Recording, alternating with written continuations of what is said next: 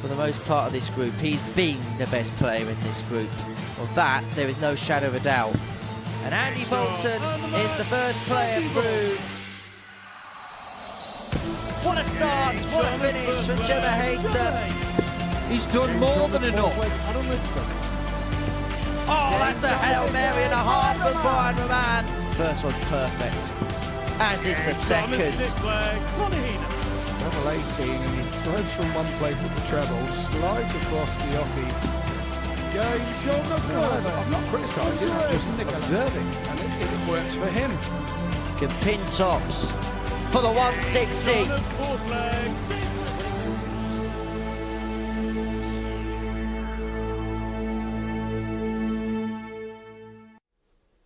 Hi there, good afternoon and welcome to day 4 of the ADC Global Championship, brought to you by the Modus Super Series live on Pluto TV. And earlier in this week, of course, well, just yesterday, we saw Andy Bolton become the first finalist for this Saturday. Remember, the 4 semi-finalists on Saturday night will make it through to the grand finals and will have the chance to play for the beautiful trophy and a £25,000 winner's cheque. Scott Mitchell is alongside me today. He's been here all week and was here last night as well. Andy Bolton showed that he had the X Factor. That's more than can be said for some of the Modus Super Series staff at our Christmas do last night, isn't it? Well, one or two of them tried to have the X Factor, but they were more like the X Tractor. Well, very good. The X Tractor himself alongside me, Scott Mitchell. I was expecting that. Very good for this early in the day, Scott. But how good was Andy Bolton? Because he won that group at a canter. He really did win that group at a canter, and I don't think any of us saw that coming with the Champions Week that he had the week before, and he looked to really be struggling. But he did mention that he'd had a massage and on his shoulder, which has been a problem for him. And it seems to have sorted him out for the first 3 days. And of course, he said he needs a couple of days off. He said he's getting too old to do these all-week slots. So when he gets into Group A, he wants to get them done and get out of the way. And another thing he mentioned, he didn't want to drop into Group B and C because he saw the clientele that were in it. Yeah, no danger of that. Absolutely dominant in that table, losing just 2 matches, 6 points clear of Sebastian Białecki, who goes into Group B with Thomas Banks, and Nicolau, Roman and Hayter will all play in Group C this afternoon. We can show you, in fact, the lineups for the groups coming in. So this afternoon, James Richardson, Adam Lipscomb and Conor Heenahan joining the trio I just mentioned. And tonight, of course, it is our first double session of the ADC Global Championship. Darryl Pilgrim, Bradley Brooks and Bradley Roos join Białecki and Banks. You can see why Bolton didn't fancy either of those groups. Look, you look at that Group B and you look at it and think these guys are going to be really pushing one another. I wouldn't be at all surprised if we don't see something close to a 9-darter in that group. I really don't. A couple of players coming in this afternoon that really have a good affinity with this place. Adam Lipscomb, one of them, local to Portsmouth. What a feeling it would be for him if he were to get his hands on that trophy in front of a home crowd.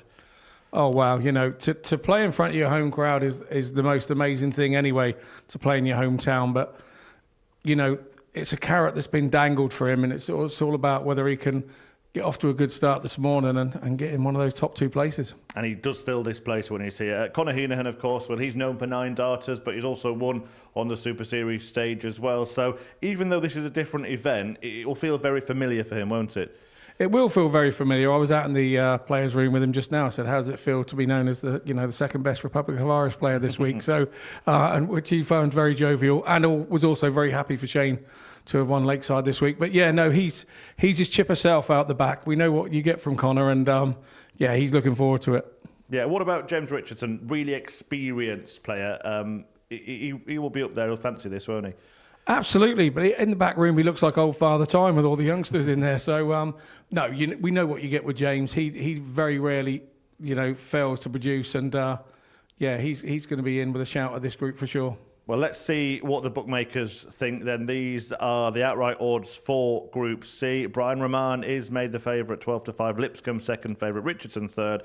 The outsider, Nicolau. Gemma Hayter are actually shorter than him now. What have you made of Gemma this week? I think maybe she had an off day on Tuesday, but she's got a chance in this group, right? Yeah, she had a really good day on Monday, and then she ended Monday with a bad game against Andy Bolton, and she felt very disappointed, and she seemed to have a bit of a hangover into Tuesday on that.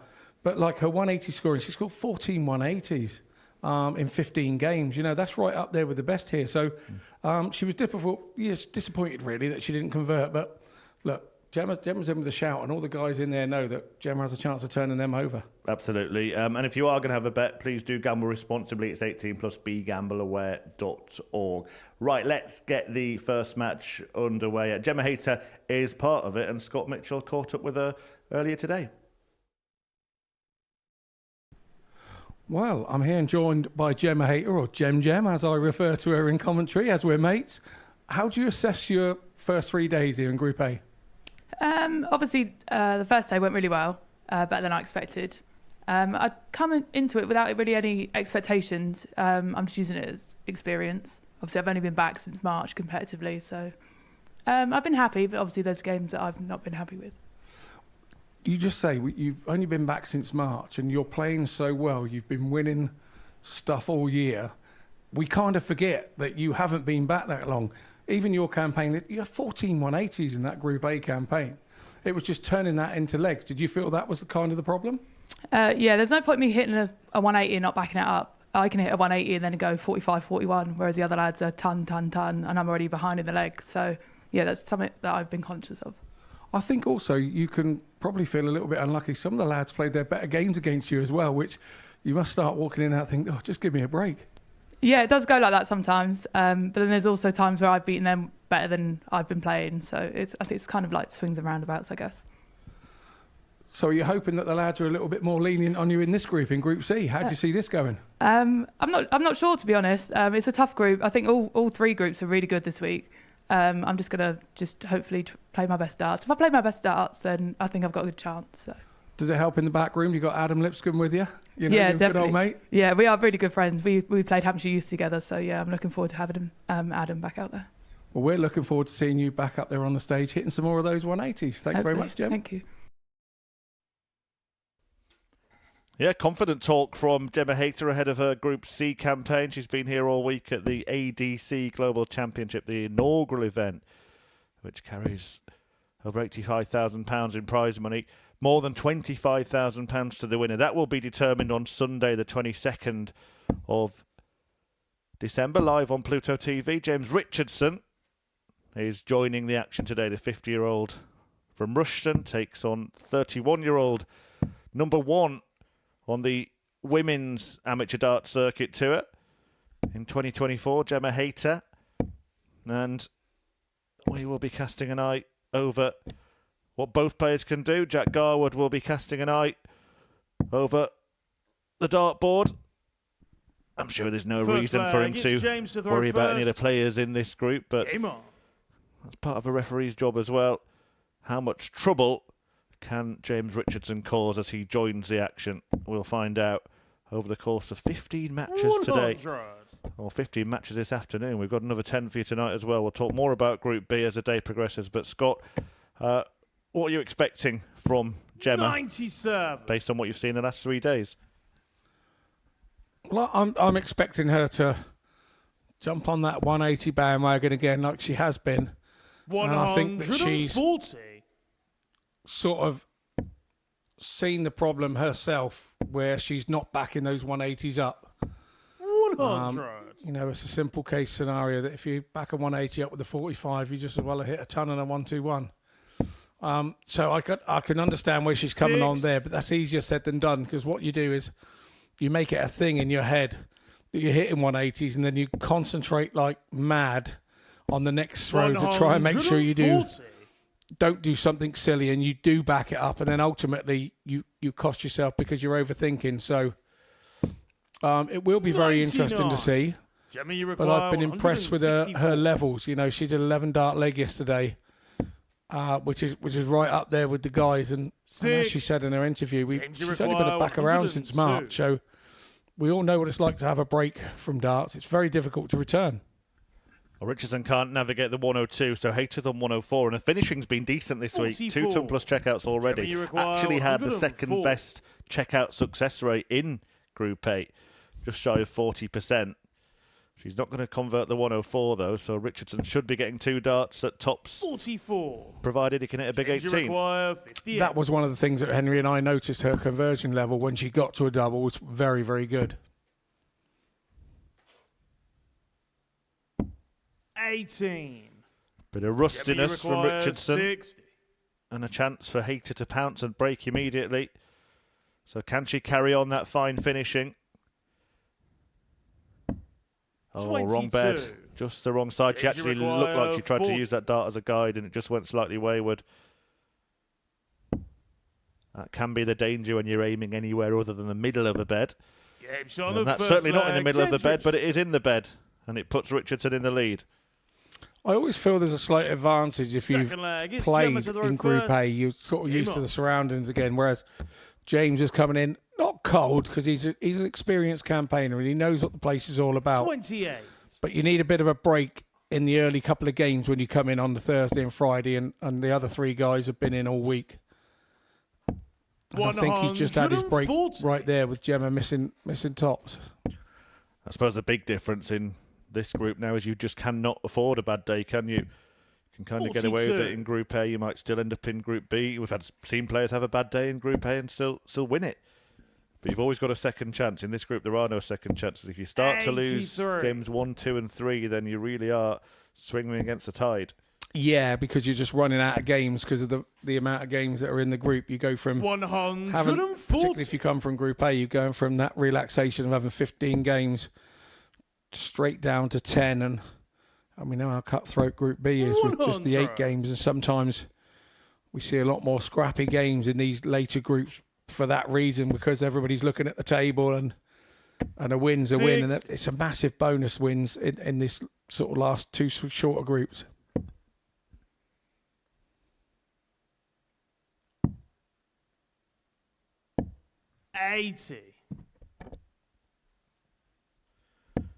Well, having seen Hayter miss a couple of darts to break him in the opening leg, now 140. Richardson has the opportunity to break James in leg 2, require but that's good 98. pressure from Gemma. Yeah, we saw a lot of this from all the players yesterday.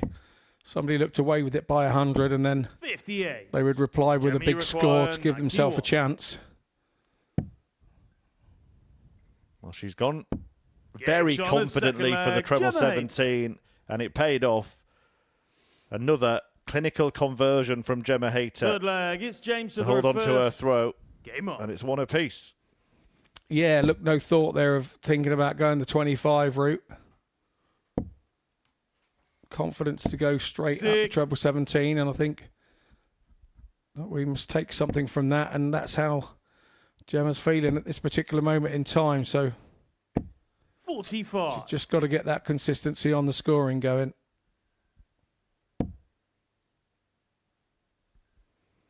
In these groups and at the standard here in the live lounge, and particularly with this 6. ADC Global Championships, the standard is right up there. These are the best guys in their system at the moment, and so you can't afford to have 2 non-treble visits.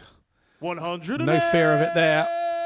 It's It's her first 180 of the day and 15th of the week. 100. Certainly, I think one of the players to watch in 2025, Gemma Hayter. She didn't really pursue darts properly until sort of 140. midway through this year. I can see her being a real threat at the Women's World Match Play next year, for example. 43. Yeah, I was talking, obviously we had the 136. staff party last night, and I was talking to Trina about that last night and saying how quickly Gemma has come back and got into it. And Trina actually 54. said, you know, she said she's right there already at the top 5 or 6 at the moment so quickly. And you think she can only sort of continue to move forward within that group and 100. start Gemma, you sort of require 82. getting better records against them, and then that's going to thrust her even higher up. But she's been impressive for me this week so far. 42. Yeah, and don't forget, she will be back James, you at require the Modus Live Lounge for the 138. first week back, 6th of January, the Women's Week. Gemma Hayter and Trina Gulliver, in fact, both in that Group A. I think she may end up going off as favourite that week, Gemma Hayter. 80. Gemma, you require And I think rightly 40. so. I think rightly so from her exploits in the last one. Game shot on the third leg. So Gemma tops goes Hayter. again. She'll be. These are the points where you go, oh, if only I'd have hit that tops in the first one. Fourth flag. It's But you can't Gemma look to the backwards. You first. can't do anything about those. You've Game got to on. keep looking forwards once the darts have left the hand and they've missed. To then allow them to take brain space is taking up brain space that you need to remain 45. positive for the next leg. Well, this global championship is effectively the amateur world championship, isn't it? And James Richardson, 100. he had one of the big memorable moments in the professional world championship at the Ali Pali when he beat Raymond 85. van Barneveld as a relatively unknown player back in the day, didn't he? Yeah, he did. He was an unknown to a lot, but not to those of us that play county and everything else. We knew who James was. We knew the dogged sort of character that he was, and yeah, what a day for him that was and his family. Yeah, it was net one, pearl one on the walk on, and then produced a real shock. 121. Sent the great Raymond van Barneveld packing from the palace. Great memories for Richardson. 83. And he's just an all-round nice guy as well, James. So, yeah, it's nice when it happens to the nice guys. And he will have a Vindaloo on the go in a slow cooker in a nearby hotel. I look forward to smelling that. I think I'm in the same hotel. 80. Gemma, you Well, require Hayter has been the dominant 116. force in this starting duel. She's looking at 116 now. A bit too much on that one. And just couldn't quite make the adjustment, but she's in really good shape still here. 55.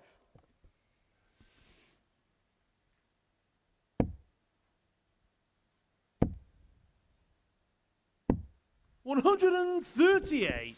And these are the Jimmy sorts of things that requires James 61. Richardson does to you. So now double 18. Game shot on the Nicely full done. flag. Gemma Hayter. Could I be so rude to say at the moment it's first dart or no dart for Gemma? If she gets it with the Fifth first dart, flag. It's James to throw first. she's obviously nailing it. Game on. It's when it comes to the adjustment of the second dart, but 3-1 up here. Well, that was particularly impressive because of the pressurising play from Richardson with the 6. 138 setup, wasn't it, to leave tops? Well, to be fair, he could do no more. It was a 17 dart leg. And against the darts, you've got to be out in 15. 100. You're asking the question of your opponent if you can keep him on that. 60.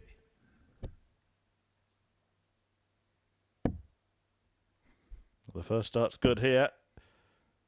Second follows. Slightly wayward with the 135. third, but Gemma Hayter is putting herself in a position for a very convincing win here.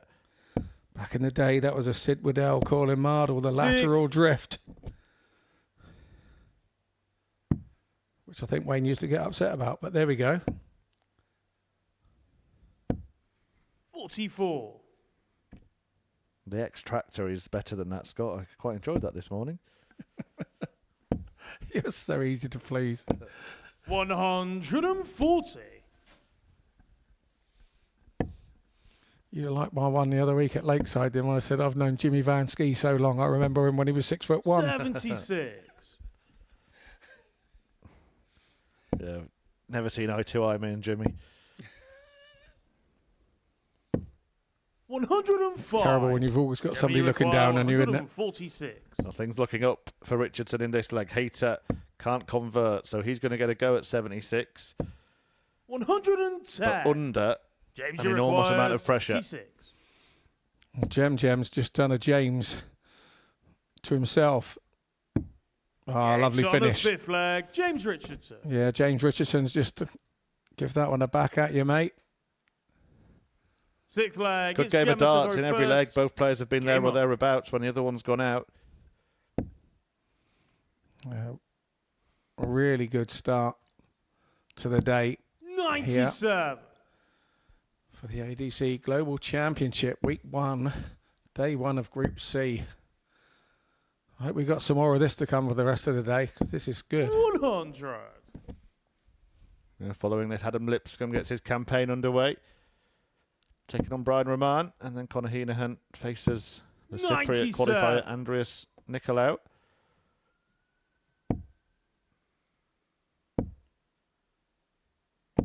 $100.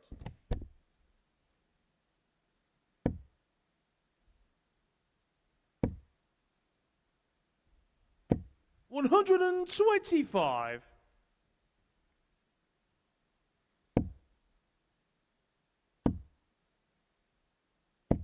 83.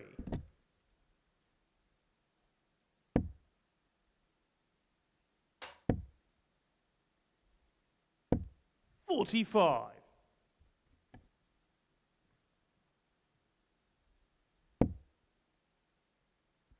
Is this the moment then when Hayter returns to finally 100. put the game to bed? She Jimmy will feel require she could have won it 2 or 3 137. times over so far. Richardson is going to get a look at the 118. Just when Hayter thought she had his 45. number. James, you require 118.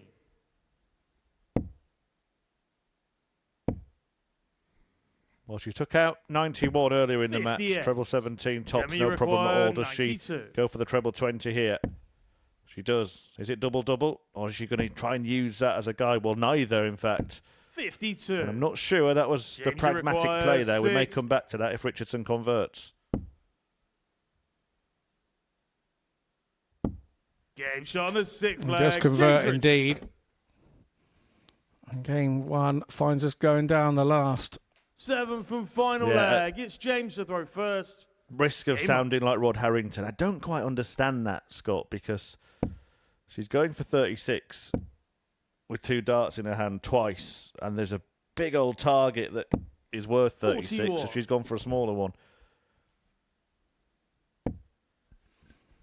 I think only Gemma will know the answer. Strange things go through your mind up there when you're under a little bit of pressure. I think we've all done it, miscounted and all sorts under pressure. 108. Now Gemma Hayter's under pressure. Is she going to rue that reasoning at the end of leg 6? 100.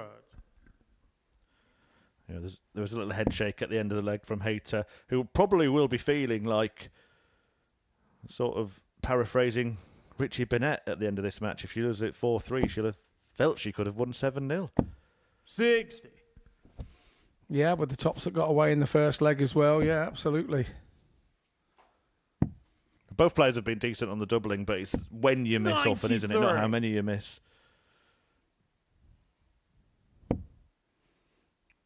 Both been chasing each other in the average as well, sort of 60. 85 and up from all the majority of the game. I do think one thing that certainly will be happening in the practice room is 94. everybody else will be, James, okay, you this is the require standard we're going to need. 106. We're going to have to make sure we're on it today. James Richardson's on it here.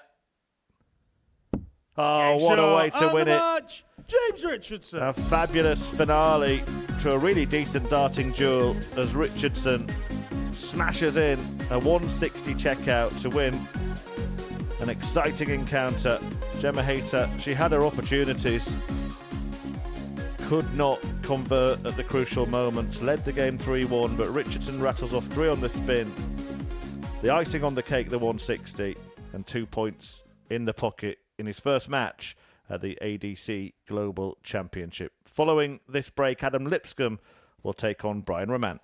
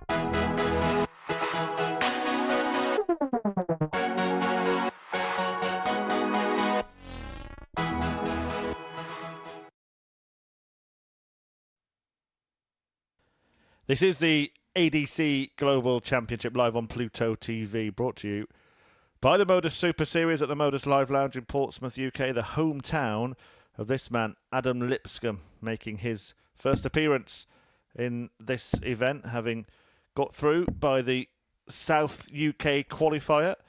And what a moment that would have been for him, knowing he'll be back on this stage to play in, and hopefully on the stage on Saturday and next Sunday when the trophy will be handed out. And what a beautiful trophy it is as well. Brian Roman, his opponent, the Belgian, who had a mixed bag really in Group A. I think that's a fair enough way to analyse it, Scott. Yeah, he was feast or famine. He really was either First really leg, flying it's or he Adam was to throw first. looked like the Game world on. was on his shoulders. It was a strange Brian Roman that we saw in the last 3 days, and 60. well, we all know what the big Bravey brings to the game. I do love his shirts. I think it's one of the best sort of picture shirts that you will ever see. Adam's quite happy to have a bit of a 45. giggle at himself, which I think is really important as a dart player. But don't be confused by 60. the comedy element. Okay. He really is. There he is, the big baby. The bearded baby. Yeah, he's tattooed baby. He's 140. He's had a nice trim today. He's usually a little bit bushier than that. I don't know whether he could hear me up here then. We got the door open. He just knows if I'm in here, we're talking about him. He used to play county youth with my daughter as well. So my daughter was in with Adam and some of the other guys. Connor, who works here. So 93. yeah, not the first time for me bumping into these guys. 56. But they were just young lads back then. They're now guys. 100. Brian, you require 148. 148 for a man. 64. We did see him do the 160 on Tuesday that we saw James Richardson do in the last game. Tops it is for Big Baby. 16. Brian, you require 84. Not quite.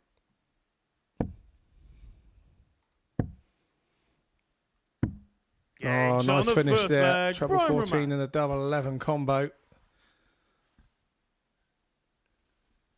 Second leg, it's Brian to throw first. Game on. The way you have to go with that 84, you've got to go 14. But sometimes a lot of players go for the big 14 to get a go at the ball. You can be getting a little bit greedy by going for the treble 14. But it worked out for Roman on this occasion. 100. One thing I do like about Lipscomb is once he gets that scoring going, once he starts hitting that treble 20 with the first dart, he makes himself very difficult to beat then. No, we saw him, didn't we? 97. Hit the no-look 180 when he played in one of the influencer dart showdowns.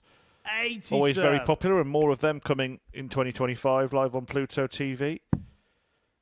And we will be showing highlights and, well, the full events over the Christmas break. 2 weeks without live darts, but we've got plenty of highlights to bring you. So if you 55. are getting any withdrawal symptoms from the Super Series, make sure you are tuned in. We're available 24 hours a day.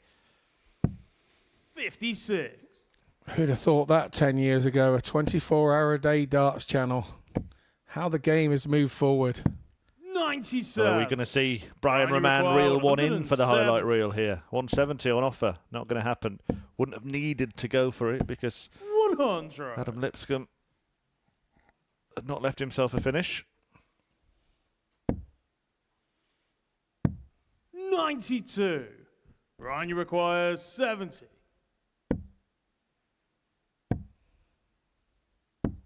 30. Adam, you require 70. So Roman has left the door open here for Lipscomb. That one's a little bit tight. He's going to the right-hand side of that one. And ultimately ends up lobbing it over the top to the left-hand side. Called that wrong, didn't I? Yeah, there was very little space where he actually planted the dart. Game on. But he does break back, and it's all square. He won't be bothered one iota which part of the double it goes 55. in. In is in. And that means Lipscomb breaks back and levels it up at 1-1. 60. Well, a look of disbelief on the face there of Rahman, who only scored 60 despite 3 near perfect missiles. 95.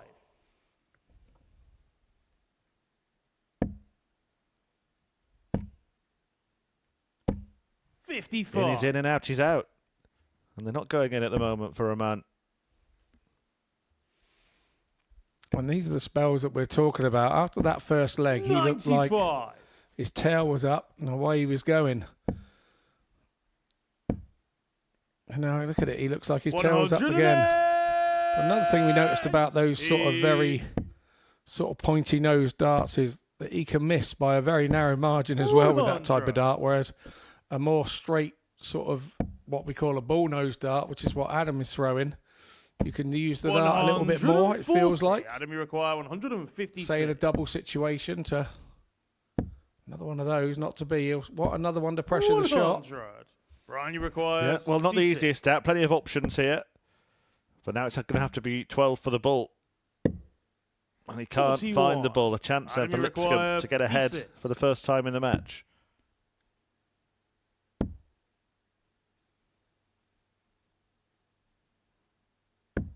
$36. Brian, you require 25.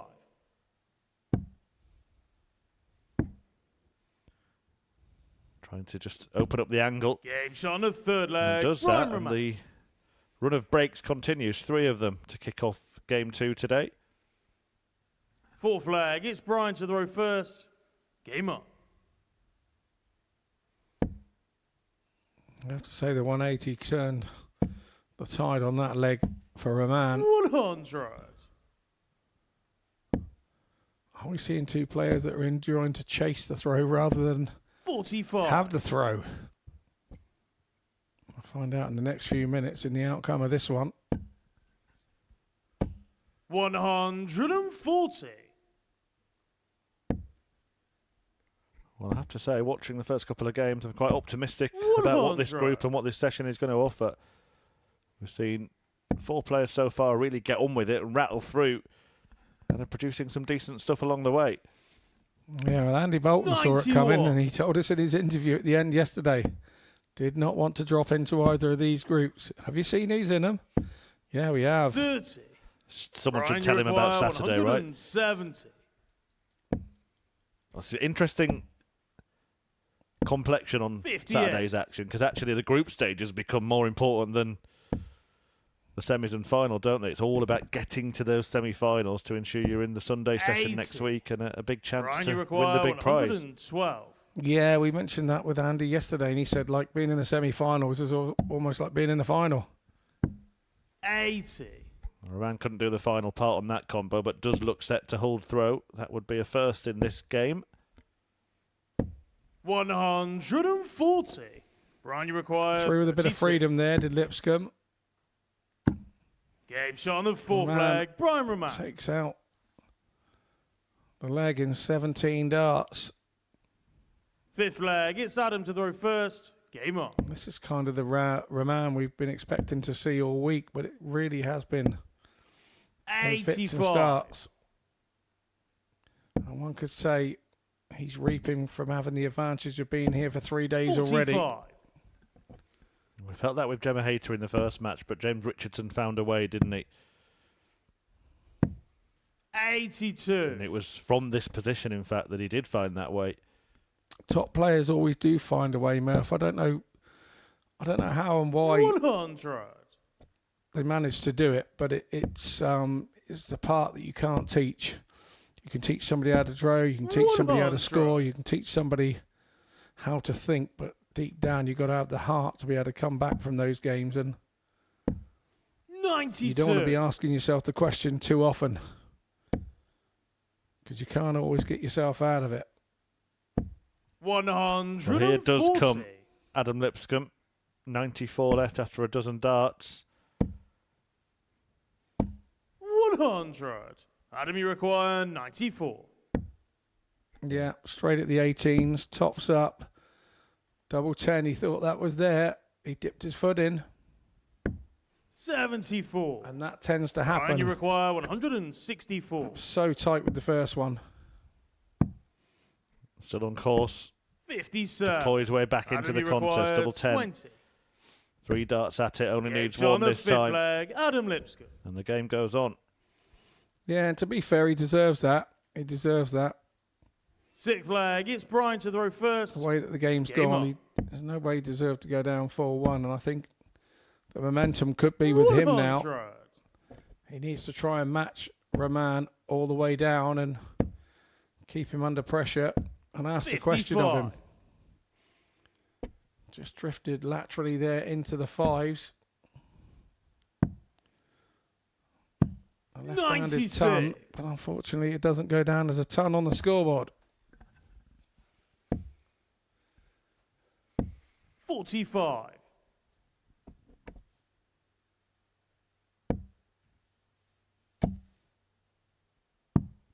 99. Well, Rahman will be determined to get the job done in this leg and avoid having to find another breaker throw himself. 100. And looks to be in good shape to do so. 123. Yeah, nice darts from Rahman, and we said about how thin his darts are. 100. He Brian, can you put him on a require pinhead. 83. Well, that was an advantage there. He was right over in the corner, but didn't Game shot and the match. need to go for the ball route, and he didn't go the ball route. Polished off that 83. A nice 4-2 win to Ryan Rahman to open up his campaign here in Group C. 84.92 on the averages, 4 out of 9 on the doubles. He'll be pleased with that, but we're going to head off into a short break, and when we return, we'll have Connor Heenahan taking on Andreas Nicolau.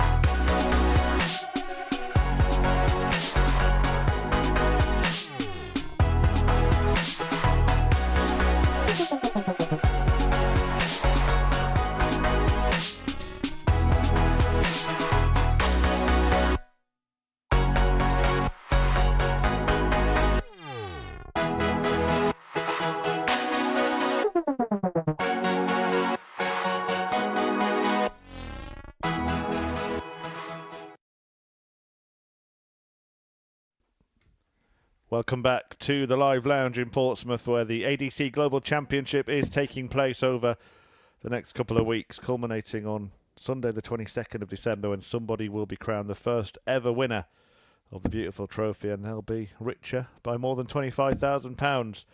These two players in contention, Conor Heenahan making his bow in the tournament, the Irish qualifier, 26 years of age, who's hit a 9-darter on a couple of occasions on this stage, has also won on this stage as well.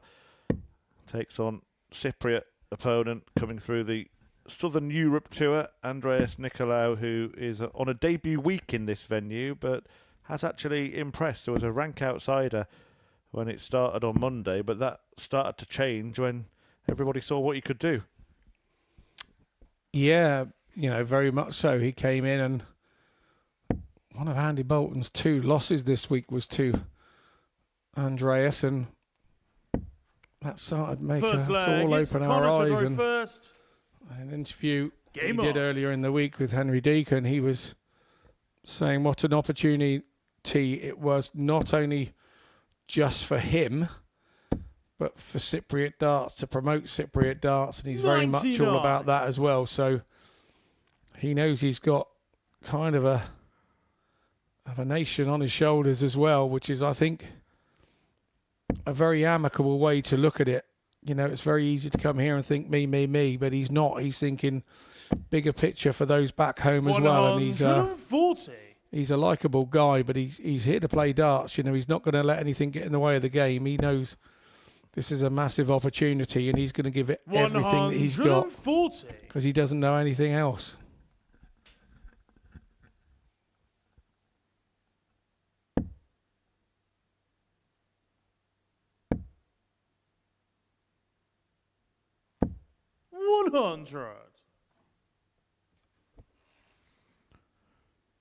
He did say that he didn't feel he'd been playing his best game, did he? On this stage, he feels he can play better. It's a difficult place to play your best darts, as Scott Mitchell found out at last night's staff tournament when he was beaten by me and my partner. Yeah, thanks for that. I wasn't at my best, and yeah, you know, I'm an old dart player now, not a good one. So no, it was good. It was good evening. Good evening. It was nice to go out first round and then start to commentate on all the other games that were going on. Should mention that my partner happened to be former World Youth Champion Keegan Brown. Well, you should mention that, but I feel I let my partner Luke down terribly. Well, the ball here for the first leg. 96. Connie Does he come back? 92.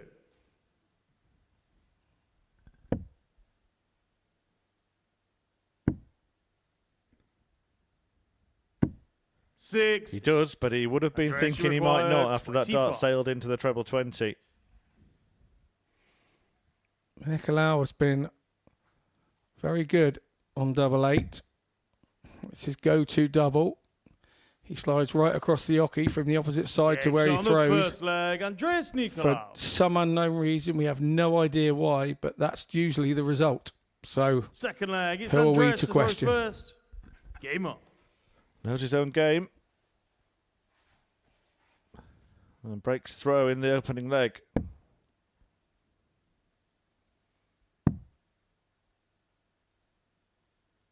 Going to have the 90. Local derby after this. Gemma Hayter and Adam Lipscomb going head to head. Nicolaou will then take on James Richardson before Heenahan meets for a man. 108. Well, usually when Conor Heenahan opens a leg with a maximum, he hits another one and then takes out the remainder. And because he does what he does, we all breathe in after the first 180 every single opportunity we get. 2 9-darters on this stage for the Irishman. Can Hino get the hat trick? It's 108.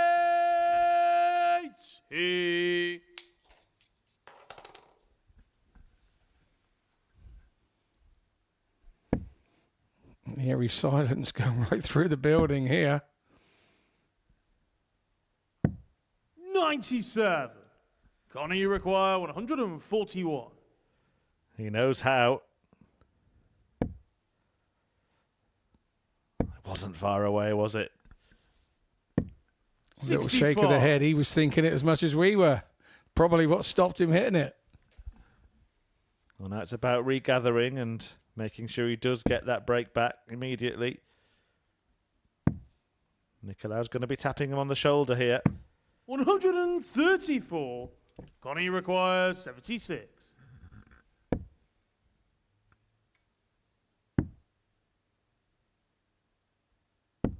$56. And he may yet Jason lose the leg require here, Conor 80. Heenahan.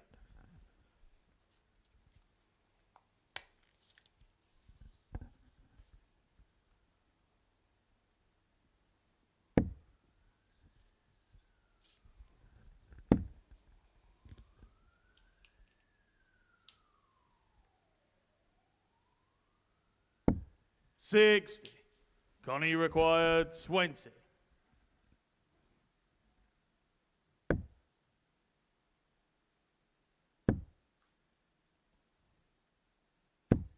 $15. How often do we see this? You require 20. A 9-dart attempt can get in between your lug holes and stop for the rest of the leg. And Andreas here, another double he's been successful on is double 10. Not to be this time. You see him sliding across the oki. Game shot on the second Double 5 leg. goes. Andres Nicolau. Can't Third leg. It's Connor to the exaggerate reverse. how much this guy Game on. moves across the oki. From where he scores, where he's throwing to score, to where he hits the doubles. It is 30. unprecedented. You see players move a little bit, but I've never seen somebody use the full width of the oki. Well, it works for him, and that's all he'll care about. 97. There were discussions, weren't there, a few years ago about whether or not the oki should actually be curved to ensure that you're throwing from the same 90. distance wherever you are. Well, I did actually make a comment on this last week at the Lakeside, where I don't know if any of you watched. You would have seen that the oki had been extended. There was a 59. metal sort of strip drilled to the floor on each side of the oki so that it went across straight. And somebody actually mentioned there was a region, I think it was in 96. America, where the okis are curved. But I suppose it's all to do with each individual state has a different rule, maybe. I don't know.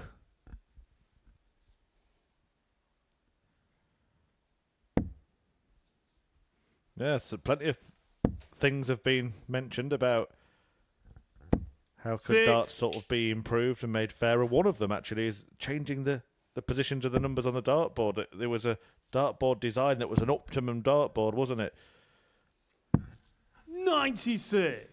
I think you all dart players curse the day that the inventor of the board put the 1 and 5 next to the 20, Scott.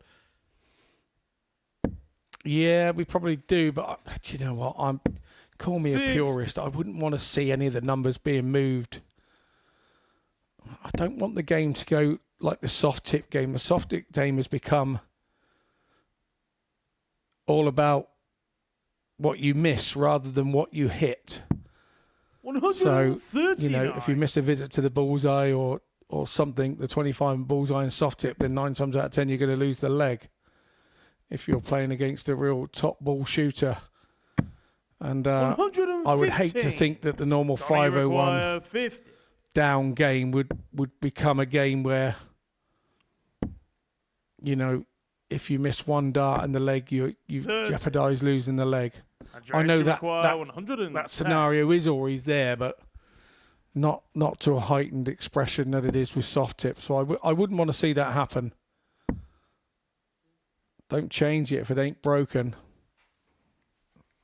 Talk about being broken. If this goes in, 74. Heenahan would have had his 20. leg stolen.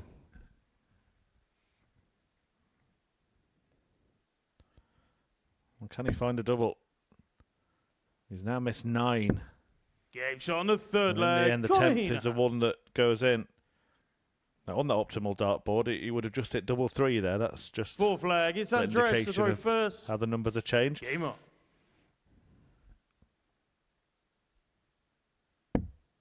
It was all to do with the mathematics and basically eliminating 100. lucky shots. So if you miss what you're going for, you shouldn't get a reward. But I suppose it depends on how bad you are. I've gone for the 85. treble 20 many a times and it's ended up in the treble 18. Yeah, last night when you were playing me, if I remember rightly, I was always told never beat the boss, so I did my part of the deal. 21. Well, no reward there for Nicolau, who found 3 trebles but only scored 21. 100.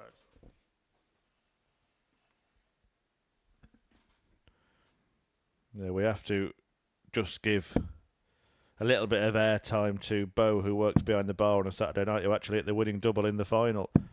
Carried Jared Cole over the line by hitting that tops.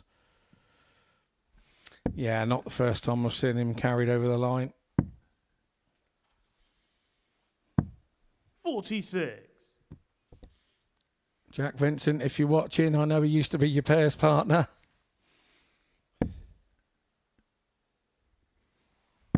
Speaking of pairs, it was announced that we will be having 42. pairs events in the Modus Super Series next year. International pairs. More details will follow. The full calendar available on our social media channels. Check it out. Women's Week. 100. The League of Legends. International pairs. Double Trouble will return as well. I know you enjoyed that last year, Scott. Or this year, should I say. I did, right up to the point I got knocked out. But yeah, it was, yeah, no. It, 6. I'm liking Only the look of require the 107. 2025 lineup. Super Series bringing new things and bullseye for Heenan. 145. Andreas Close, but require no cigar. 144. Yeah, he fancied that. And he will fancy getting level. Although his doubling hasn't been great. 1 in 11 in this game. 60. Only Yeah, real require Achilles heel for him 25. and something that we don't expect to see from him. But it is the first game. It is early doors. Game shot on the 4th flag. And it's always when you get that first double and you finally hit your first double, things start to flow and happen then. And 5th can only flag. say It's that's Connor what's to throw happened first. to Game on. Heenan here.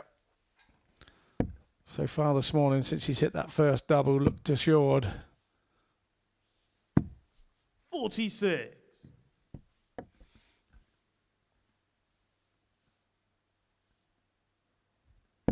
We know that Nicolau, from the last 3 days, sort of has this level sort of between 85 and 80. Sort of 90% of the time. And I think we're going to see him rise above 85. I think this whole experience for him 58. is going to be great. It's going to work out for him long term, a brilliant experience. And we were hearing from my Cypriot friend, he said that he's kind of the only 41. guy out there that's sort of like got a better track record, win and loss against the likes of John Michael than anybody has out there in that area. So 96. Andreas is starting to make his mark in that area of the world with his darting prowess, and because of that, he's now finding himself 56. here in the global ADC Global Championship. Off the back of that,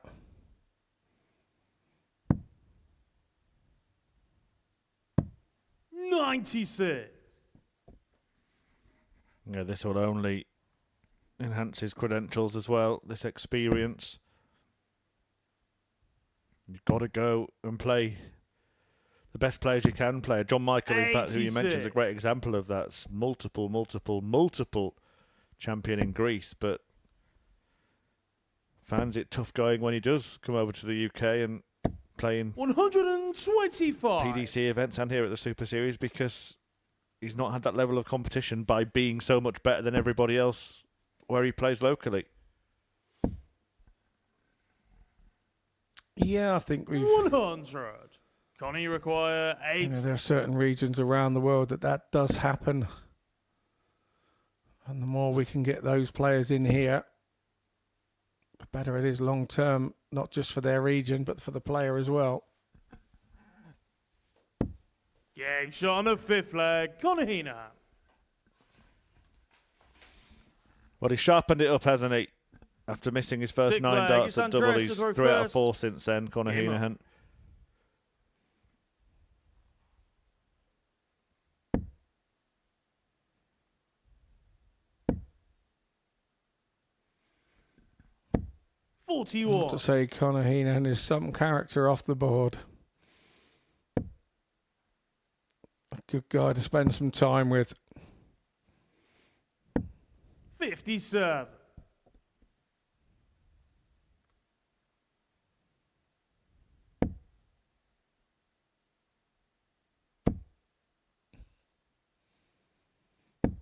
$60. And now that Andreas Nicolau is trailing, he just finds it more difficult, doesn't he, to find treble visits. 39.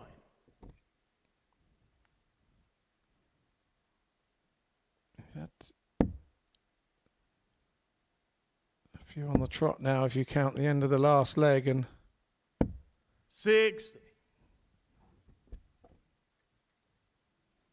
that's one of the things he's going to have to learn, to be able to leave one leg behind, and when he starts the next leg, be a 140. blank sheet of paper. Which doesn't happen here.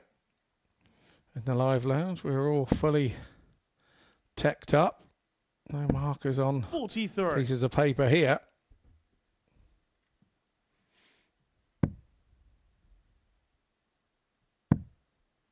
Well, sometimes it looks like the dart players are playing in 133. AI mode. And Conor Heenan has certainly found something machine-like towards the end of this match. Yeah, since he won his first leg, you say the 97. doubling's been better, and Connie he's require 132. looking like he's going to reel off 4 on the trot here. Well, he had no need to go this route with Nicolau not on a finish, but he set it up 92. perfectly. Yeah, it becomes habit, and you don't want to change habit too much. Some players like to do that so that they don't get out of the habit of doing it that way. 100. Leaves himself Connie a possible require 2-dart 40. out. It's all about Heenan. Game shot and the Heenan match. Conor Heenan. Is the man. He wins the match 4 legs straight from 2-0 down. And Nicolau leaves feeling blue after letting that lead go. It's a victory for Ireland's Conor Heenan in his opening match at the ADC Global Championship. He wins it by 4 legs to 2 after a really shaky start when he missed his first 9 darts at double. He then went 4 out of 5 to get the victory, pick up the points, and join Rahman and Richardson at the top of the table after the first round of fixtures. Somebody else will be on 2 in the next game because Gemma Heater will take on Adam Lipscomb in something of a local derby after this break.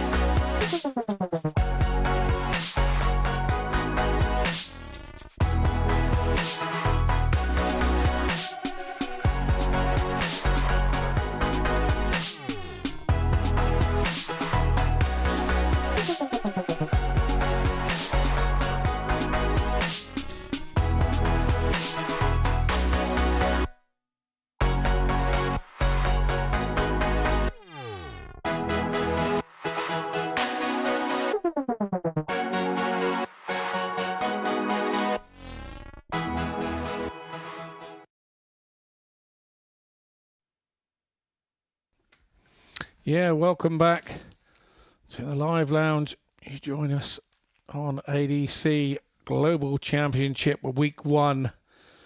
We are on day 4, and this is Group C. We've already had 4 games today, which has seen varying outcomes, but these two here you see in your picture, Gemma Hayter and Adam Lipscomb, old friends from their days in the Hampshire County Youth First leg, System, it's Gemma to throw first. and how they developed Game on into the adult system. I won't call them seniors now because they're a lot younger than me, but Gemma's had an indifferent week, started the week really well, 60. and been scoring very well on the 180s. Adam lost out on his first game 140. to Brian Rahman 4-2, and Rahman has been indifferent all this week, but looks to have started Group C 45. a little better than he ended Group A. But friendships have to be put aside for a few minutes while they're on the hockey. Thought Gemma Hayter was really unfortunate to lose out on her first game against James Richardson. She had 41. a chance at tops in leg 1, and that got away from her. And she only went down 4-3 narrowly. 177. So that will give her a bit of heart. Yeah, like you say, she's got no friends on the hockey. 45. Maybe backstage, but right now Only Lipscomb, require well, he'll have to 84. hate her, won't he?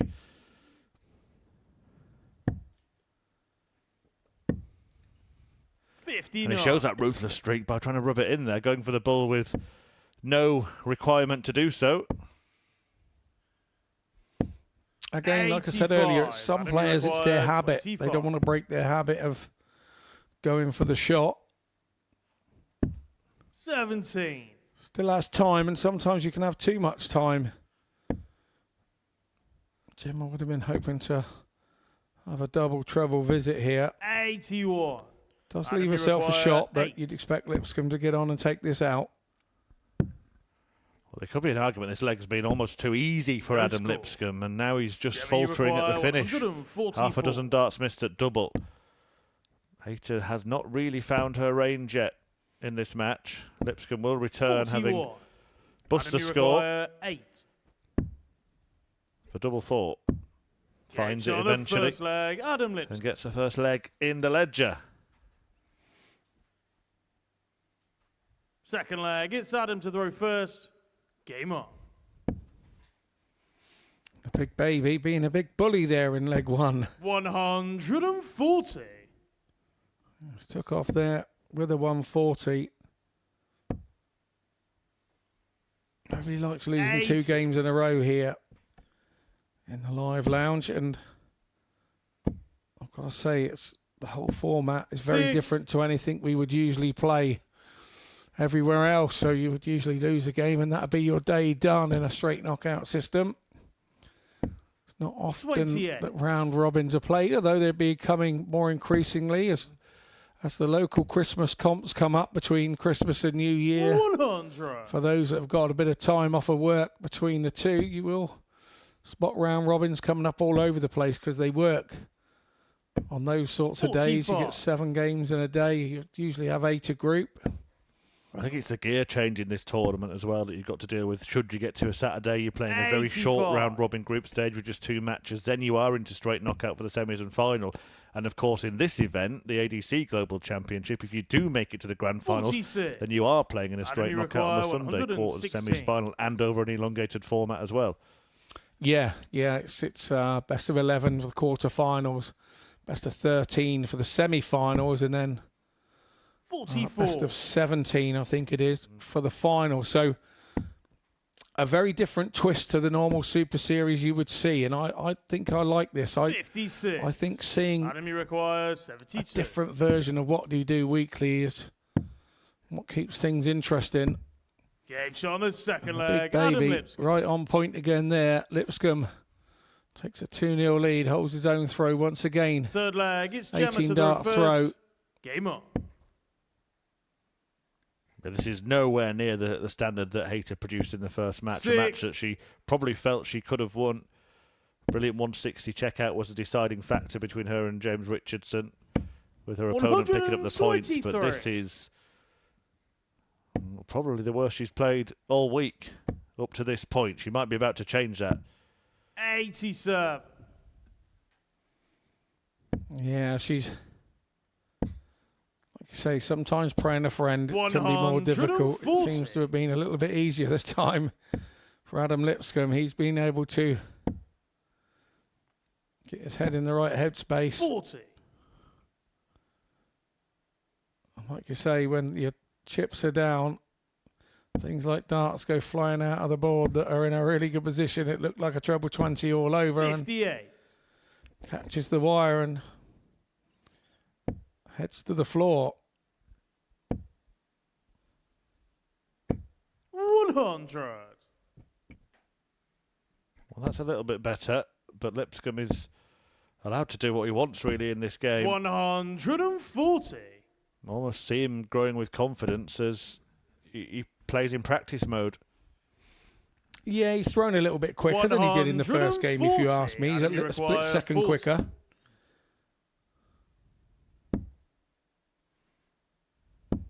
Game shot on the third leg. Adam Lipscomb. Whatever he's doing, it's definitely working. Fourth leg. It's Adam to throw first. Game on. You do wonder what damage this defeat could do Gemma Hayter, not just in terms of the leg difference and the lack of points, 125. but mentally as well. Having suddenly lost her game. 42. Does have a couple off before she takes on Andreas Nicolau, which is sense would be a crucial match at that point. Yeah, already here in Group C, because of the way that the groups are shorter, there really is no time 85. to lose a couple on the bounce. You really can't afford to lose 3 on the bounce. It is the top 2 that go through from Group C, don't forget. And I predicted yesterday that these final places through to Saturday night, I believe they're going to be decided on leg difference. I think that the groups are that tight where everybody can beat everybody. 85. Yeah, don't forget to stay with us on Pluto TV all day today. We're back with live action at 10 p.m. for that brilliant Group B. Adam, you We'll be require here till about 6 106. in this session, and some really good darts content in between as well. We are your only 24/7 darts TV channel. So take advantage of it if you're a darts fan. 83. Adam Lipscomb in this one, Adam, not you hanging require around. 8. Double 2. Well, it's the first leg all over again. He was checking where Hayter was. He's gone 6. for it. Can't Gemma, you find it. require And 91. that's what he didn't want to happen, that he ended up leaving double 1.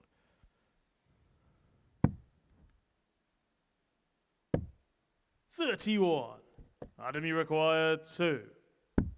Game shot. But it was no problem for Lipscomb, and that game was no problem at all. A fantastic victory for him. Gemma Hayter not at the races in that game, in truth. A 4-0 success for Lipscomb, who was allowed 16 darts at double. Hayter just could not get anything going. Couldn't repeat a performance from her previous match, even though she lost that one. The average dropped by some 20 points. No darts at double for her, and she's going to have a lot of work to do when she returns. Lipscomb, well, he's turned it around, having lost his first game. He's picked up a win in that one, and now James Richardson is looking to be the first player to 4 points and 2 victories when he takes on Andreas Nicolau after the break.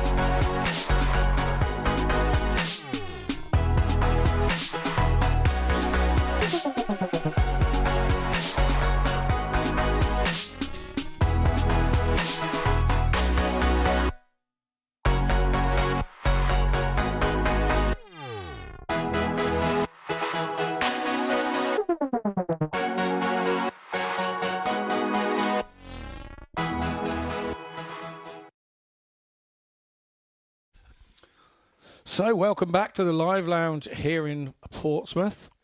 We have something a little different for you this week. This is the ADC Global Championship Week 1.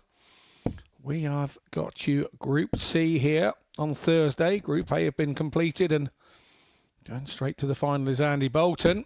He was the winner of Group A, but we now move on to Game 5 today, where we have Andreas Nicolau taking on James Richardson. James Richardson won his first game 4-3 in a tight thriller against Gemma Hayter, Game 1 today, and First leg, it's 160 Andreas to finish that first. match off shows that Game on. he's in a tidy nick and ready to go. And Andreas Nicolau, our Cypriot competitor here in the Global Championship, has been a bit of a revelation. We didn't know what to make of him on Monday, and he had a really good Monday, being the one that defeated the table topper Andy Bolton on Monday. Andy only losing 2 games this week, so one of them being to our Cypriot challenger. Was a nice feather in his cap. But he's now got to stop looking backwards and 83. look forwards, and he has another seasoned campaigner in James Richardson to take on here in this one. Yeah, and Richardson won from a couple of legs behind against Gemma Hayter. He's 3-1 down in his 99. opening match, whereas Andreas Nicolau lost from a couple of legs ahead, was 2-0 up on Conor Heenahan. 60. Father of a darting family, of course. James Richardson famously in our old competition, our old venue, hit a 9-darter against his son Josh, 60.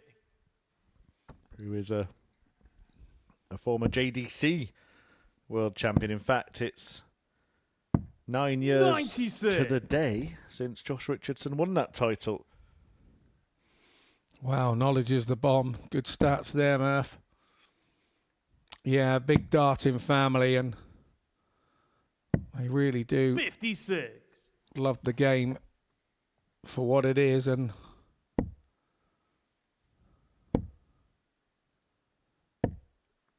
everywhere 77. you seem to look, there seems to be a Richardson.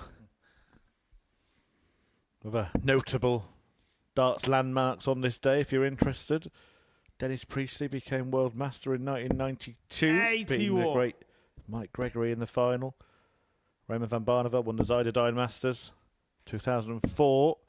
Ross Montgomery won that tournament in 2010. And 81. New Kids on the Hockey was Andreas won by required Aaron Monk, 145. and he beat Joe Cullen in the final in 08. And Aaron Monk's still with us.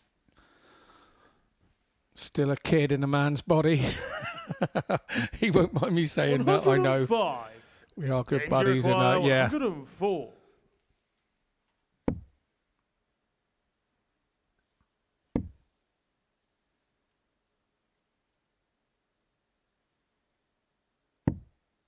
$48.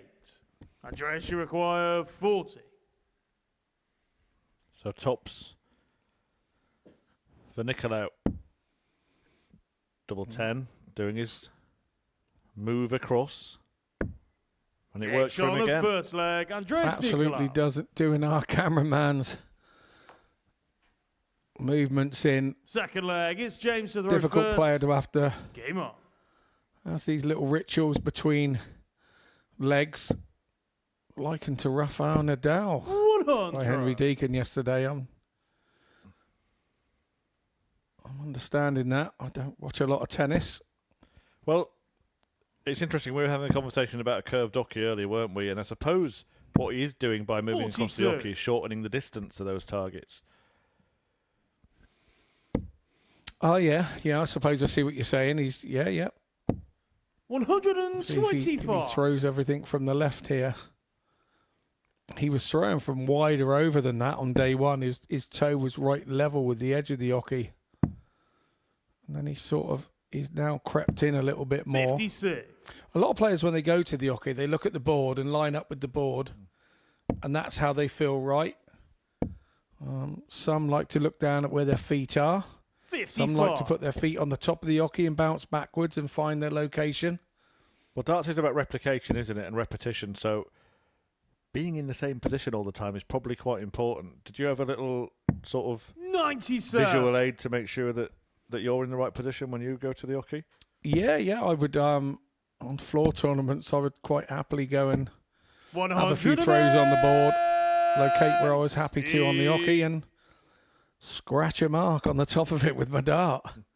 You can do that on floor tournaments. You start jumping up on the telly and scratching somebody's paintwork and that. They don't tend to like it, so I find it a little more difficult on TV matches. But yeah, nicely done there, the 41 from James Richardson. I think most players have little rituals about how they line themselves up. I try to line myself up in line with the treble 10, sort of the treble 6, somewhere around there, and then try and work my way from there to somewhere where I'm happy, and then I will look down at the hockey and hope that somebody's scuffed it whilst putting it in position, or something, just to find some little location on the front of the hockey. I believe that you should have marks on the hockey anyway. I think that all hockey should be made with marks on them. 140. It would create a better standard of game. It would make people. I think it's the way to do it. For example, if you had different coloured marks along the way, you could say, well, I'm going to stand on the yellow one. A little bit lining up when you go out to bat for a batsman, say at cricket, where you're asking the umpire to line up. So you'd want one sort of like dead central to the board, maybe.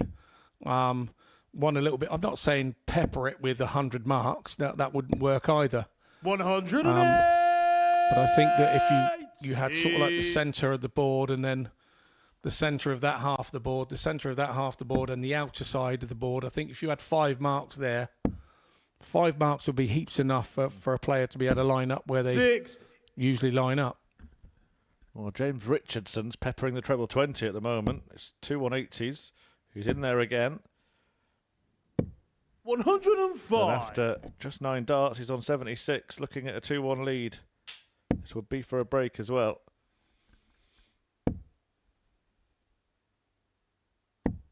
$58. James, you require 76. Yeah, again finds that treble 20. No trouble at all. Probably felt that was in when it left his hand. That is in. James on a third leg. James Richardson.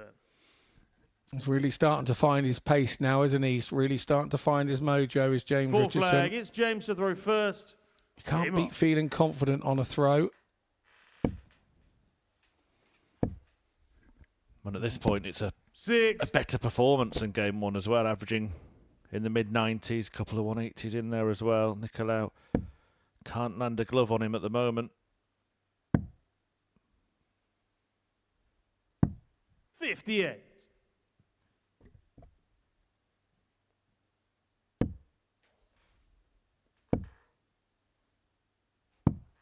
$44.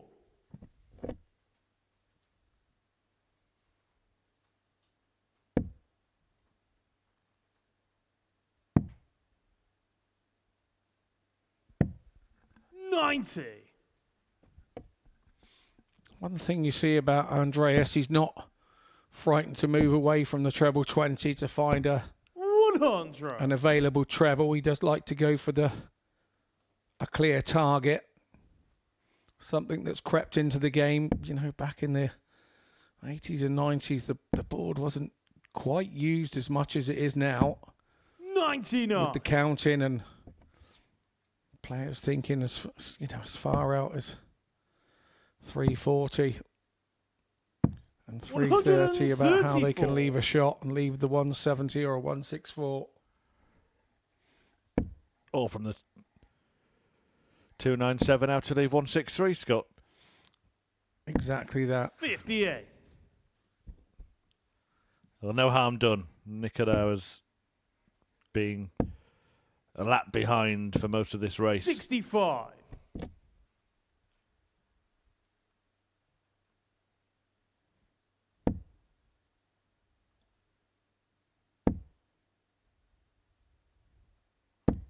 $60. James, you require 98.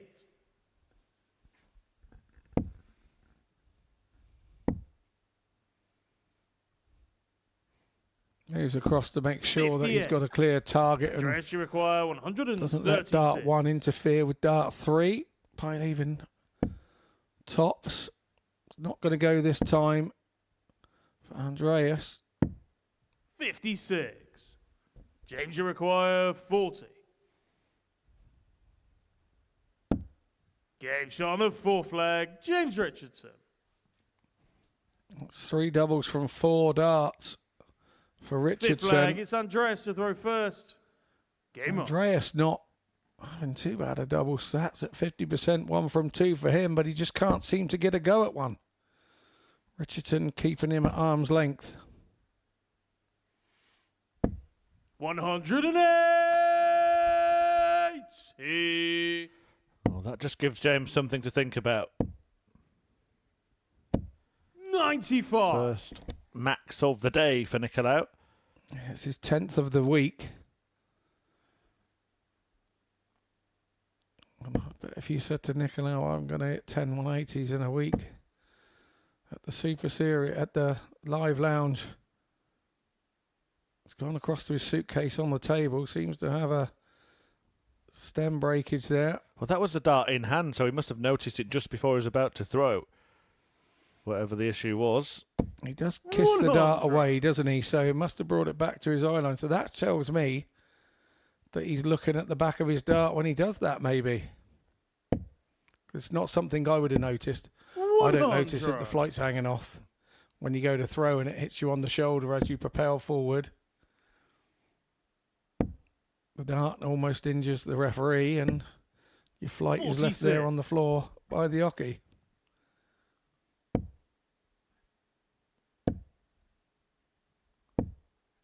$38.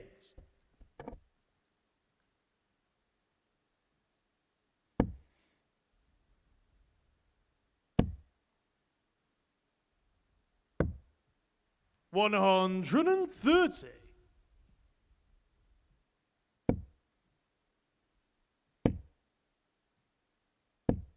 60.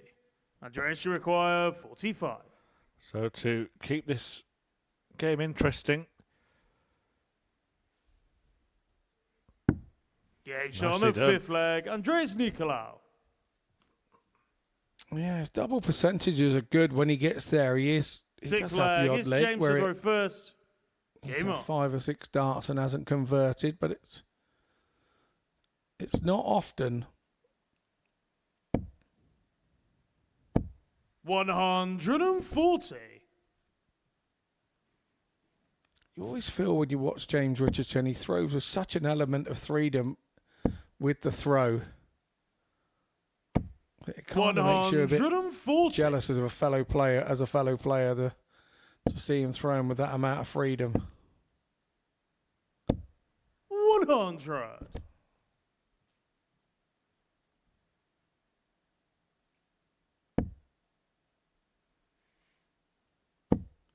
Well, Nicolau's found something himself here. Richardson 140. felt like he was going to win this match with apparent ease, but suddenly he's been made to work for it. 100.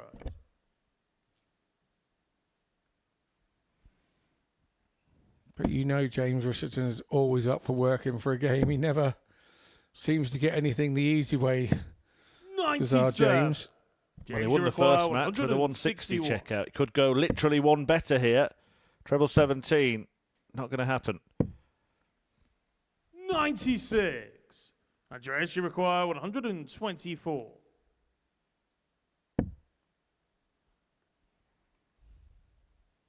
14s. Double 11. 113. That could be that. James, you require 65. Richardson will probably throw at the bull and hope to avoid it. He's done that, so 2 at tops. Game And shot. it's a deserved win, James but he had to fend off a real fight there from Andres Nicolau, who really upped his game towards the back end. Had that double 11 gone in for the 1-2-4 attempt in leg 6. Who knows? The points could have been in his pocket. Instead, it's Richardson who has doubled his tally in this group. A perfect start for him. 4-3 win over Gemma Heater in game 1, followed by a 4-2 success in which he averaged 92. And look at those double stats as well. 4 out of 5. That's 80% the conversion rate. A fantastic start to his ADC Global Championship campaign. for James Richardson. Next up, Rahman takes on Heenahan.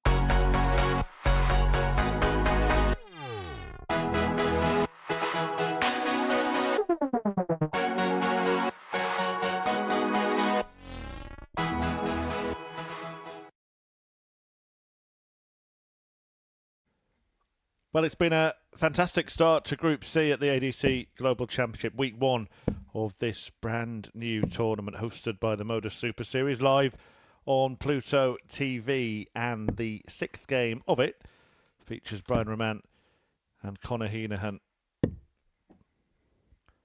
In the first round of fixtures, Rahman enjoyed a 4-2 win over Adam Lipscomb. Heenahan enjoyed the same scoreline against Andreas Nikolaou. So one of them will join James Richardson in topping the table on 4 points after 2 matches. Which one will it be? We'll find out in a race to 4 legs in the company of myself, Chris First Murphy, leg, it's Brian and to throw alongside me, first. Scott Mitchell. Game on. Yeah, starting to ramp up already. Early doors with certain ramifications happening. 60. Your target really is 5 out of 5 or 4 out of 4 on day 1 here in Group C, when I've 45. been fortunate enough to play in them. And on the way to do that is to 121. hit the ground running early. And that could be the difference here between winning and losing this game between 140. Rahman and Heenahan. This is the last game in the sort of 46. mini block of 2 where all players will have completed 2 matches. We'll have a little more idea of 95. what's happening with the table and how that's starting to look. We know that players will continue 119. to look in the back room at the table and start looking ahead, thinking if I can win this and I can do that, but it's the worst thing you can do. You want to stay away from it. 130. Well, a couple of bullseyes there from 155. Roman in the setup. Just showing off. 65. Connor, you require You know, 91. I'm saying, well, if you can go for bullseye, so will I, and he hits one as well. Treble 14 now. 20 will leave double 51. top. Brian, you require 90. Could end on the bullseye. Could start on the bullseye. Oh, he won't do either. How much can he see? 6. Well, he could see enough, but Connor, you couldn't find it. require 40. To be able to use the dart that was already in the board, he had to go the other way left for me. Game shot of first leg. Connor Heenahan. To go right on the double like double 15 means you've got to throw a totally different dart because of the Second angle leg. it is It's on the Connor to board. throw first. You've got to throw it a Game bit on. higher and a bit further. If you go back left, you could, and you're an up and down thrower. 140. If you do throw it a bit softer, you'll hit the bottom of the double 15. If you throw it a bit higher, you'll hit the top of double 15. So that shot for me, when it's already blocked, 100. you've really got to go left rather than right. I think you're throwing against the grain of the dart if you go right, in my opinion. It didn't go right for Roman in the end. Heenahan 139. breaking throw in the opening leg and making great progress in the second on throw. 100.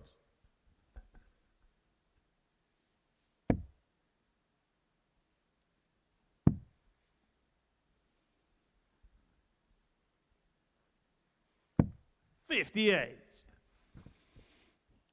Roman, look at a different player here so far this morning, but Henry Deacon and I commented 95. yesterday that Connor, you require when 164. things start to go wrong for Roman, he's very quick to allow that into his head. And sometimes turns him into a bit of feast or famine as a player. Because sometimes he's stopping himself. 92.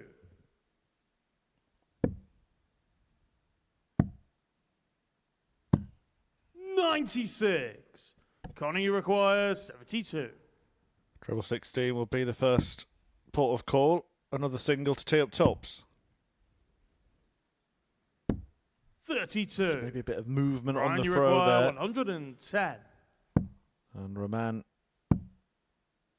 stayed on the 19s, but 98. couldn't locate a treble to Connor, get you to a double, so require Heenahan has 40. 3 now at this target. Game shot on the second leg. Connor Heenahan.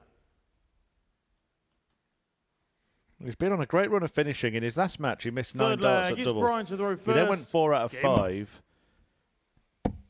He's now 6 out of 8 since missing those 9 140. by virtue of 2 out of 3 in this game. Yeah, and we saw Roman there for the 110. Go treble 19, which would have left him, if he'd hit 44. the second treble 19, would have left him 34. And we did actually see him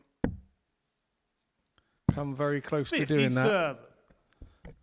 yesterday, leaving the 34 with 1 dart in hand when his opponent was on a double.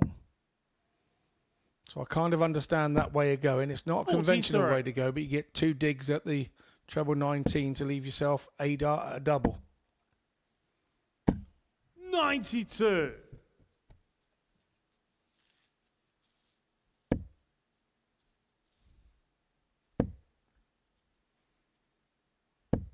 $140.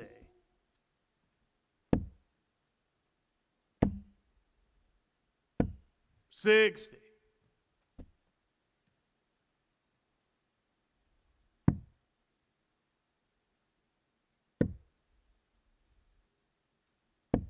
$57. Brian, you require 152. Bit of breathing space for a man for once here. 100.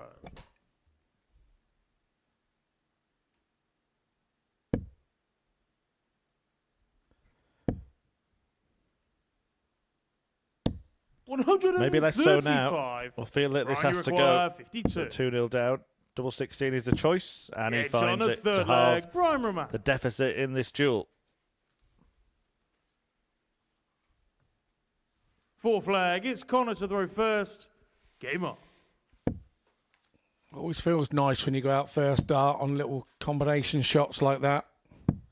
84. Gives you confidence with the next leg coming and a bit of momentum. We'll see if that happens for Rahman. 79. Shoots across and finds a treble. This time it's treble 18. 96.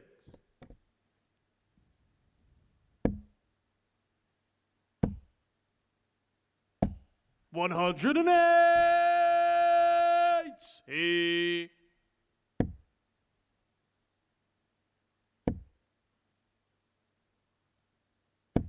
85.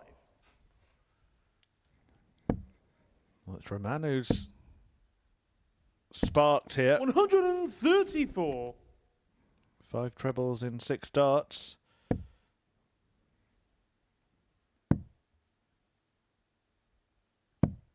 $60. Brian, you require 108.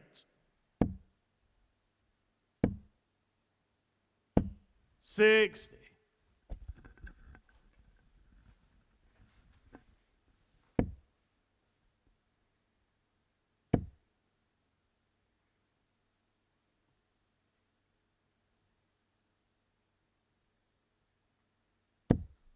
$100. Brian, check 85. Brian, you require 48. Gone in sportingly, ensuring that the 85 he scored was called rather than the 100.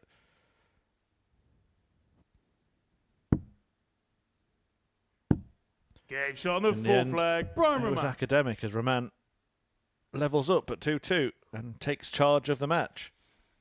Fifth leg, it's Brian to throw first. Game on.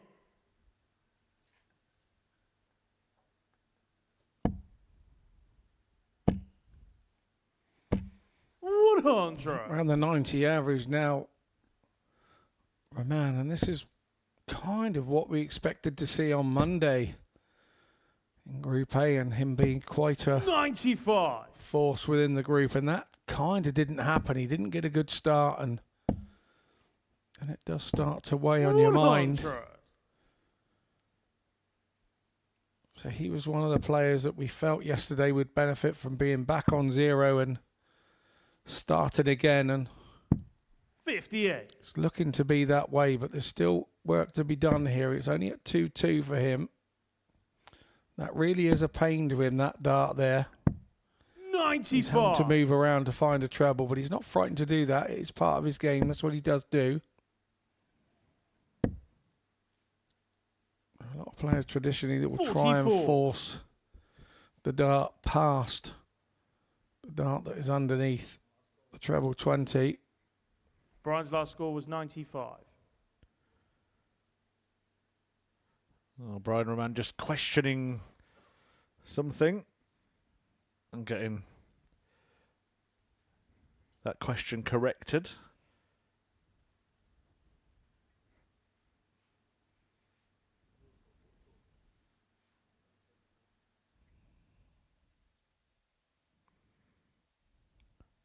Well, you mentioned earlier, Scott, the bloke on the stage with a pen and paper. We might need him now. Computer says no.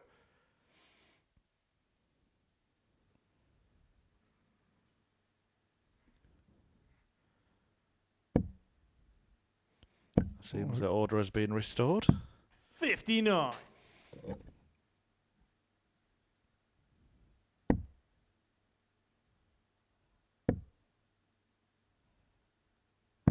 $78. Brian, you require 147. 99.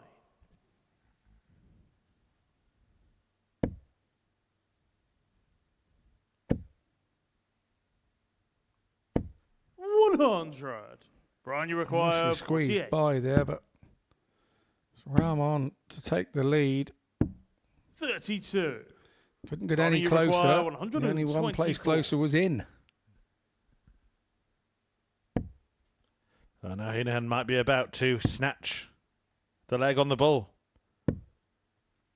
82. Not to be. Brian, you require 16. I like the way he wasn't too greedy there, trying to go for the treble in that situation with your opponent on a double. You've got to get a dart or something.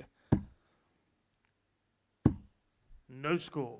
Oh, Brian, Connor, you wow. require 42. That is unfortunate. These three lovely thrown darts. We feel the same here in the commentary box. That was unfortunate. And it will hurt even more if this goes in. 26. A reprieve Brian, for you a man. require 16. Well, deserve a bit of luck, I think we call that, because that was three beautifully thrown darts. And he's now stuck Gate one on in the fifth same leg. hole, Brian but Roman. rectifies the problem nicely. He deserved the leg. Sixth Conor flag. It's Heenan will Connor to be throw first. disappointed when you get Game a on. couple of darts at it to rob it, because the easiest thing to do to rob a leg is to hit a double when Six. somebody's missed one. And this is potentially a really good start for Roman. That not just getting 2 wins if he does do that at the end of this game, but the players he's beaten as well would be players that he certainly would be expecting to be 134. competing with at the top of the table in Heenan and Lipscomb. Yeah, we mentioned this type of factor. Andy Bolton yesterday in his interview. Do you target people? And he said, "No, you 41. don't." I know he. I reckon he does. I reckon you know who's going to be around you early doors in a group, and you want to put your sort of lay your cards out on the table and say, right, 108. these are the guys. If I can beat them on the first day, the main protagonist, then you know that one, you're in their head, and two, you've got half a job done, and you only have to beat them sort of once in the next 2 days to make sure you're 2-1 up on them with getting the points on the Connor, you table. require So 127. it's the way I think that most players will come into here and think. 49. And he's not one to give away his secrets anyway. Well, he's there Saturday night. 45. Action getting Connor, underway you from require 7:30. 78. The 4 semi-finalists through to the grand finals the following Sunday. Heenan hoping to be there himself, Gate and that on will the help sixth him. flag. Connor Heenan. But he does need to break Brian in the last leg decider. 7th and final leg. It's Brian to throw first. Good old tussle this. There's Game 8 on. points between them in the averages. Conor Heenan running an 87 and 59. Brian Roman just gone under the 80. But he's millimetres away, isn't he? The darts at double 96. 16 earlier on were an example. We're seeing that a lot on trebles. He's just the wrong side of the wire too often. And when the small adjustment is made, he's in. 125. It is a game of millimetres, this. Yeah, and like we said, with the way that his darts narrow towards the front, you know, where 100. others can just bounce off the barrel and use it. If you try bouncing off the barrel of these, 100. then you still end up millimetres away, it seems.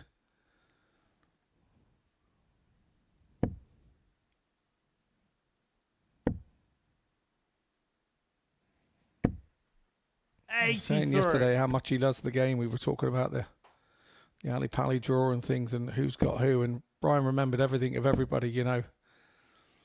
And then Henry said that 131. he does our kind of job on Belgian TV, so, and you can see that about him. He's what you call a clever dart player.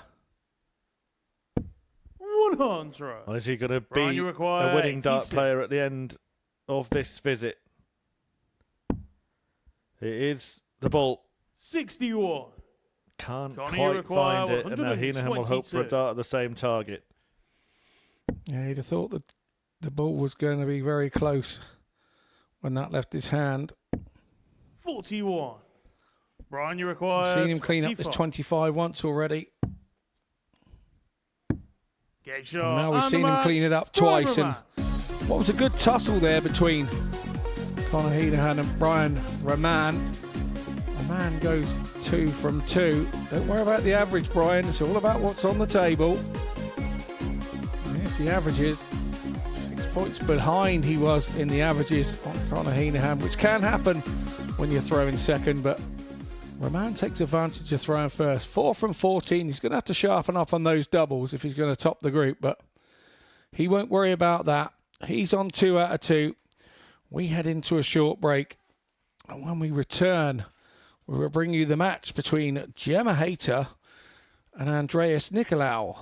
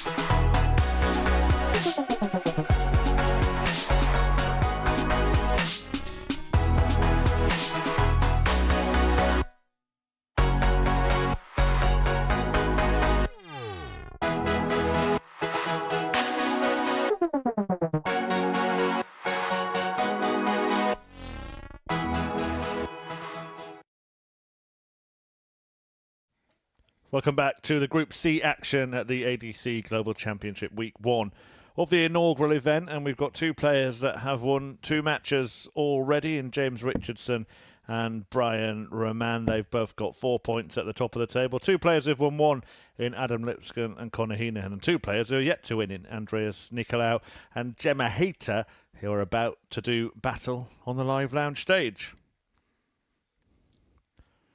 Hayter had a decent performance in her first match against Richardson. She averaged just shy of 90 in that game, but was beaten by a 160 checkout in the last leg decider, and then really that level fell off a cliff in the 4-0 defeat to fellow local player in Portsmouth, Adam Lipscomb, whereas Nicolau has lost each of his games by the same 4-2 scoreline. Did start to really raise his game towards the back end of his defeat to Richardson. Missed the double 11 for a 1-2-4 checkout to force a decider First himself, leg, in which, it's of course, Gemma he to would have throw had the first. darts. Game So on. if we're looking at trajectory, we've seen one player that's really declined throughout the day so far, and another one who seems to be on the up, despite the fact that they still have 0 points to each of their names. 40. Yeah, and these guys have played 3 times already this week, and Gemma is actually 2-1 up in the head-to-head on this fixture. 100.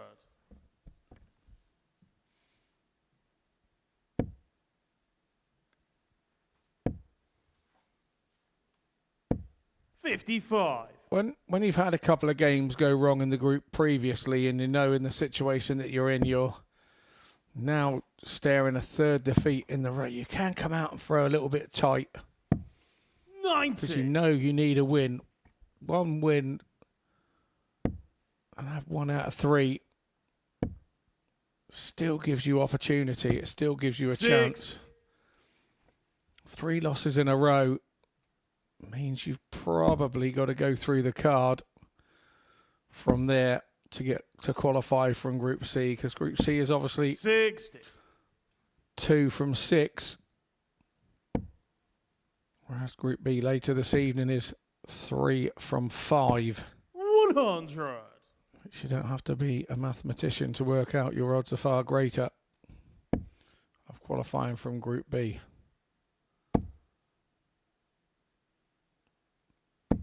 $140. Well, Nicolaus continuing that upward curve that he had towards the end of his last match. He's 140. found a 140 to leave himself 111 after a dozen darts thrown. A break in prospect. Treble 17. Would have left him on top, so he's not going to get a double here. So Hayter's going to have to try and pull out one of those big finishers, having had a couple already this week in the 100 range and a 91 already today. Well, she needs treble 17 to rescue this and can't find that target either. 82. Andrea, she requires 63. Double 12 then. Game shot on the first For leg. Nicolau. Andreas Nicolau. And a nice little tap to break throw. Second leg, it's Andreas to throw first. Game on.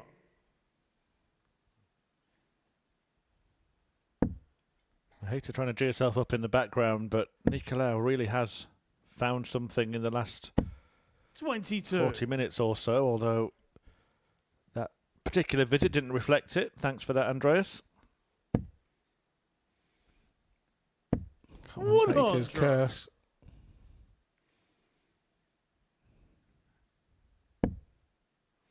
No, probably at 180. I'll keep stum. 108. Stick with me, kid. I'll learn you.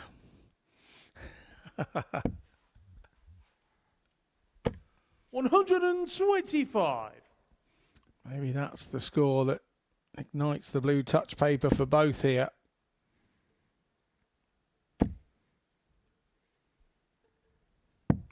$42. Yeah, on 299, you really should have been starting on the 19s. If you've been watching our darts maths lessons with our resident referee Owen Binks, you may know that. 99. If you've been watching our darts maths lessons with our resident referee Owen Binks, you need to get out more.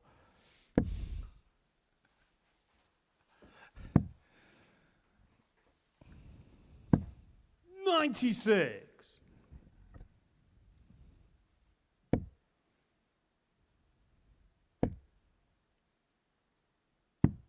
$99. Andreas, you require 161. Well, he's worked this out. Treble 17 leaves him on the ball. 115. Jemmy, you Dart require just did a funny 68. thing in his hand then, just before he released that last one. I'm not sure that he had it totally gripped where he wanted it.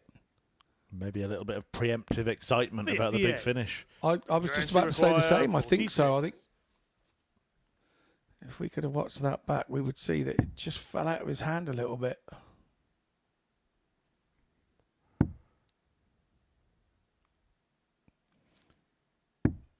30. And also when Gemma, you require Nicolau 20. leaves the oche, he leaves the oche with his wrong foot first.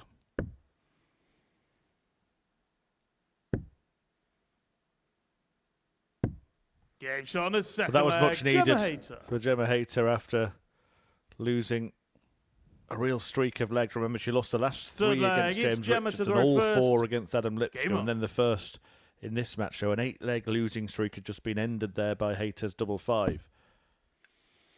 Yeah, if we can get an overhead shot from 100. what Nicolau does when he leaves the oche, he tends to go with his leading foot first.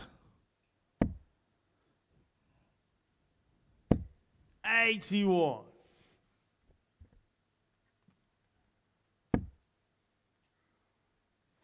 Well, it's almost a little hop, isn't it? Yeah. 6. As his third dart goes, he goes with his. I noticed it on Monday. He goes with his right foot first,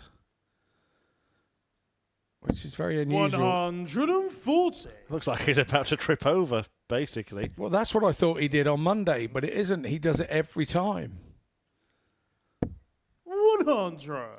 I think the other player that has an unusual sort of leave from the throw is Andy Gilding. He does something very similar. 41. Most people rock back and then go off the back foot first. 135.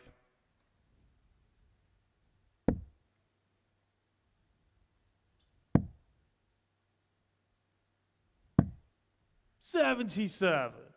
Gemma, you require 106. Well, that little double 5 seems to have ignited Gemma Hayter. 66. So a dart there at tops. Nicolau back on 162. 100. Gemma, you require 40.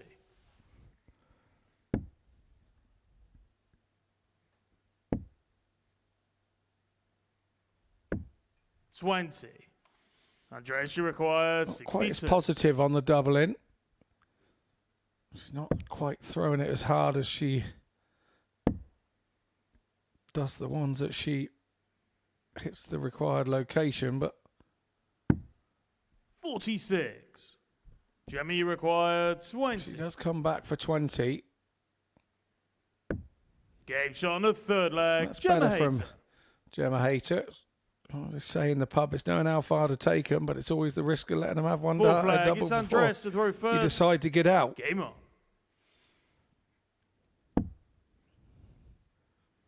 So Jam takes a 2-1 lead. 83. We mentioned at the start of this match, Scott, this is the game with the 2 players that are yet to get off the mark. Whoever loses it will be 3 games in without points. That is very difficult for anybody to come back from in 85. a Group C campaign. You pretty much have to be perfect from there on in, or at least maybe have 1 more life maximum. Yes, indeed. 100.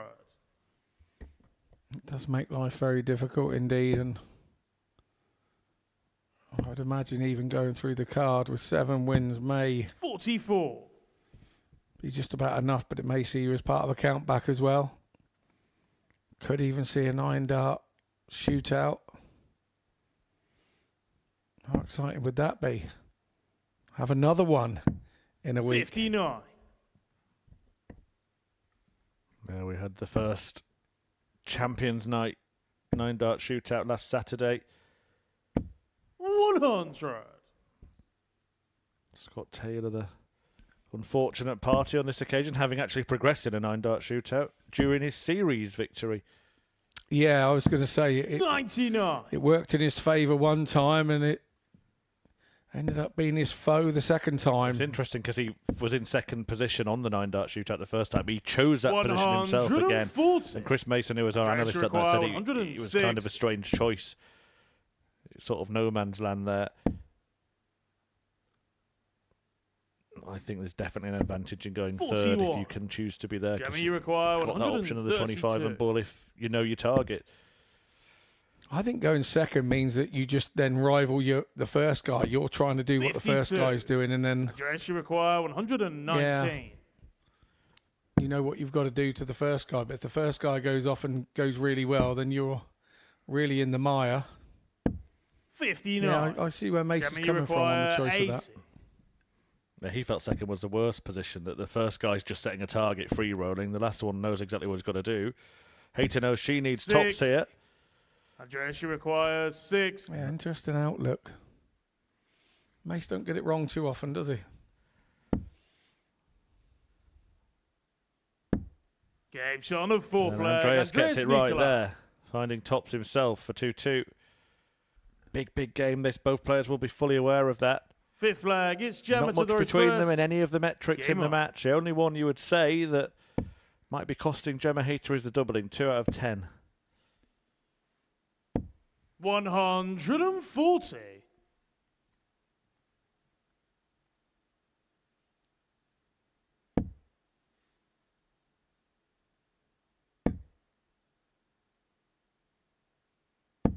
Six.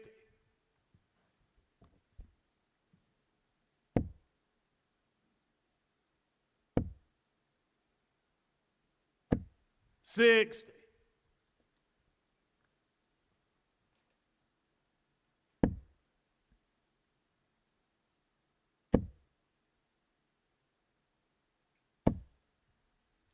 140. Lipscomb, Heenahan to follow this one. The two players that have both got one win apiece, and then the two unbeaten players will do better when Richardson takes on Raban.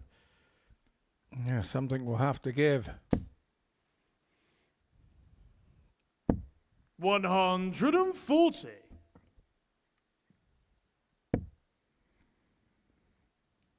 And don't forget, we're now providing darts around the clock, 6. 24/7 darts Address channel require from the 161. Modus Super Series live on Pluto TV. If you are still watching on YouTube, you need to make that switch 99. eventually. Make sure you've downloaded the app on your favourite device. Watch it on your smart TV. Feet up and 6. watch darts whenever you want. Address requires 62. Yeah, even I've done it, and I'm a techno nightmare. So I've managed to do it, so I'm sure you all can.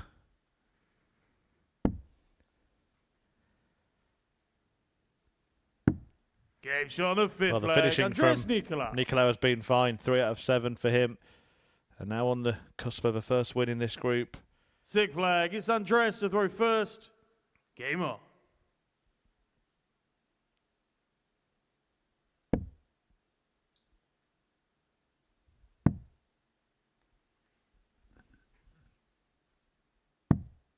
$58.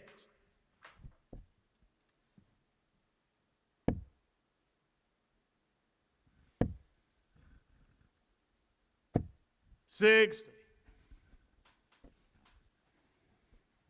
Hater not quite able to respond with a treble there. She's all over it.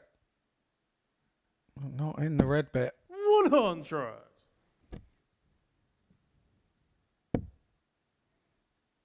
As the leg goes on, you feel she needs a double treble visit.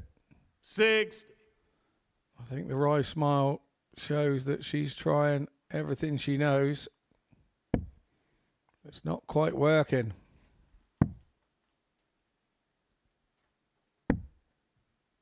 $51. Like you say, as the leg goes on, definitely needs a red one now. 45. Unbelievable was what was muttered to herself by Gemma there. 34. Andreas not wanting to get away here, given every opportunity to catch up. 60. There's not a lot of difference between them there. 18 points. 96. Well, no finish. Can Gemma Hayter punish by leaving one herself? She would have needed a couple of trebles to do so. 100. Only managed one. Still all to play for here, but Andreas has the advantage of having throw. 65. Yeah, I understand that play. 140 here from Gemma. 96. Andreas, you require 97. So pressure asserted from Hayter. 78. Single 20. Make sure of the single 57. 20. Gemma, you require 8. Gemma should get at least one dart if she can stay straight. Now it's 25 balls, surely. Nice marker. 37. Wasn't quite to be, and Andreas, you require your 40. luck's out, your luck's out. Yeah, that could be that. That could be very, very costly for Gemma Hayter when all's said and done in this group. Because if you lose your first 3, then you are really fighting an uphill battle. 20. But she hasn't lost them yet. Gemma, you require 43.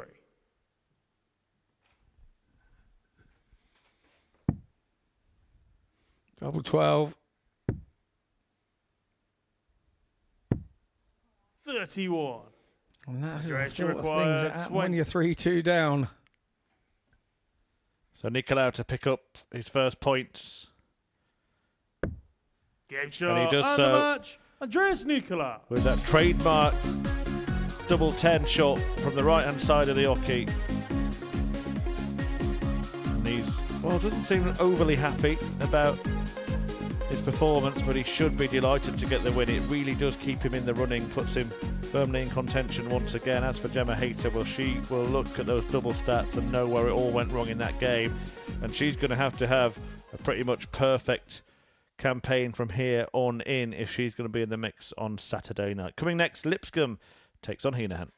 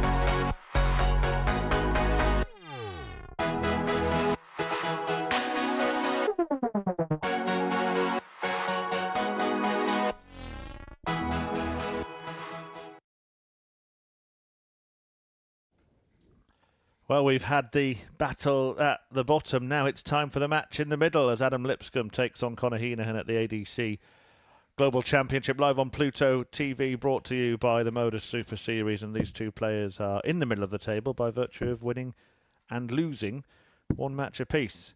Lipscomb getting the better of Gemma Hayter comprehensively as well. A 4-0 win after defeat to Brian Roman in his first game. Heenahan won his first game against Andreas Nikolaou, but then went down in his second match of the day to Roman as well. First leg, it's Adam to throw first. Game on. Lipscomb has the darts in this best of 7 encounter, and the winner will temporarily be joint top of the table because the tussle at the top follows, and whoever wins between Richardson and Roman will be unbeaten after 3.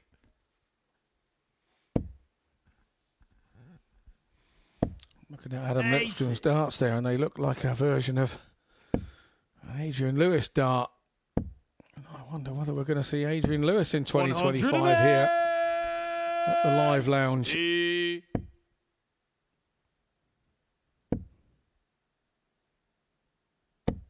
140.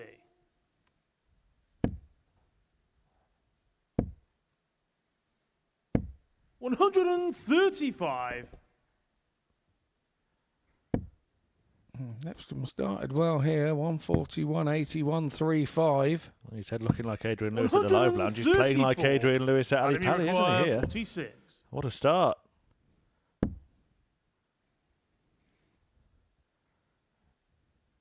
Once again, he thought that was in. 36.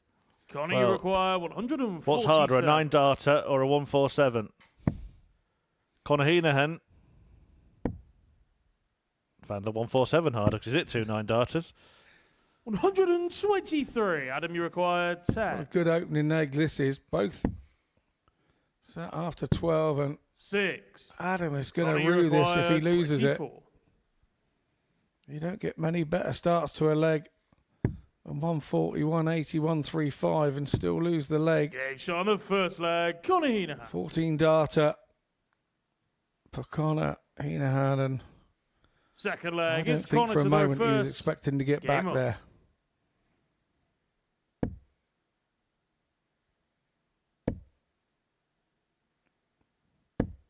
$140.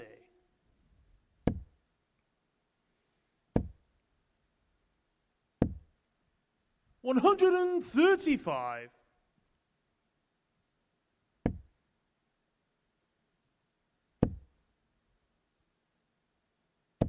100.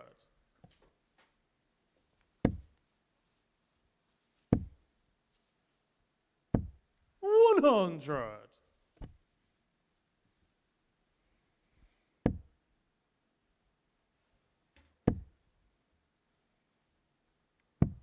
57. Well, we mentioned that whoever wins the game will temporarily be joint top. And only 46. temporarily for one match because the winner of the next one will get to 6 points. But the other side of that is that the loser will stay on 4 points. So it means that they will be right in contention for a top 2 spot after the first 60. 3 matches have been played. And that's what it's all about in Group C, finishing in the top 2. That will get you through to Saturday night. And in this event, if you get to the 100. semi-finals, that's Johnny, you enough. You've require made it through to the grand 144. finals. That's what matters.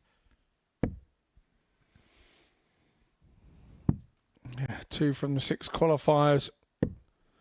89. Finals night, Saturday Adam, you night require will 120. fall by the wayside. Yeah, 4 to be promoted 6. through. Conor, you require 55. I always feel the group stages feel the calm before the storm when the 6 players are in the back room on the 15. Saturday night. Adam, you require 60. Lipscomb's got a chance here to break back. That double 10 Game shot on the second leg. Proving Adam Lipscomb. to be more successful this time round. Third leg. It's Adam to throw first. Game on. Yep, squares it up as he looks to get over that dart. He does that so well. 100. Adam Lipscomb, when he puts a dart low, just manages to adjust the weight, and it'll so often fly into the treble 20 target. I think the big baby is signalling to 95. get his head out of the cot there. When it comes to the doubles, 83.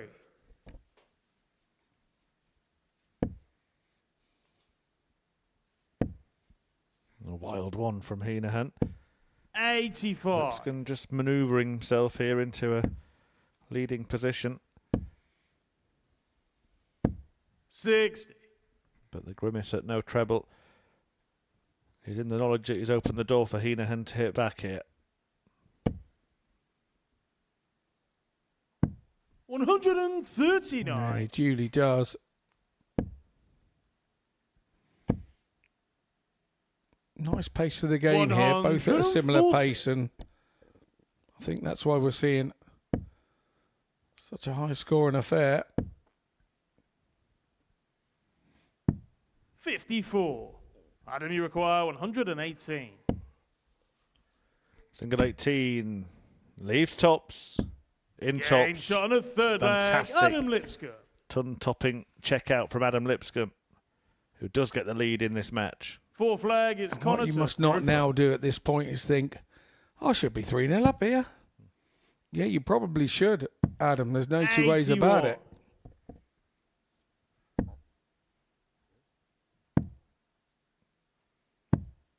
41. But if you think like that, before you know it, you're 2-2 and everything to do again.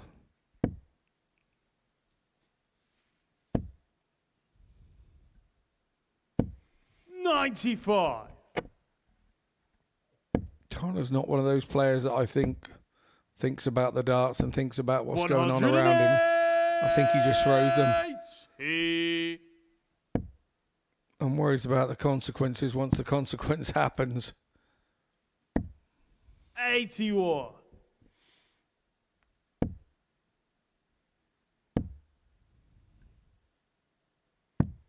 $82.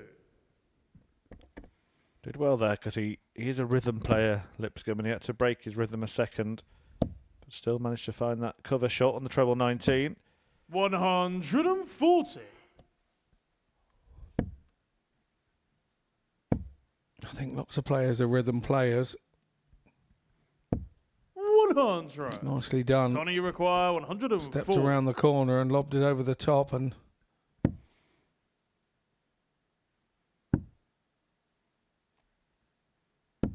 Game Oh, shot that on a was fourth nicely done. leg. Connor Heenahan. that was nicely done. It's his first 100+ checkout today. Fifth leg, it's Adam to throw first. Game on. 140.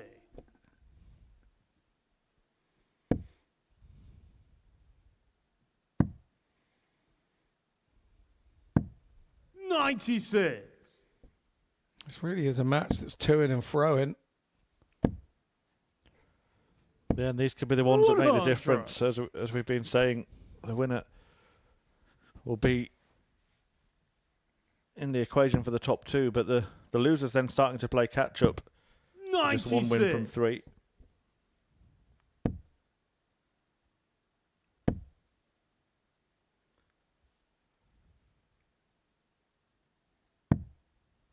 $77.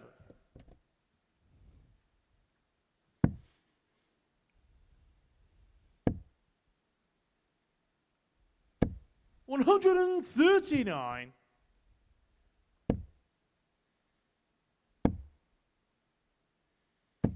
$100. Connor, you require Unfortunate not to get another treble in 170. there. Was Lipscomb.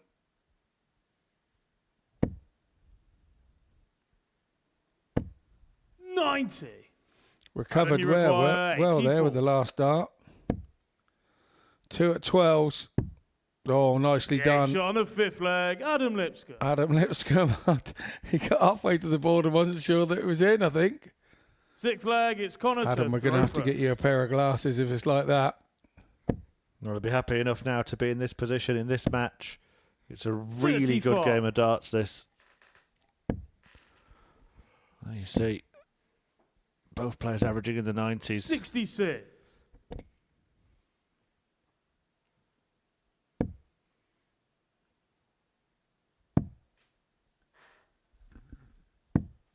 $96. So, good game to watch. Nice pace. 100. Very watchable.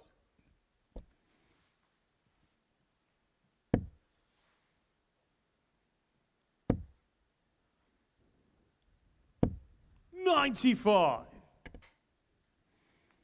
Do you expect both of these players to be on the stage on Saturday? 125. You'd say yes, but the way that James Richardson is playing, 120. it's going to be a shame for somebody to have to miss out. And Brian particularly if they Roman, of keep- course. Yeah. Because the thing is, all four of those players we've just mentioned, 6. any of them Johnny, get to you Saturday, require you probably expect them to get to the 155. semi-finals and be there next Sunday. But I think with the change of format towards the end, I 131. think those group games are going to Adam, be you even require more 150. exciting. I think we could see some really scrappy stuff, or we're going to see some people dominate. And 6. I just Johnny, you think require that little 24. change, it only feels like a little change, but it's big for the players. And that could be a big Game's dart on a for sixth Conor leg. Heenan. And this Conor one Heenan. goes down to a single leg to determine who will move to 4 points and who will stay on 7th 2. and final leg. It's Adam to throw first. Game on.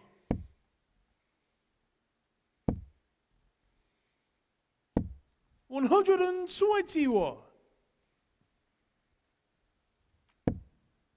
Good start there from Adam. Easiest thing to do there was sort of buckle because the 93. momentum was with Conor Heenan, but he's been good at this 108. all game holding his throat.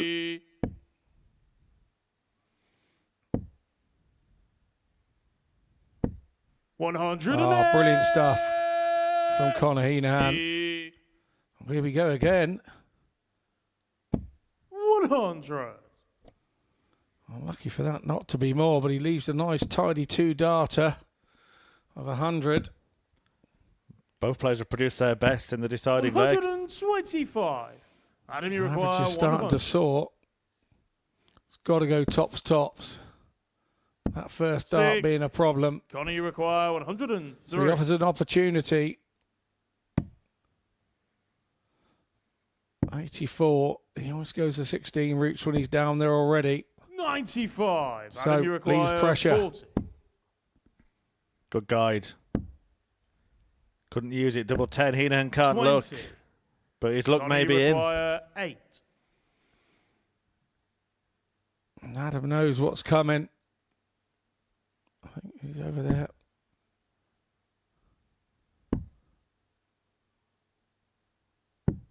Four.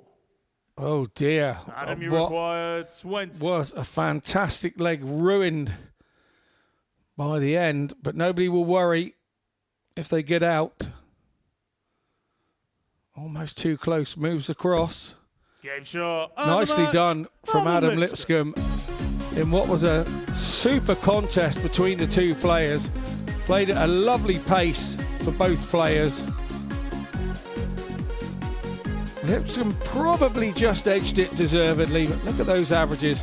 93 for Lipscomb, 94 for Heenan. He played a big part in that game, but the big thing there is to look at those checkouts. 30% for Lipscomb, 33 for Heenan. We head into a short break and we come back with the two unbeaten players. James Richardson takes on Brian Roman, and something has to give.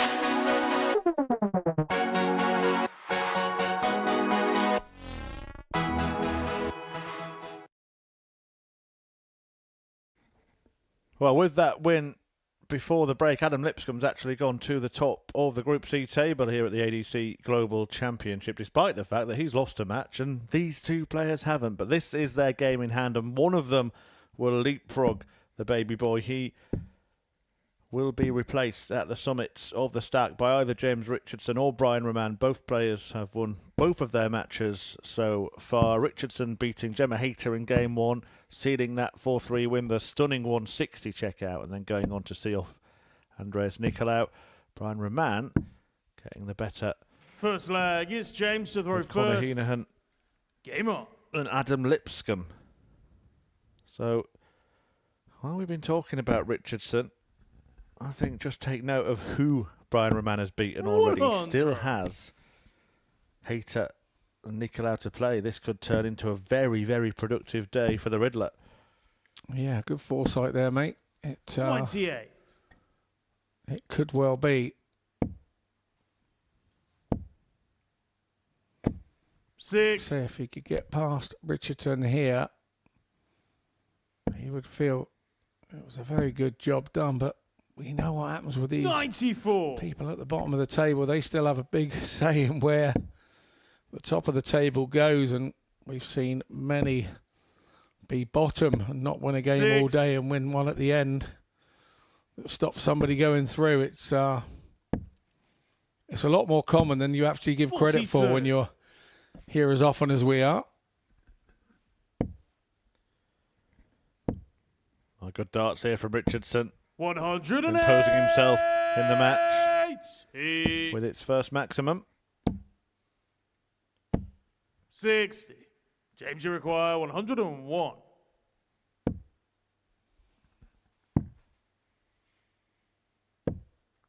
49.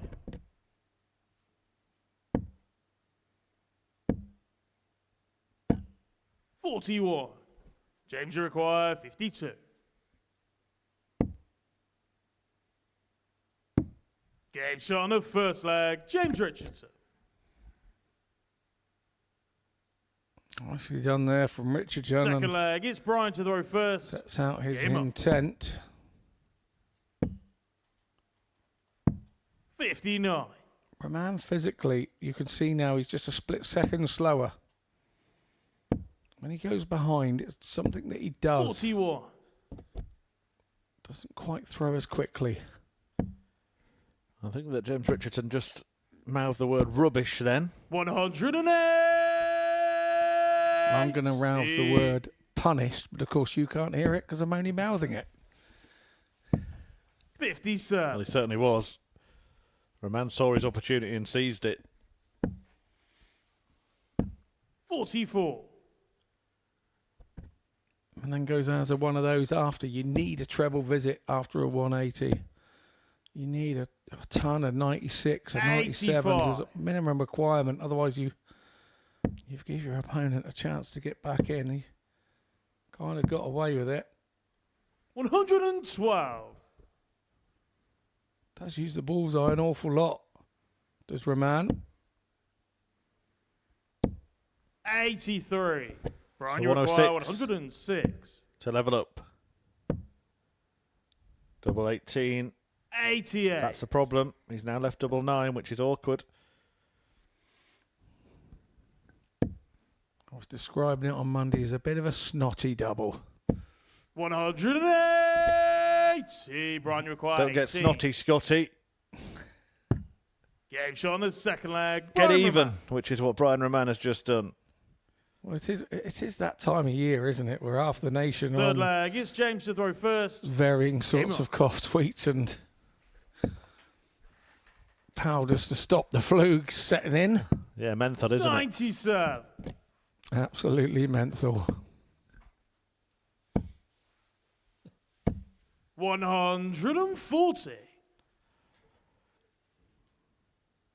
And all square in this top of the table clash. Both players unbeaten so 57. far after 2 matches apiece.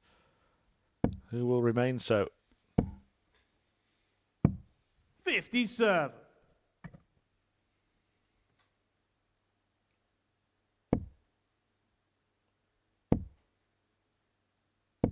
60.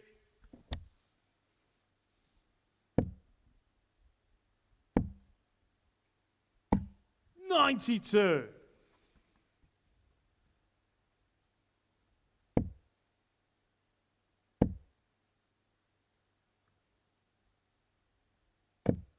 $121. And that's one of the biggest deflections you'll ever see. Richardson didn't purposely leave the 166 there. But he's going to get punished for it all the same.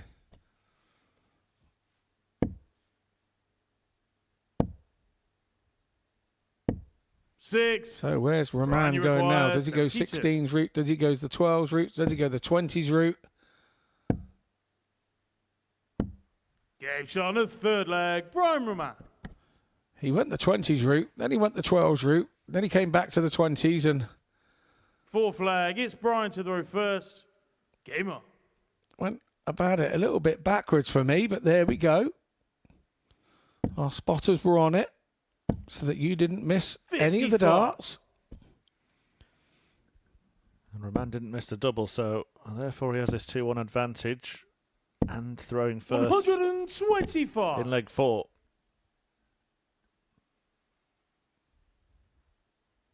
Oh, pumped up James Richardson. 59.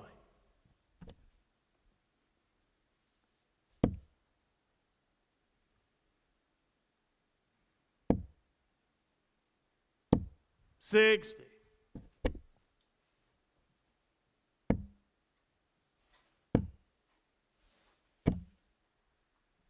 $100.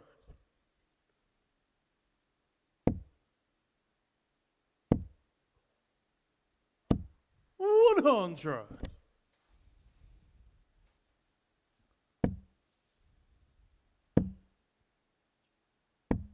$58.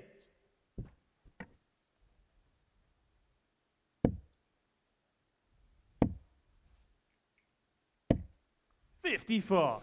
Oh, a little unfortunate there for Richardson. When he left his hand, he thought that was going to be a straight ton. Didn't expect it to go into the treble 5. And Roman, which is, who's been a different player today 161. to what we've seen the last 3 days, has another double treble visit to put Richardson 64. under the cosh. Wise dart there at the end to leave himself a nice 2 dart at 96, but will he get back? Treble 20, double 5. 84. Is that a chance? 96. Is that a big chance gone begging? Could be double-double. No, he's stayed on the treble and he's found it for double 8. 80. Oh, rushed it a bit there, James, didn't he? 5. No score. Missed the big one. James And requires Well, maybe the same 16. can be said because Brian Roman had thrown that dart pretty much as he told the hockey. Didn't settle himself before throwing and was a little careless there. Well, James Richardson's going back to Rushton to throw this one. But it's a diamond. Shot on a fourth flag. James Richardson. 2-2. now what does that do to Roman's Fifth head? flag. It's James to throw first. Game on. Well, we can see him in the background shaking his head. And it was last dart as 6. well. If we had a car park here, Richardson was out in it, throwing from there. He was far to the left. Richardson giving nothing away here to Roman. 108. I think we're just seeing over the last spell of matches that there are groupings of players in this 54. table, and their games against each other have been ultra competitive. This one, no exception. Yeah, the back room tends to go a little bit quiet, the practice room, when this type of thing is going on. It'll be noisy while the two players 6. that are involved are playing. They'll walk back into the room and there'll be a bit of a deathly silence for 30 seconds. 100. And then people will start talking about the game. Roman trying to make a move here on the Richardson throw. 97.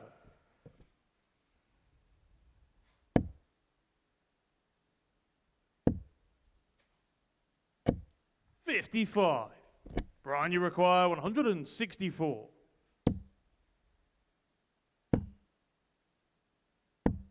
94.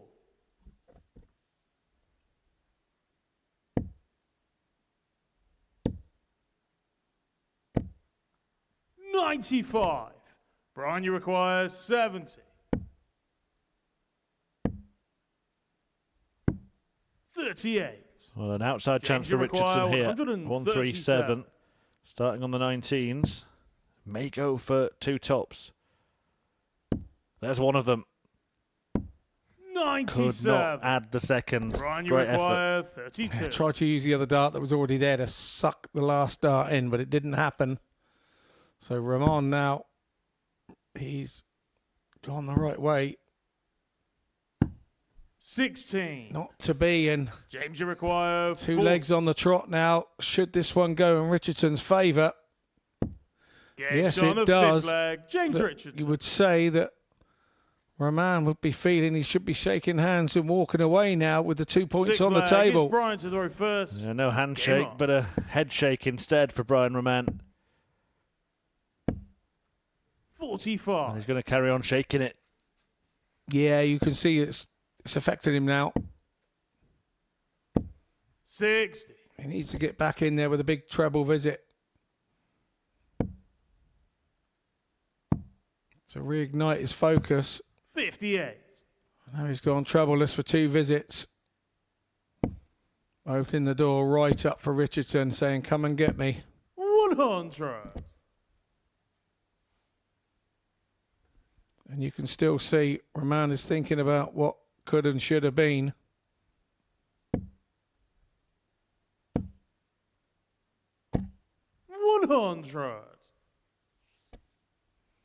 In this situation, you still want to make him work for it.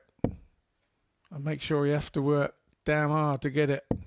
140.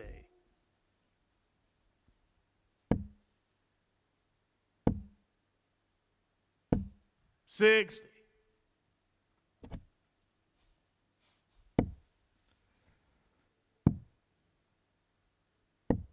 57. Well, he is first to a finish, but Rahman still has an opportunity here. He knows it. Look at him settling himself down, taking his time.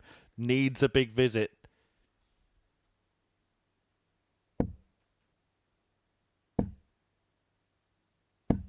$83. James, you require 144.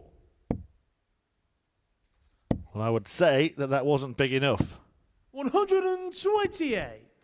That Brian, certainly you is. require 155. This is a mighty ask. 60. James, you require 16. Game shot and the match. James Richardson. So James Richardson sees off the top of the table clash here. I'm sure he wants to have a word with Ryan at the table, but Ryan's not having a part of it. He's gone. It was a good clash. The averages don't show how good it was. Look at us like an owl out of a hole in a tree. James Richardson looks quite happy with that 4-2 win over Ryan Rahman. Like I say, the average is not a great deal to write home about, but it's the 4 from 8 and the 50%. That's what's won that game for James Richardson. Rahman had every chance under the sun, but didn't actually take them. So we head off into a short break and we come back with Andreas Nicolau taking on the big baby, Adam Lipscomb.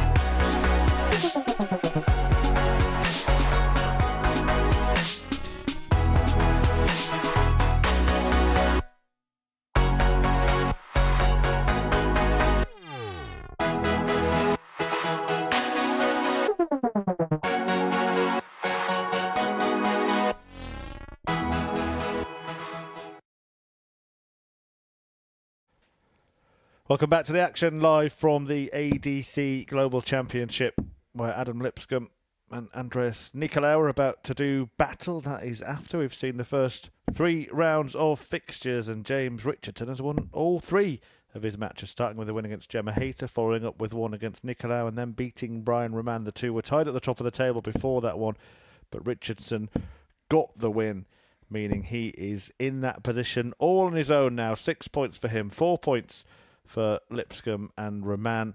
Heenahan on 2, along with Nicolaou, and Gemma Hayter yet to get off the mark. And if Lipscomb can beat Andreas in this one, then he will be joining James on 6 at the top. And this is, as we've been saying, a really sort of key target for Adam Lipscomb to get through to the Saturday, because he does then have that, some would say, advantage of having a home crowd in front of him trying to cheer him on to the semi-finals. And if he gets there, then he will be in the grand finals on Sunday the 22nd of December, and will be in with a shout of winning £25,000 3 days before Christmas.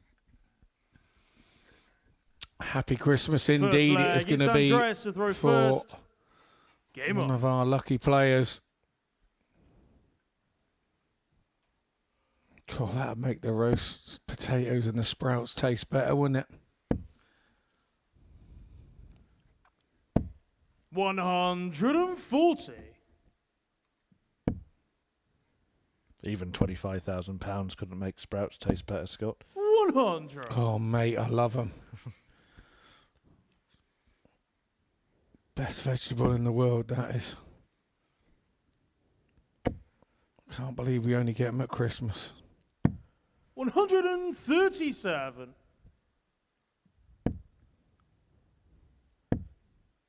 Perhaps I'm showing my age and my taste buds now, but 94. wow.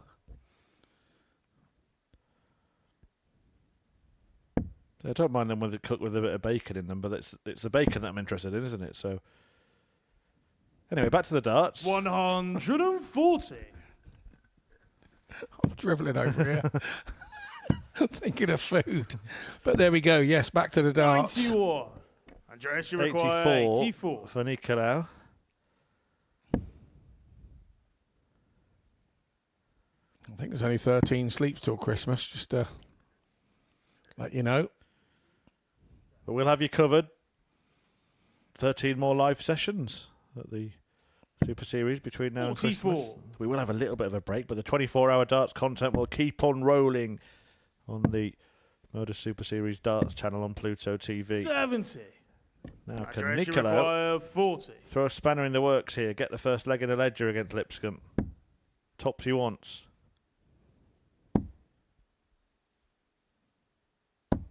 Game shot on the first leg. Andreas Nicolaou. I think that took a bit of a deflection, you know. I think it was pretty close to the 2 darts he put above. You could just see the change in angle. Second leg. It's Adam And he to the actually reverse. managed to use them as a marker. Yeah, with the 140, 137, 140 start to the leg, 60.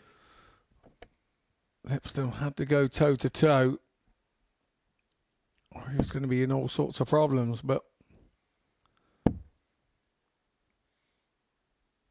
Andreas now 60. making his run, maybe, after the win. 81. Last game 4-2 to Gemma Hayter. Maybe that's given him a lift.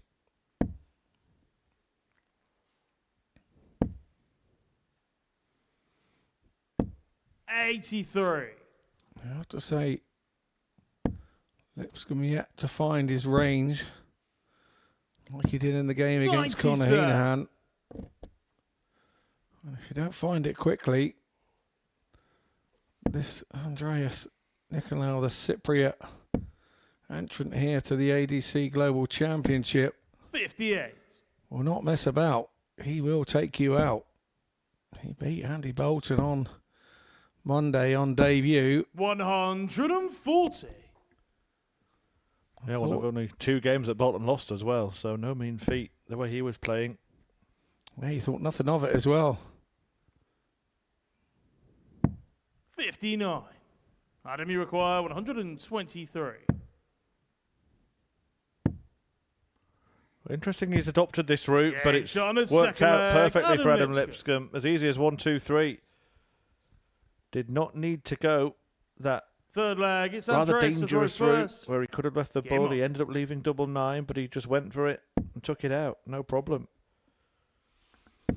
Yeah, again, it's all about habit and what you 55. do as a habitable routine, and if that's the way that Adam goes on those, 140. then so be it.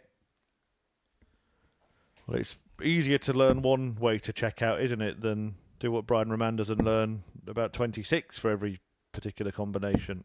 81. Yeah, I think most players' brain space doesn't allow that capacity. 100.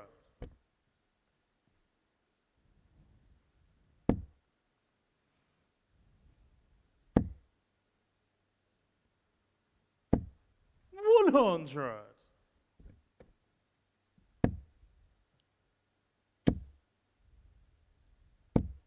95.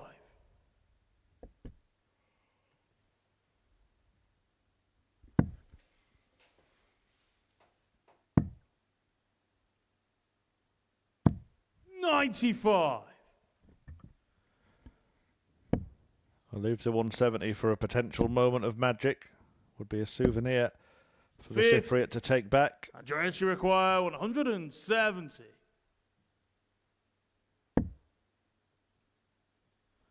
Doesn't make a splash. 40. Adam, you require 116.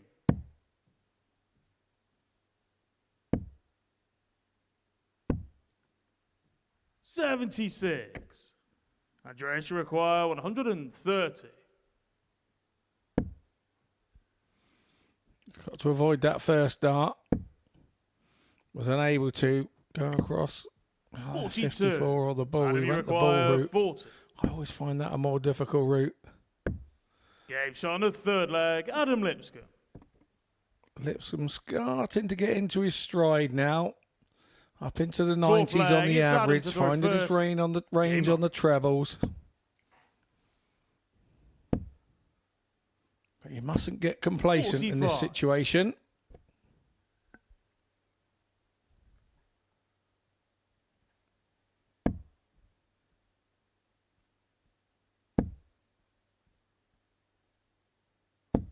$140.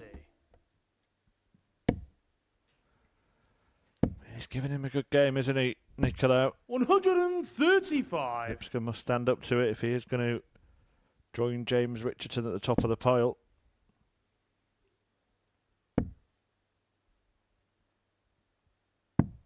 $59.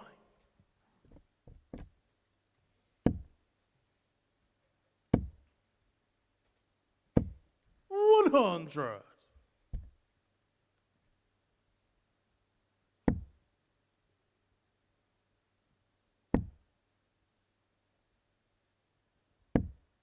$132. Yeah, nice work from Nicolau there to leave the 170.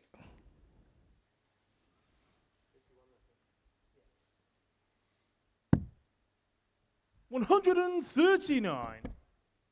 Andreas, you require 170.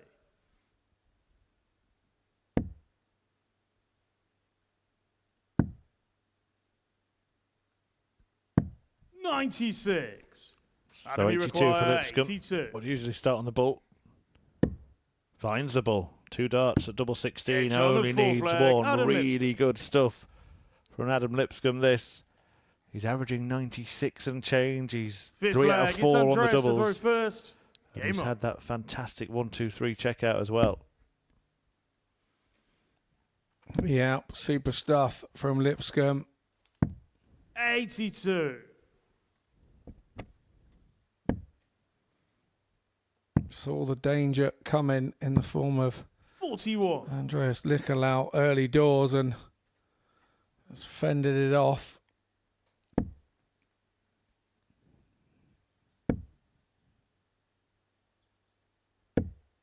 $40.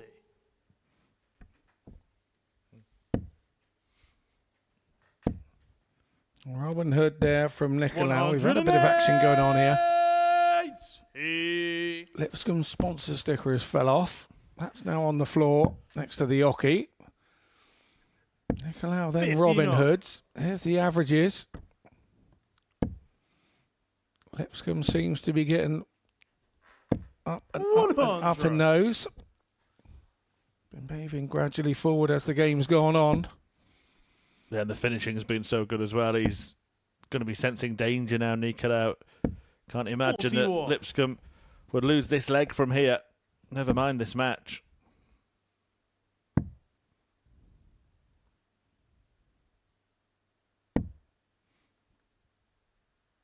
$112. That was a last-minute decider to go across to the 18s there from Lipscomb. 99. Adam, you require 68. He was very successful. 8 for double top for the match. 48. Stopped to have a little reset because the first start was in the way a little bit, I think.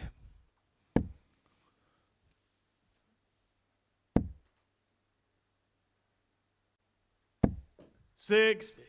Adam, you require 20. Game shot. Nicely done from Lipscomb. He goes to 6 points on our table with that 4-1 win. He's gone to retrieve his sticker. Tempted to put it on his forehead, but it didn't go that way. Yeah, 4-1 win. Looked very comfortable in the end, but it didn't start that way for Lipscomb. Bounced back well. 95 average on the way. 4 from 6 on the double-in. That was the difference, and a high check out of 1, 2, 3. Well, we head off into a short break. You've got time to go and put the kettle on. And when you return, we will be here ready with Brian Rahman taking on Gemma Hayter.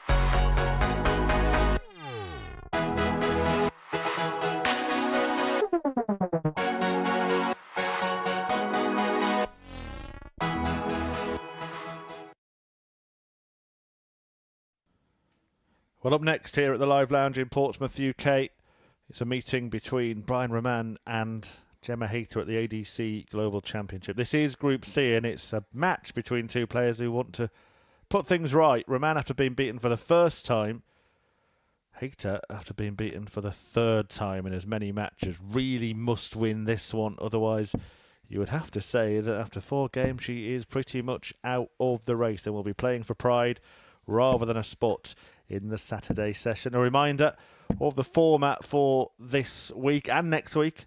The ADC Global Championship mirrors the Modus Super Series format with the groups throughout the week. First leg, it's Brian to throw first.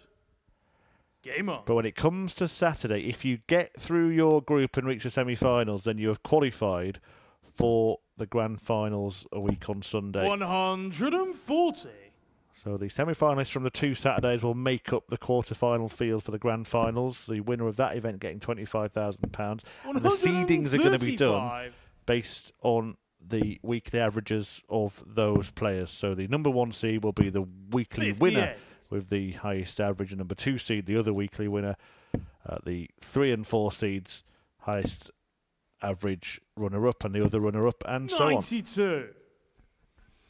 So fairly straightforward and easy for the players to work out who's where and when. Should you be in that Sunday grand 95. final?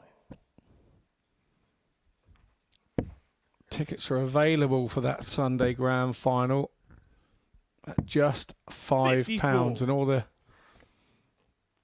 we've done is knockout play in the quarterfinals will be best of 11 legs. 41. Semi-finals will be best of 13 legs. And the final will be best of 17 legs. 108.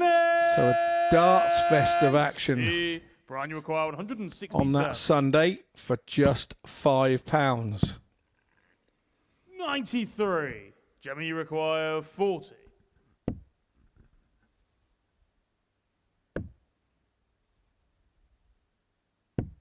$35.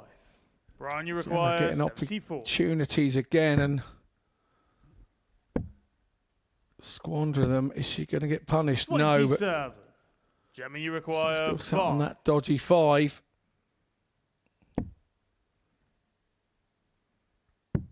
Game shot on the first leg. Dodgy. Gemma Hayter. Just didn't think anything of it.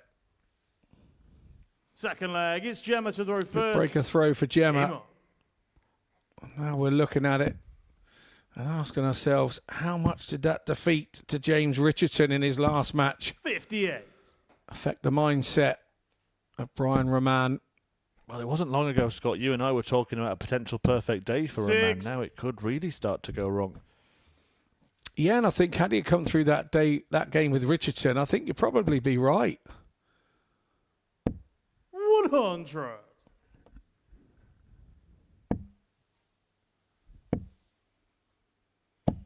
$60.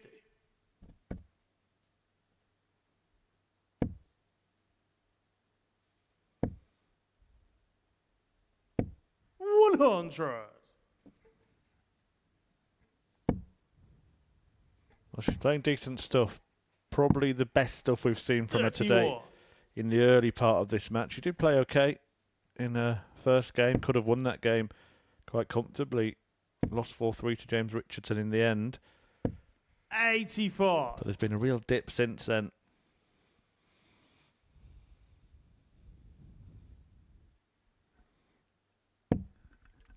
Not a bigger dip as Brian Rahman has had since 25.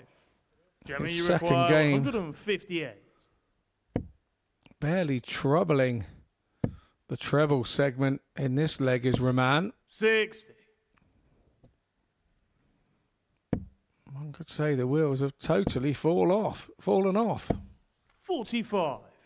Gemma, you require We were talking earlier in the 98. day about how close his misses were. He's nowhere near at the moment.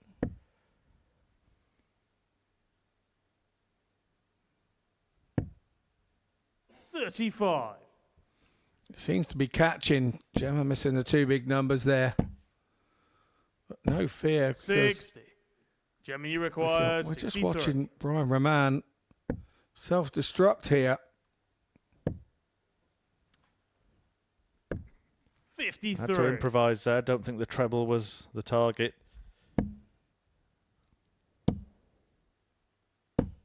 100. Gemma, you require 10. No, sarcastically points at the Game board. on the second leg. Gemma hates. But it matters not. Gemma Hayter takes a 2-0 Third lead. leg. It's Brian to throw first. Game on. And in a must-win match. But suddenly Roman has found one treble. 140. Then he's found two. And he might just be finding that form in the nick of time to turn this game around. 85. Well, the only way I know to pressure an opponent is keep hitting that red bit more than them. And 60. But while your opponent is a couple up on you, they tend to keep hitting it back at you and return the pressure. 80. Like so.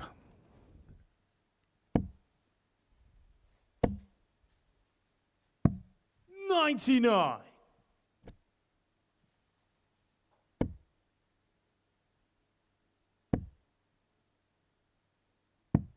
$59.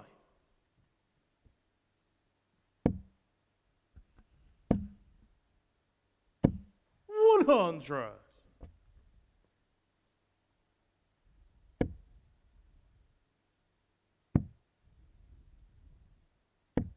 $57.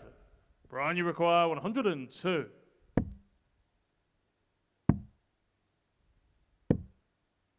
$49.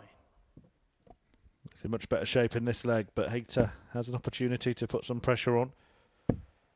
Just needs to stay straight to leave a finish. 60. Brian, you require 53. She's achieved that. So it's 53. It goes 17 for double 18. Game shot on the third leg. Brian Roman. That works for Roman. 17 dart hold of throw. Fourth leg. It's Gemma to throw first. Game on. Gemma doing a bit of a Paul Lim ghost throw there before we start the leg. What a story that was.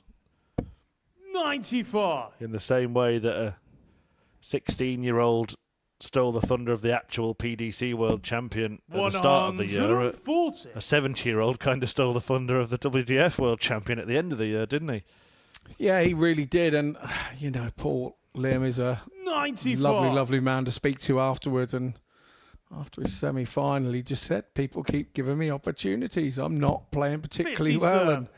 And in another tournament, I'm out at the second round stage. And he's just very realist about everything that was going on with him. And he just pretty much smiled his way through and did that flat line average. And if people went above it, they got him. But not many people went above it. Just the one at the end in the form of Shane McGurk. So 140. really interesting championship.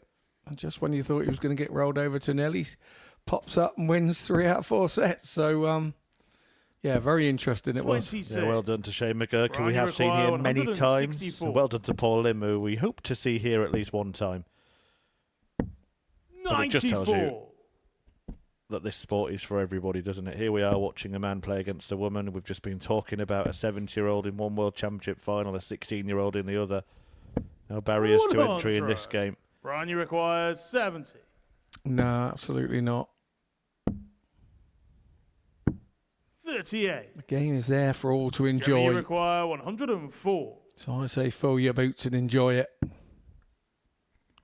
Treble 16 44. was attracted Brian, to you the single require instead, 32. so Roman now can level by finding the double, which he does. Shot on the fourth leg. Brian Roman.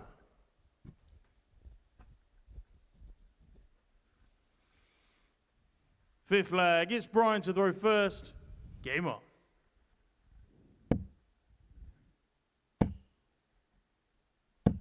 $140.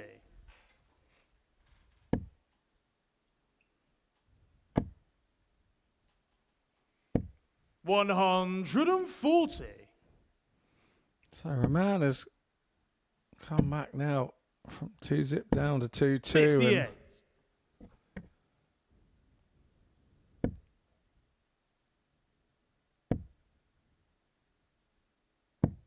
44. I have to say the Hayter game has dropped 99. off a little here from early doors when she was 2-0 up. She was running around an 87 and she's kind of dropped off now down to a 75. 85. But so is her opponent. Ryan Roman has dropped down to a 78 as well. So it's turning out to be a bit of a 6. scrap.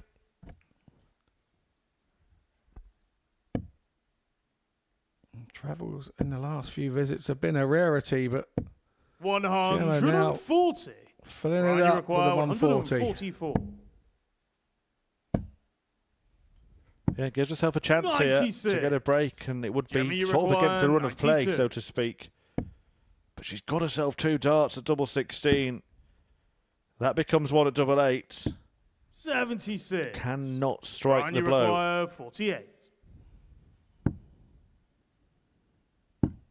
Game shot on the 5th leg. And Roman Ryan can. Roman. He leads 3-2 when he could have been trailing by that scoreline. 6th leg. It's Gemma to throw first. Game on. Yeah, that was for a break, and they hurt when you don't convert. You have to release it from your mind come the next throw. 45. And it doesn't look like Gemma has been able to do that. 95.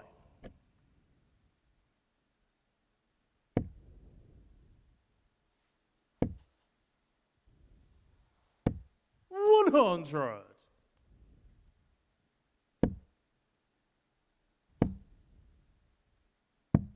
$97.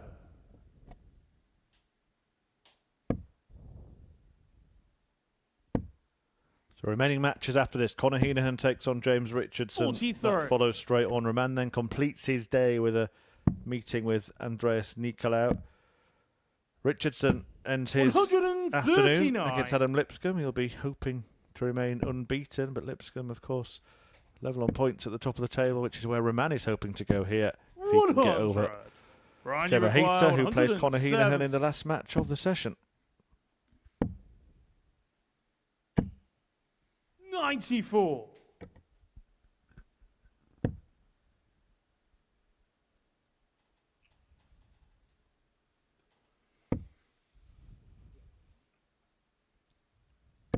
$125. Ryan, you require 76. Staying on the 20s for a dart double 18. 58. Can't find it. Another Gemma, chance you for Hayter to require keep this 88. game going.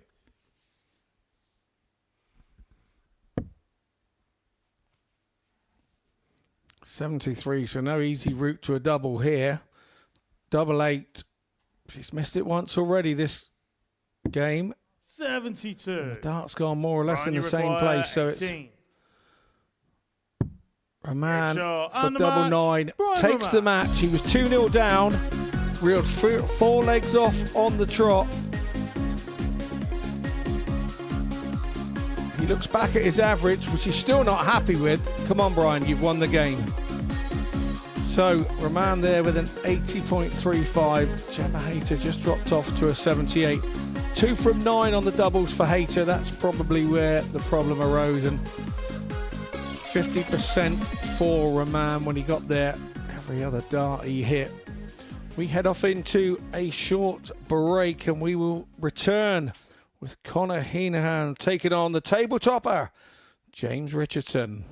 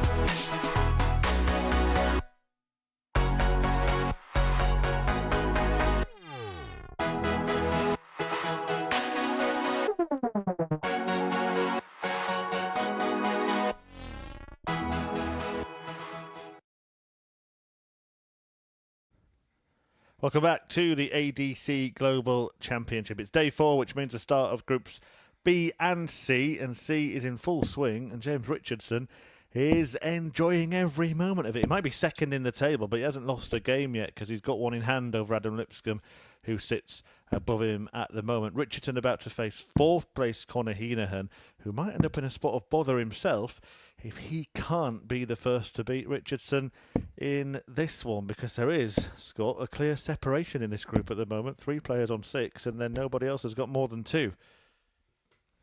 Yes, it's starting to gap, isn't it? And that's a concern for those at the bottom of the gap, because as we go on, time runs out, games run out to catch up. I feel that Heenahan really needs to win this one to bridge the gap, and boy oh boy would that tighten up the top end as well. With Lipscomb already up First there leg, on it's Conor 6. to throw first. Ramon up there Game on on. 6.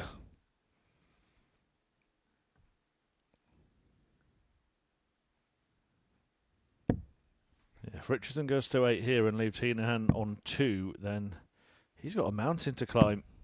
119. However, if Heenahan wins, then there are just 2 points separating the top 4. 100. Richardson will know this. He's one of those thinking players. He will look at the table and know this.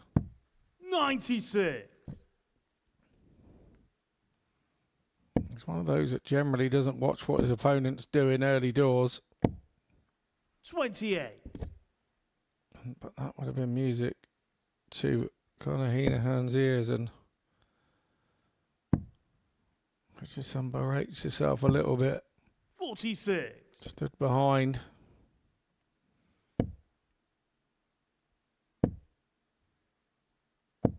$140.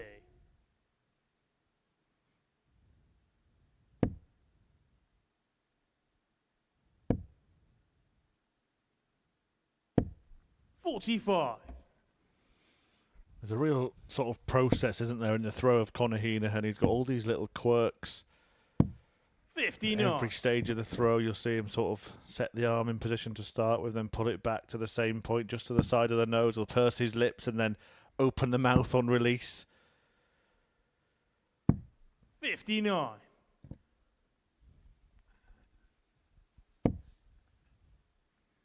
There you see no change in the face at all of 6. James Richardson. Conor, you require I suppose that's that 136. freedom you were speaking about, just no real thought required. Doesn't have to have many components in his throw. Just gets up, chucks his darts, and well, so far today they've been going in. Yeah, they have, but 96. I think he would have watched the table out the back room, and he knows that Conor's a real danger to what his outcome could be today. 58. Conor, you require 40. And he has Lipscomb in his last game as well. Game shot Part on of the the last first block leg. of 3, Conor Heenahan. and that could dictate a little bit at the top as well. So Second leg, it's James to throw Heenahan does what first. he needs to do and Game wins on. leg 1 and holds his throw. Nothing particular to write home about, being a 20-dart leg, but 60. he's doing what he needs to do to try and get back in the pack. Yeah, well, incredibly, he could find himself in 4th place at the end of 42. the day, James Richardson, if he loses the last 2 matches and the others all pick up wins. Well, Heenahan's playing Gemma Hayter last 100. game. So he'll be feeling if he can get through this one. With Gemma being a little bit out of sorts today, he 96. will fancy his chances in the last one. Yeah, we talked about that at the start, didn't we, Scott? That you just cannot afford a bad day in Group C. It is the 68. most difficult group.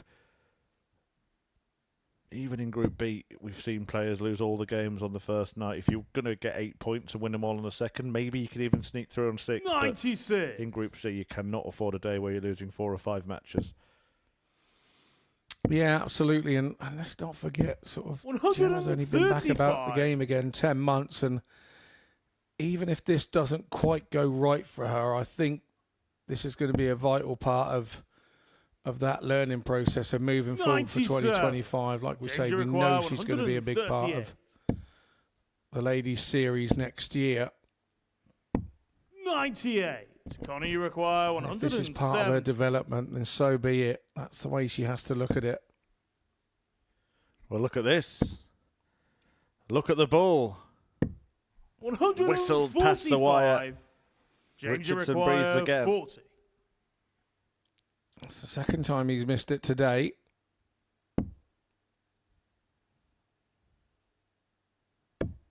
Game shot on the second leg. James Richardson. Just when you think it's safe to take your head out from behind the pillow for the Third Heenan leg. It's Connor to fans, throw first. Game on. Richardson hits the double 10.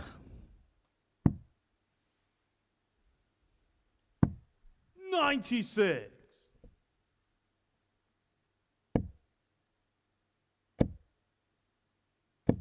$140.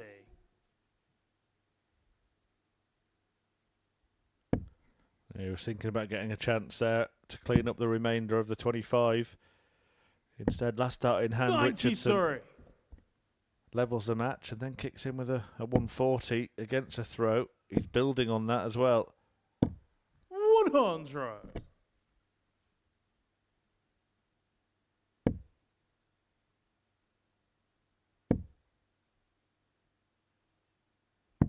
$137.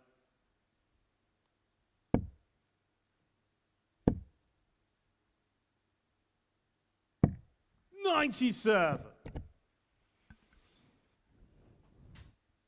Nice setup from Richardson.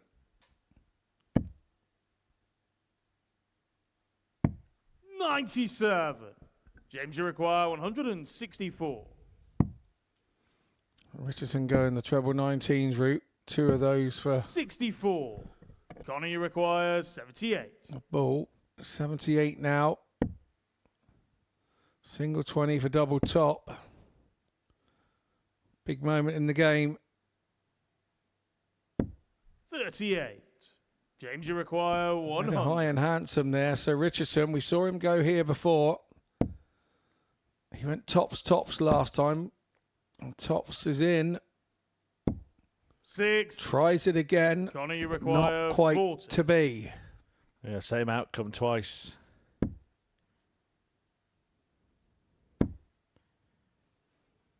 Can Connor claim the leg? No, 20. he can't. So a chance now James, you require 40. for that break to put Richardson in the box seat.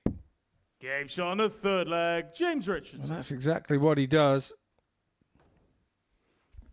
Richardson had Fourth 3 flag, it's darts James at to throw tops first. in that sequence, Game and he on. hit it twice. Heenan had 4 darts at tops, where he didn't hit 45. it once.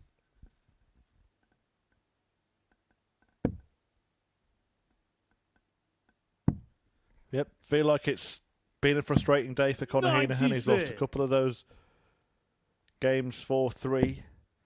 He looked back on legs like the last one, where he's had the opportunities. 85. Could have been so much better reading for him, the league table.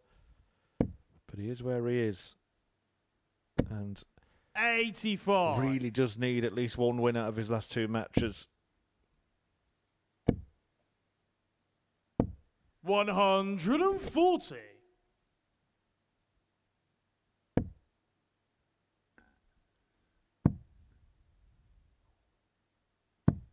$134. A nice find there from Connor. Every time he finds something at the moment, Richardson comes back with a little more. He Or a lot more. 72. James, you require 51. Or just Gage enough. on the fourth flag. James Richardson. And now Richardson has some space between himself and Conor Fifth Heenan, flag, not it's just Conor in to the road terms of first. this match, but Game certainly in terms of the league table if he goes on to win it. 100.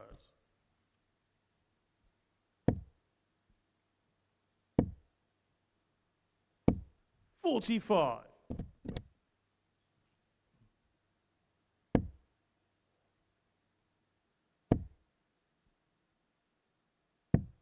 $57.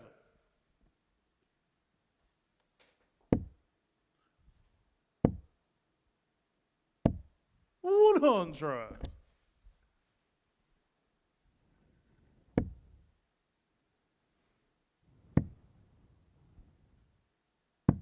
$134. Well, still fighting, still scrapping here. He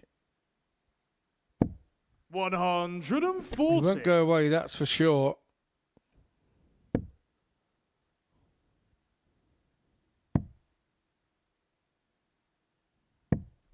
$90.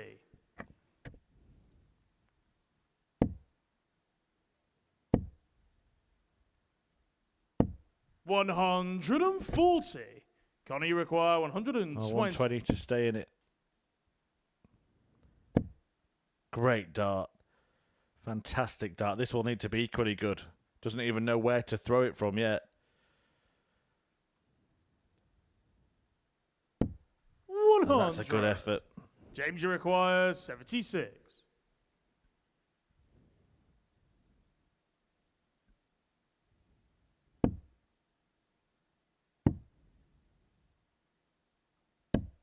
$56. Conor, you require Match start 20. comes and goes for Richardson.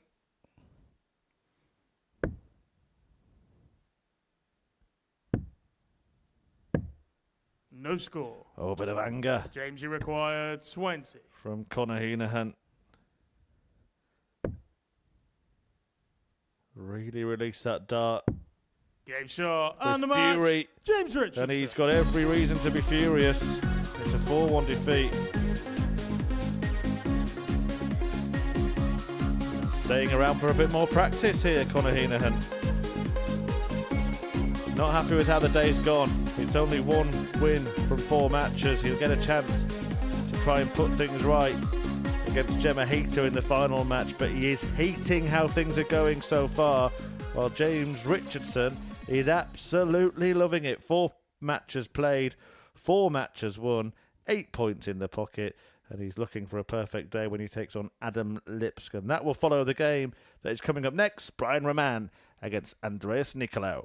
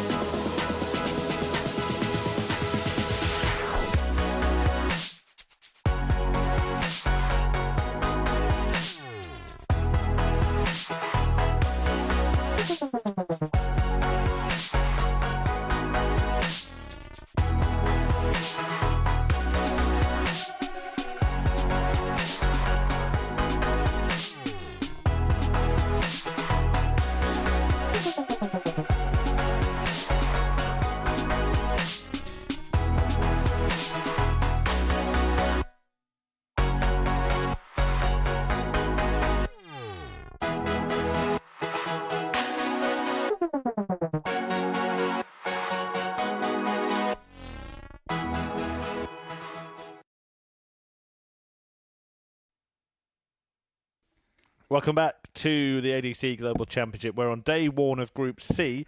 There are just 3 matches left to play. Brian Roman will take on Andreas Nicolau. James Richardson will meet Adam Lipscomb. And Gemma Hayter will face Connor Heenahan. That, after Richardson's 4-1 win over Heenahan, means that he is top of the table without losing a single match so far. 4 wins from 4. Lipscomb 2 points behind him, as is Brian Roman. Heenahan in trouble on 2 points, along with Nicolau, and Gemma Hayter yet to get off the mark. So can Andreas double his points tally in this one, or will Brian Roman go level at the top with James Richardson? Yeah, I agree with it. The Heenan comment there. He very out of sorts today. I think you can see the frustration at the end of that game. And did you say that he didn't make the Saturday night on his last visit? I believe I heard was said earlier. So after being First a serial leg, it's Saturday Brian to nighter, throw he's first. now Game staring on. down the face of not making it again. He has time. He's got 6 matches left. Well, I was only pleased to see that he'd vacated the stage 6. so these 2 players could go on, because he was determined to have some extra practice after that previous match, wasn't he? I've got to say that I am one of those that will do that as well. It's something that's crept into my game. If I lose a game, I've missed double 10. You just got to go up there and hit it, because you throw with absolute all the freedom in the world and hit it straight away. Can you remember when Glenn Durrant did it at the Ali Pali, and then he left his darts in the 6. board so his opponent couldn't practice? Totally disrespectful. No, I can't say that I would have been watching that game. I'd have been in a stable 42. shoveling, probably, no my luck.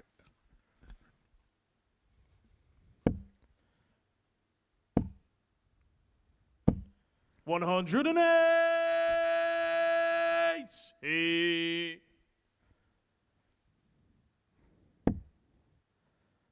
Jack Garwood gets an opportunity to sing his Christmas Carol 180. As Brian Roman fills it up. Won't do it again. 139.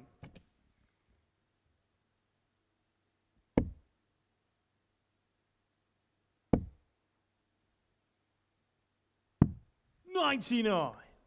Brian, you require 62.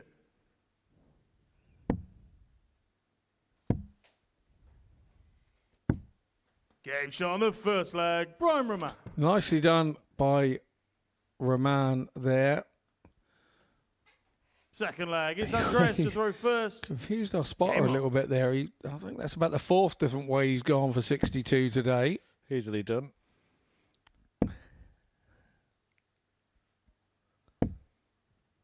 $55. I'll tell you what, our spotter is Super Series referee Owen Binks, and I know 135. we've let the viewers in on the fact that we had our Christmas party last night. Well, we had a secret Santa that became a murder mystery for him. He spent all night trying to solve 45. who done it. I won't share what the gift was. That's a very personal item to him. 59. The funniest bit was all his mates knew who it was and wouldn't tell him.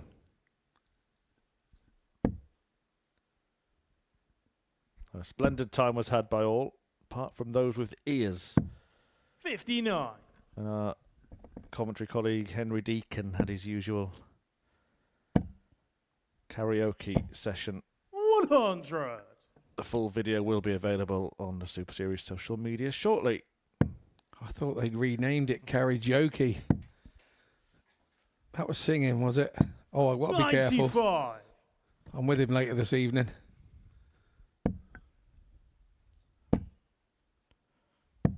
$137. Well, whose praises should we be singing so far? James Richardson, that goes without saying, but I think Brian Roman's shown today that he's got a little bit of resolve. 95. Yeah, I'd go with that. I'd Brian, go you with that. require 70. If he takes this out, 54. Andreas, you require 152. so 152 for Andreas. Not going this time.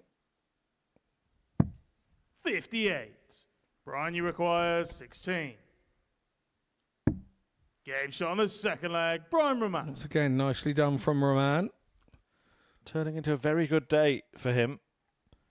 Third leg, it's And Brian let's not to throw forget first. that the two players Game around on. him in the table are going to play each other. So a win here puts him in a very nice position going into tomorrow as he looks to make it to the finals.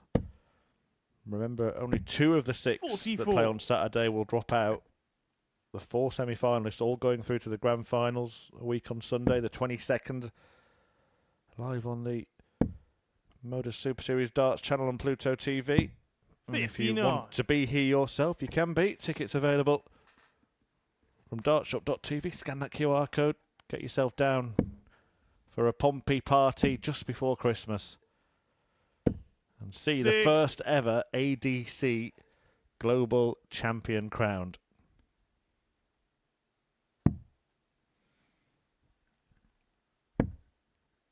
It stands to be a big night. 139. Anyway, if you want to see the trophy, just be watching at the end of the show. Beautiful piece of silverware, isn't it? Marvellous. 60. Andy Bolton, when he came up to the Goldfish Bowl, as he called it last night, said that he would love to be lifting that trophy come Sunday week. 58.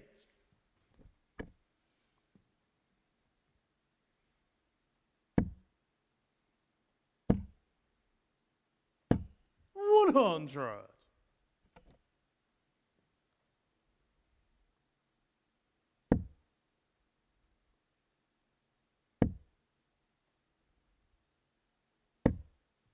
$81. Well, is Roman going to race through this match, or has Nicolau got a trick or two to slow him down? 89.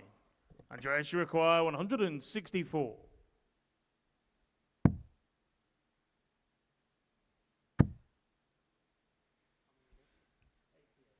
It looked a perfect lie, the first one, and that's what I think you've seen Andreas back off. He was a little disappointed 96.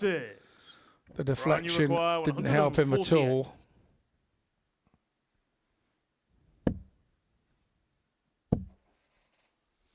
That chance, though, 140. Andreas, you to require break 68. throw remains on offer. It will just be the one dart. At door 16, moves across. 36. This time fails to Brian, find. you require 8. Game shot on the third leg. Roman Brian Roman. stretches that lead to 3 legs. Fourth leg, it's Andreas to throw first. Game on.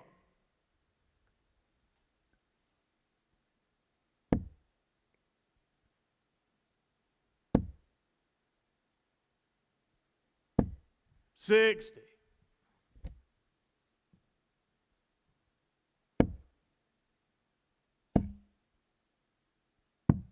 $59.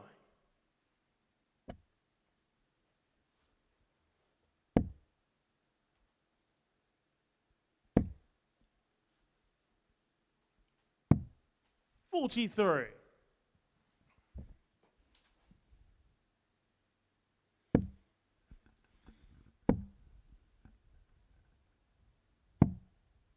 $43.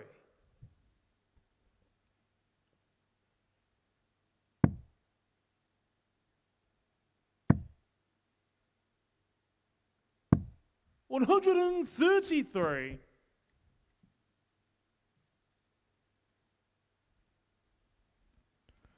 Well, he's still putting up a fight. Probably knows his race is run in 59. terms of qualifying if he loses this match. Unless he's got something spectacular tomorrow, but he would have to win all of his matches. 95.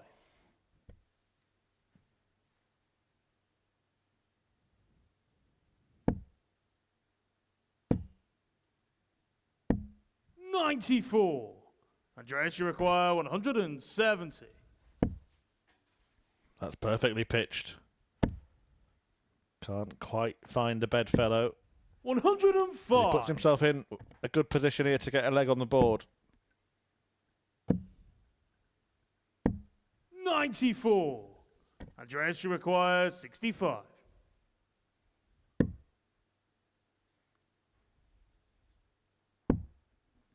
Double 16. Oh, he's made a mess 40. of that. Brian, you require 152. Yeah, he sure has. It all started with the second dart where he only just hit the 13. 48. Andreas, you require 25.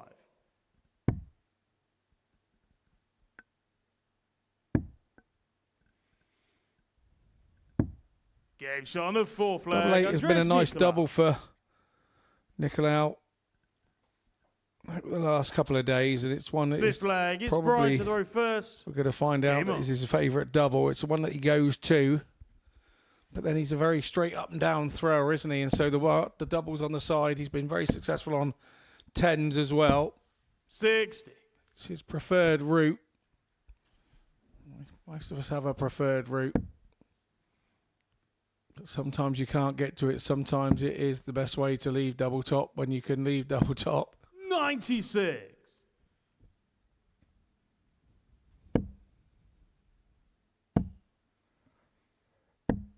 Well, Roman's in a 41. very healthy position, but we've seen it a couple of times today when he's just completely gone off the boil for a leg or two. That seems to be happening right now.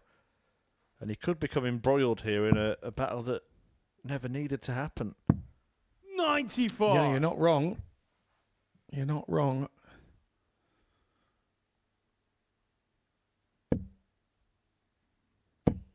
Well, this will make him feel a lot better. 108. After a hat-trick of trebleless turns, he gets a hat-trick of trebles in one turn.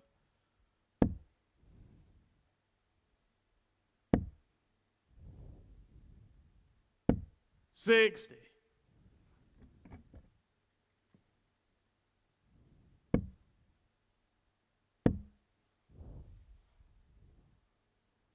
Just finding it all a little bit hard and heavy at the moment. Really would love to win this leg and get the day done and dusted. 60.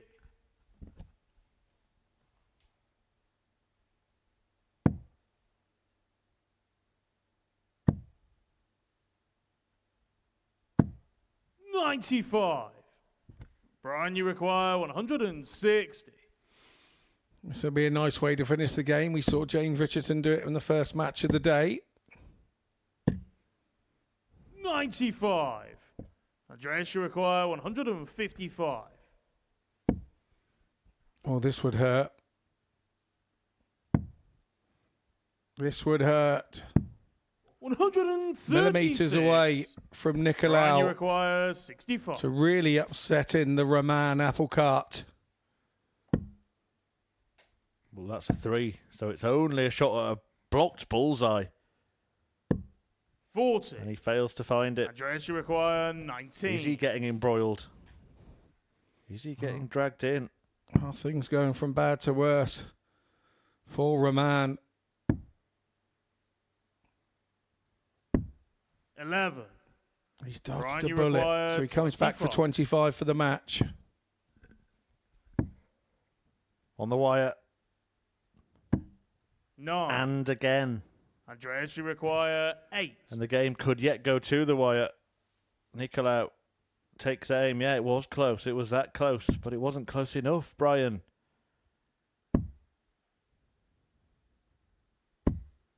No score. Lucky for him, nor were they. Brian, you require 16.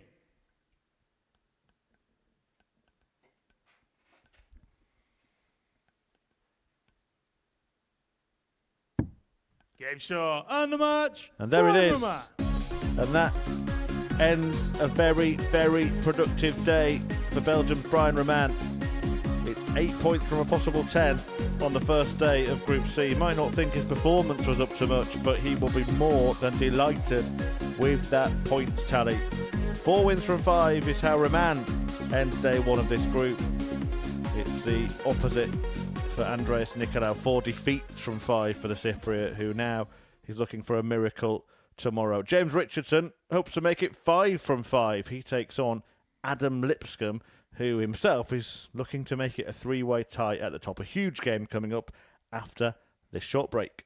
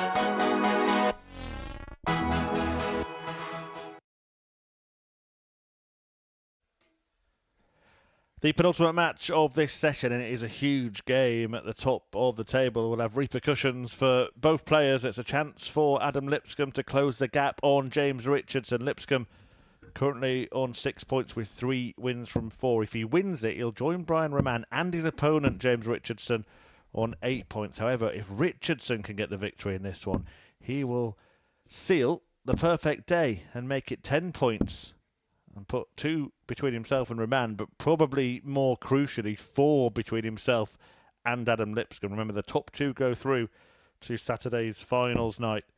So a win here for Richardson would leave him in a very strong pole position. Defeat, and it's a 3-way tie at the top.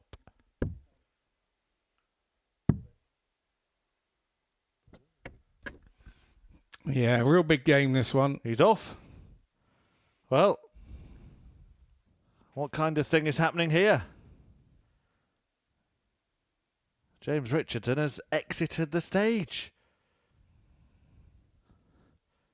Well, it gives us an opportunity. Well, he goes, I think, to change something with his darts, to just put into pictures what I just tried to tell you in words. Here is a look at the league table. James Richardson on 8 points. Lipscomb looking to join him Let's just talk about the other players before we get into this one. Heenan, Nicolau and Hayter. Well, Heenan and Hayter played the last match, and Connor Heenan simply going to have to win. Otherwise, it is just going to be a 3-horse race tomorrow, isn't it, Scott? Yeah, if he's going to have any chance of getting back into the race of qualifying, he has to win that game. And Gemma, when she's rowing with freedom, can be an absolute problem to some of these guys. So that could be an interesting one to finish. You can see the consequences of the result of Lipscomb Richardson right here. We will see 3 on 8 points should Lipscomb win this match. Richardson now has decided to return to the fray. Yeah, when you're ready, James. What's he doing now? One of those puzzles I got at the cracker at the party last night, isn't it? Is it those 2 nails that were twisted that you had to try and get apart? Yeah. I'm not really sure what's going on there, but I think he's changing a broken stem. Right, I'm ready. I've been ready for a while. It sounds like me leaving my house after getting ready for an engagement. One of those moments. Have I got my keys? Have I left my phone behind? Have I got this? Oh, I've forgotten something back indoors. Have you got any famous stories of leaving the stage unexpectedly, First Scott? leg, it's James. No, not first. one. I've never run Game anywhere. I do know of one. Phil Taylor and John Part. Remember it? It was a big match at the UK Open. Maybe a 64. final or a semi-final. He went to a last leg decider. Phil Taylor just went off the stage. John Part was left there wondering what was happening. 83. Phil came back 3 minutes later. Oh, sorry, Duck. Thought there was a break. Bang, bang, bang. Won the leg. And the rest is history. Well, I've had an incident actually here. When I was playing, there was me and the Muffin Man, Steve Hine, were playing, and our referee from today, Jack 84. Garwood, had to leave the stage mid-game. Steve thought he'd offended him. I thought Steve had thrown a muffin at him and injured him. 6. But it seems he has to leave the stage. So, yeah, that's the funniest one I've had. It wasn't me leaving the stage. It was the referee. For what reason, Scott? I believe that maybe he needed a comfort break of the biggest order. 140.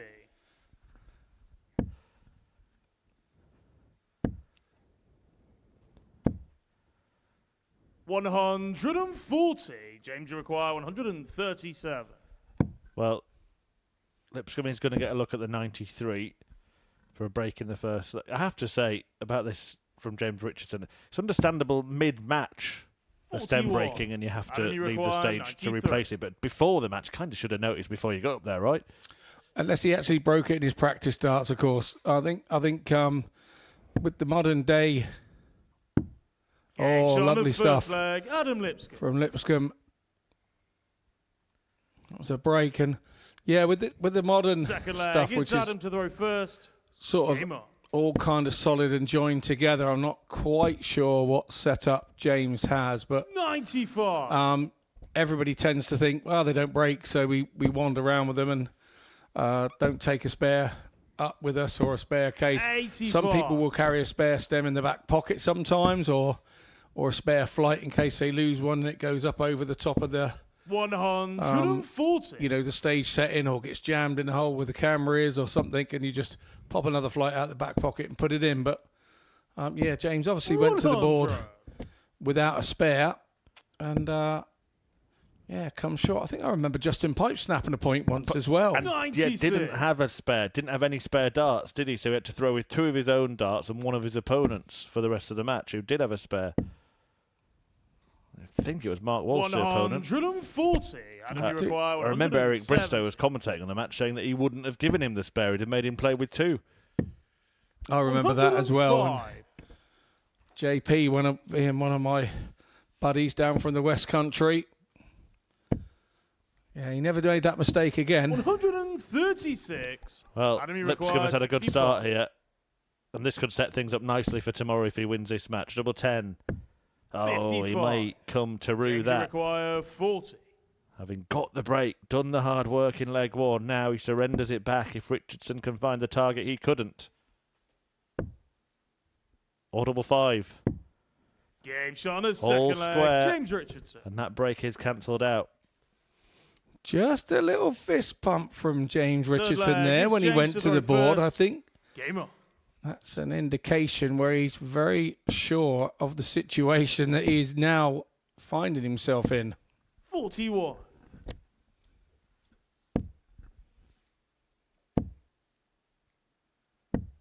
$41.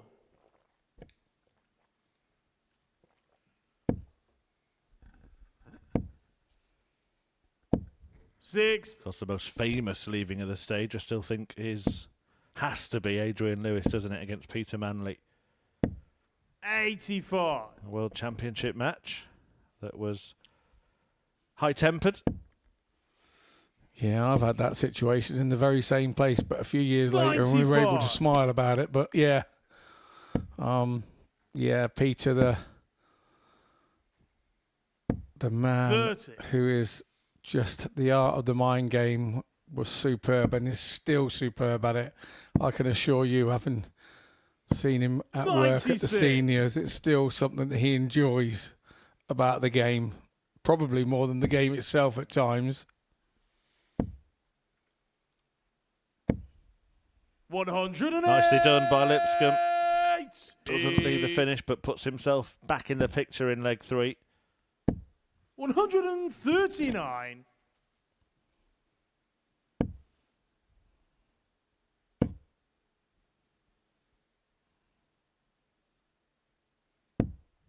$125. James, you require 70.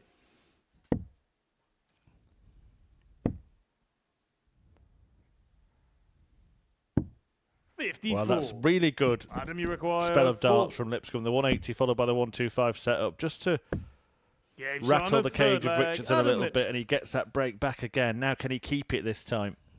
Yeah, good finish that. That was a pressure Fourth finish leg, there. it's Adam With to throw Richardson having first. already had one Game dart. And like you say, Richardson came back with the 139. Lipson went in with the 125. 55. He did actually give our spot of the eyes. I thought he was going for a 13, but he didn't. And he caught me out as well. So 81.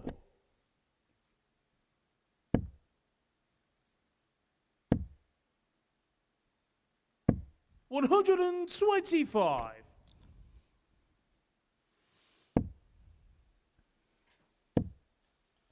Oh, well, well, well. This is not what's needed. Not at all. 22. Lipscomb now has an opportunity here. 97. A reminder that if he does go on to win... Oh, 60. we'll have a three-way tie at the top of the table. 140.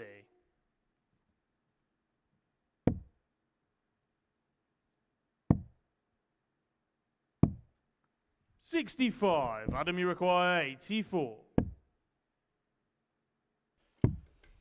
Game shot on the Well, fourth that is leg. another Adam lovely Lipscomb. finish, Scott, isn't it?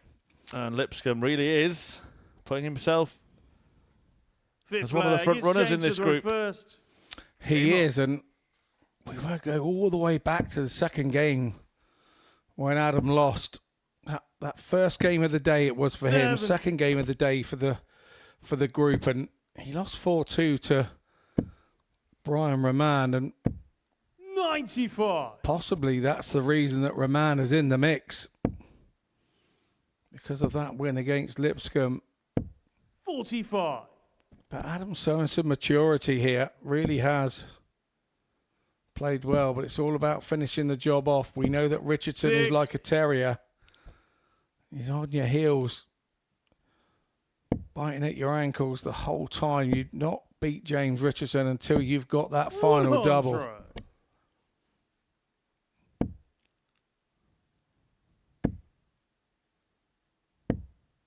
$95.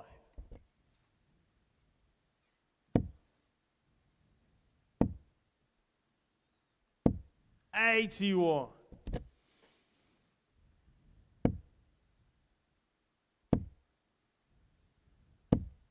$100.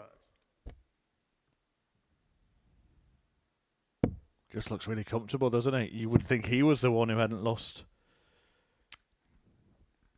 Yeah, but it can sit there as like a chip on your shoulder, Murph, when you haven't lost. It's the last game. I've been managed to do it a couple of times here, and it just sits there like a chip on your shoulder, and you just want it to go away. 97. I think he has a big wry smile when he walks away from the board there. He realises that going back at the treble 20 was not the ideal, but if he finishes it off, he won't worry. Double 10. 44. James, you require Tight darts, weren't they? The arm 149. went tight as he got closer to the finish line. Oh, wonderful darts. It's double 16. 170. Would have been some way Adam, you to require save his 10. skin and to save his unbeaten record. It goes back to what I say about Richardson. You haven't got him until this last dart goes in. No score. James, you require 5 darts, 32. match darts for Lipscomb now. Richardson moves over, and we know Gates he on the likes that fifth position. leg. The first James dart Richardson. was lovely. And that was to hold throw. Adam was in Sixth a leg. massive It's position Adam to there go to break first. through, so Game on. no panic just yet. He's got to continue to find that treble 20, which was not the issue for him in that last leg.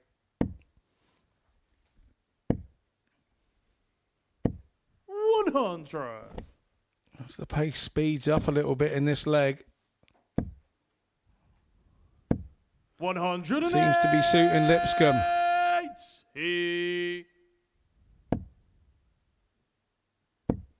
Yeah, putting the misses from the previous leg 40. behind him and making sure he gets another opportunity here. 40. I'd be disappointed with that. Really, a 180 is only a decent 180 if you back it up with a treble of some sort, because this can happen. 140.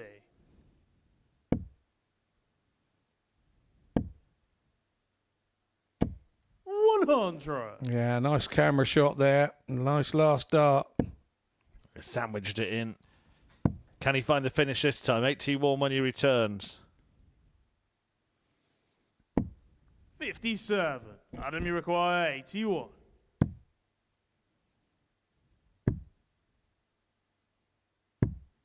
Game shot. Nicely and the done match. by Adam Lipscomb.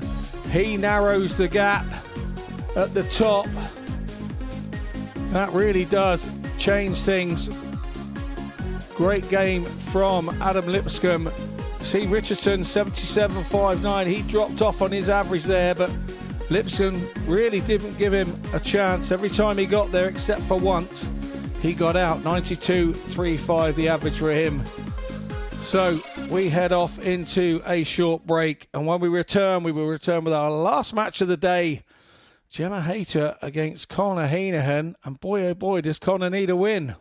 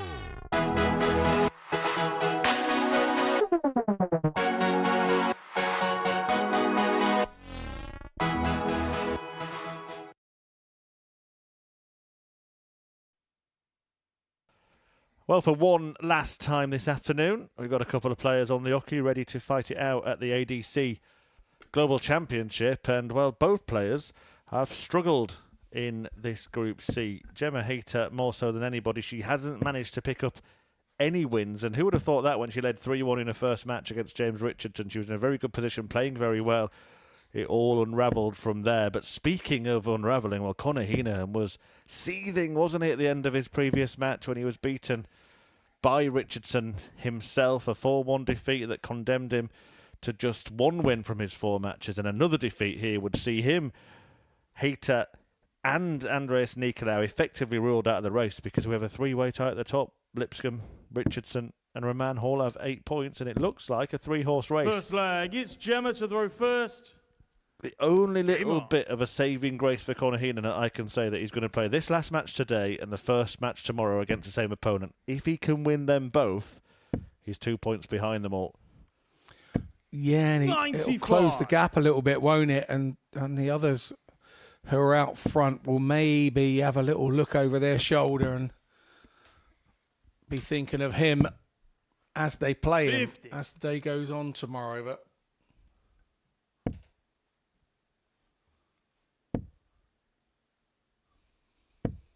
85.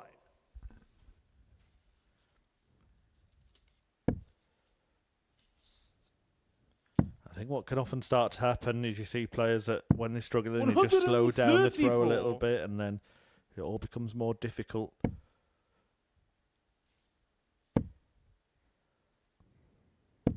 $100.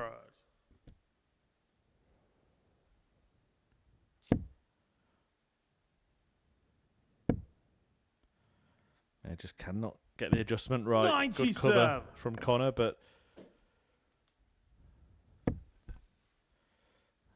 he's got work to do. He's the sort of player who could have a really good day tomorrow. We've seen it many times before, but he really needs to win this match first to give himself a realistic chance. Yeah, if you really want your good day on the Thursday, and if you're going to limp over the line, over the line on Friday. If you're limping around on the Thursday and you've got to have a super day on Friday, it really does put the pressure on. 83. Like you say, by Friday, you have a couple at the bottom of the table generally throwing with a load of freedom, and they really do upset the apple cart. 92. Gemma, you require 83. Well, the bull is a target. 58. Close, but not close Conor, enough. you require 68.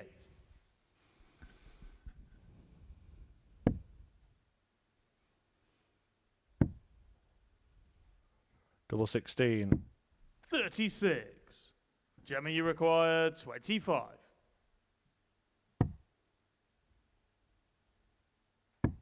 Game shot on the first leg. Gemma Hayter. Nicely tidied by Gem there. Second leg, it's Conor to throw first. Game on.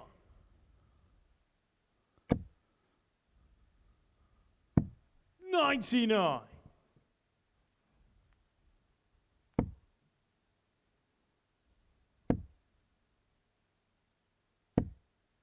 $43.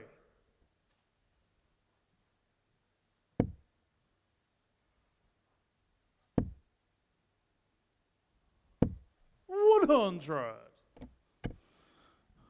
God, I was looking for more there. And this is the reason why. 140.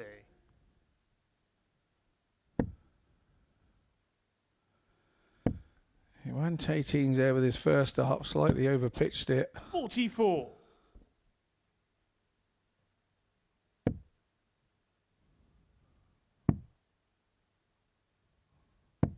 58.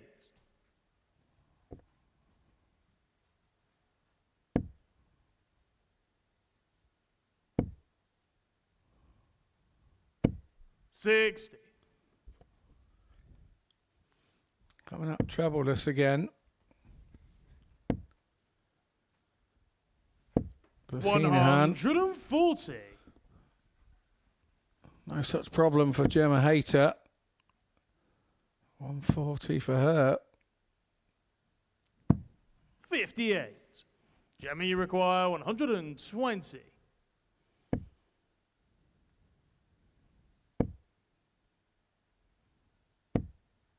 45. Connor, you require 140. So 140 for Heenahan. Another, unless he wants to go tops, which he did decide to do. Should have stayed on the treble. 120. Gemma, you Went require for the champagne 75. Charlie shot, didn't he?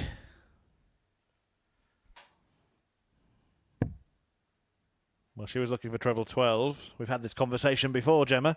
45 left, Gem. 43. Here we go. Connor, you require 20. So, Heenahan to level up.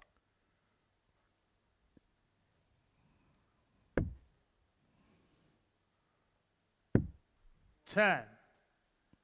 Gemma, you require 32. We're not a happy bunny at the moment, Connor Heenahan. Gemma Hayter won't be, having seen that rejected. No score. That was so unlucky. Connor, You can see the require mark on the 10. outside of the double 16 wire where it hit.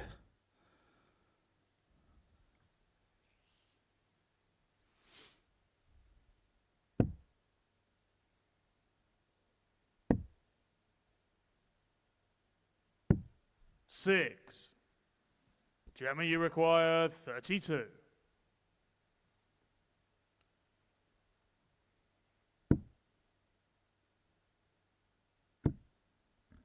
Very difficult now. Look at that. Wow. We'll cover that dart in Vaseline. No score. Connor, you require 4.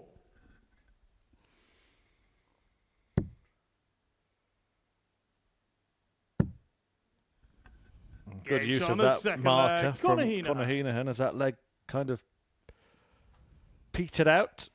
Third leg, it's Gemma to throw first. Game on. It was a really nice leg, that one, until we got down to the double in and 100. the Irishman won on the double in. See what he did there. 58.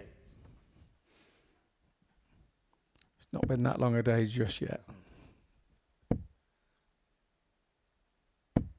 180.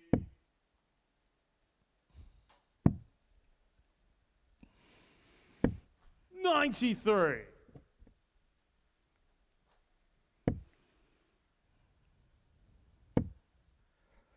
Well, Hayter's suddenly found the weight of the 90. dart here.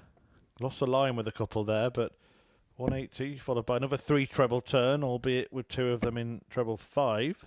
Yeah, left-handed 180 we call that in the 100. trade. Gemma, you require 131.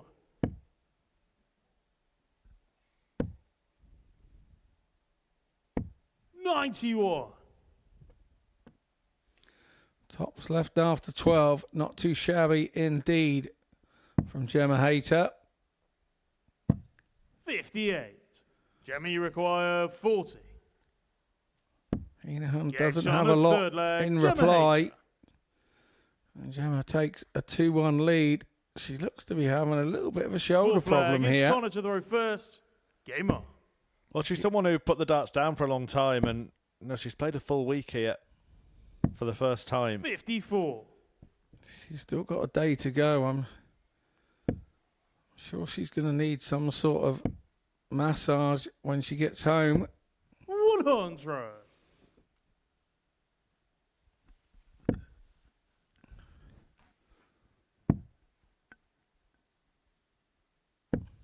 $57.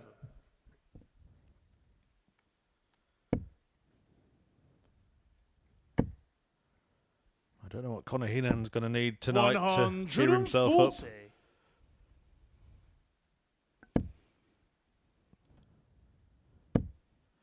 This might cheer him up. 135. We can cheer you up tonight. We've got a fantastic Group B coming your way from 10 p.m. the next live action on the Modus 6. Super Series darts channel on Pluto TV.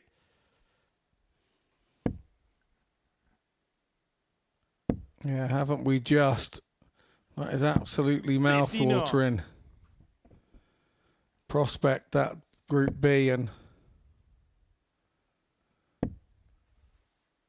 you have to say, 41. the lineup that is there, and adding Thomas Banks and Sebastian Bieletsky from Group A to it was just a wow group before we even 134. started the Germany week. require Yeah, two 106. Bradleys, Brooks and Roos, and Daryl Pilgrim, the incoming trio, for what is a 6. mouth-watering Connie session of requires darts. 10 62. matches tonight from 10. Darryl Pilgrim's the elder statesman of that bunch as well. Well, he'll just stay there to leave double 16 here, Connor. But he 30. can't find it, so Hater Germany 100 require for 100. 3-1. Two at tops. Wonderful. Game shot on the 4th flag. Gemma Hater. I did say beware, didn't I, at the start of this? I did 5th say flag is beware Gemma of the to throw gem. first. Well, you also Game said on. earlier today, how many times have we seen a player that hasn't won a match win the last match? And that's what might be happening here. So it's going to be very clear that in all realities, 55. there are 3 contenders in this group. And the other 3 are battling it out, jostling for position and prize money. Heenahan, Hater and Nicolau all on 2 points. Lipscomb, Richardson and Roman all on 8 points. 134. Yeah.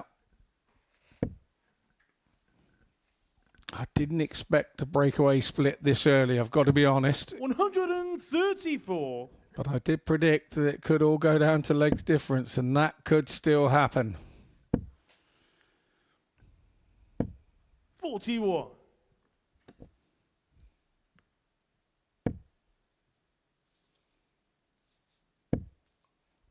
This could be crucial. 61. This match, Heenahan, if he won it, could have put himself within 4 points and win it again tomorrow. Start of the day within 2 points. Now it looks like his 82. ADC dream could be over for 2024.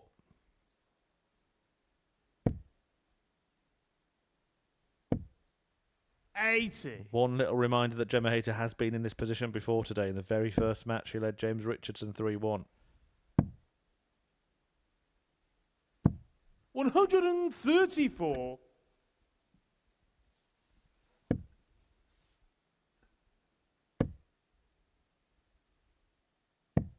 $57. Connie, you require 110.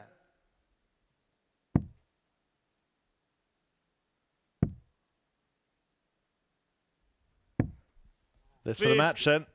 Gemma, you require 114. What a way to win it it would be. 14 for double top. 74. Connie, you require 6. Just over the top. 60's not an easy finish for Conor Heenahan. His darts do tend to stand up. He's having to shuffle across one way then the other. Great dart Game shot though. on the 5th leg. Connie, And it's a break. He's still in it. One Sixth match flag, dart it's goes Connor to begging throw for first. Gemma Hater. Game on. But Heenahan hangs in. 85. Try saying that with a mouthful of peanuts.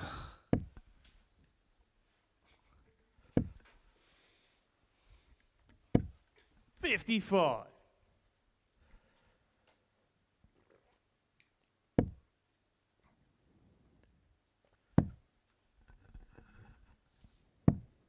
$80.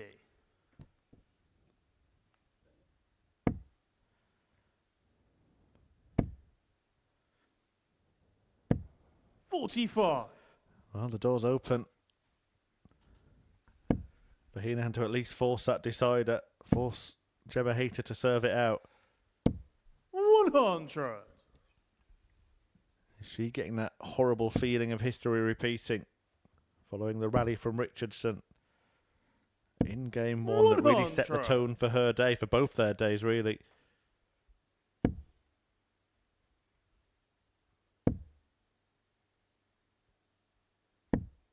58.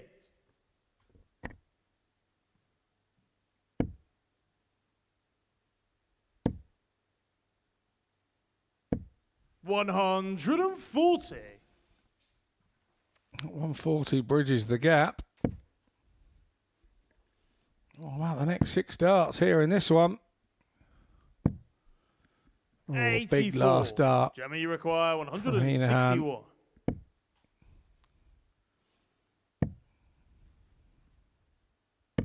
$137. Well, Connor, you require 94. pressure asserted on this 94 for Conor Heenahan.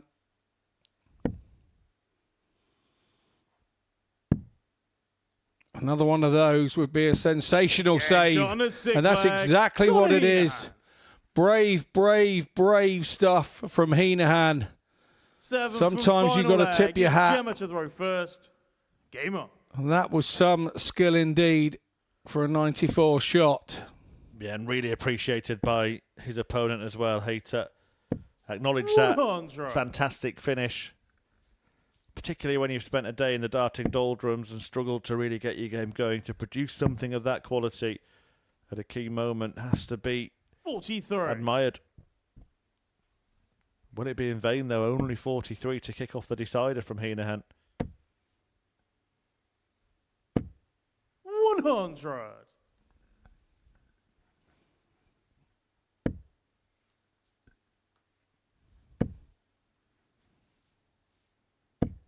$85. Gemma's been straight on the tons in her first 2 visits. 100. She does it again. She's after more. Another little clutch of the shoulder. I don't think she can wait for the day to end. 133. Good response from Heenahan there. 60. Is that the opening? It looks to be. 100. This is brave, brave stuff again from Heenahan. Gemma, you require 141. Battling for his life. Well, what timing? What timing to it, that 180. Connor, you require 60. Well, he's done this a few times today. Managed to navigate a dart like that. Can't on this occasion. Hands an opportunity to Hayter. Gemma, you require 96. And Conor Heenahan's ADC Global Championship life now lies in the fate of these 2 darts. He's going to get his own opportunity once again. 33. Connor, you require 10. So it's 5 to stay alive. Game shot. And Heenahan hits it. Conor Heenahan. And that could be huge. It may have been a rather scruffy day from Ireland's Conor Heenahan, but he has managed to win his last match, win for the second time, and just about keep himself in contention. Hayter ends the day with no points to her name, but Conor Heenahan crucially picks up a second victory that takes his tally to 4. Andreas Nicolaou sits between them on 2, but there is a 3-way tie at the top of the table, and Scott Mitchell and I will discuss everything that's happened and preview everything that might happen tonight and tomorrow after this break.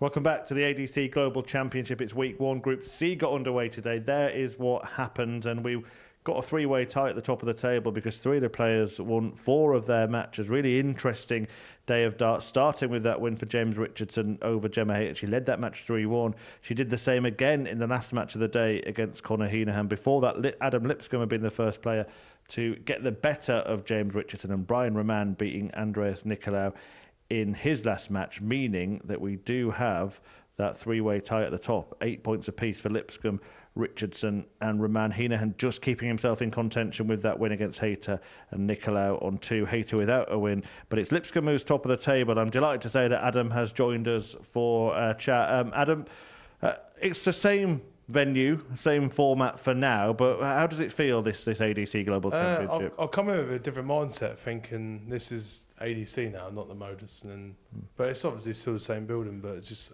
it's a bit of a different one. I feel more relaxed, to be fair. I feel there's more pressure on the Modus ones, so I really want to win one. It's a really difficult group. We were saying that before, all the groups are over the next couple of weeks, so to be in the position you're in must be pleasing after the first day.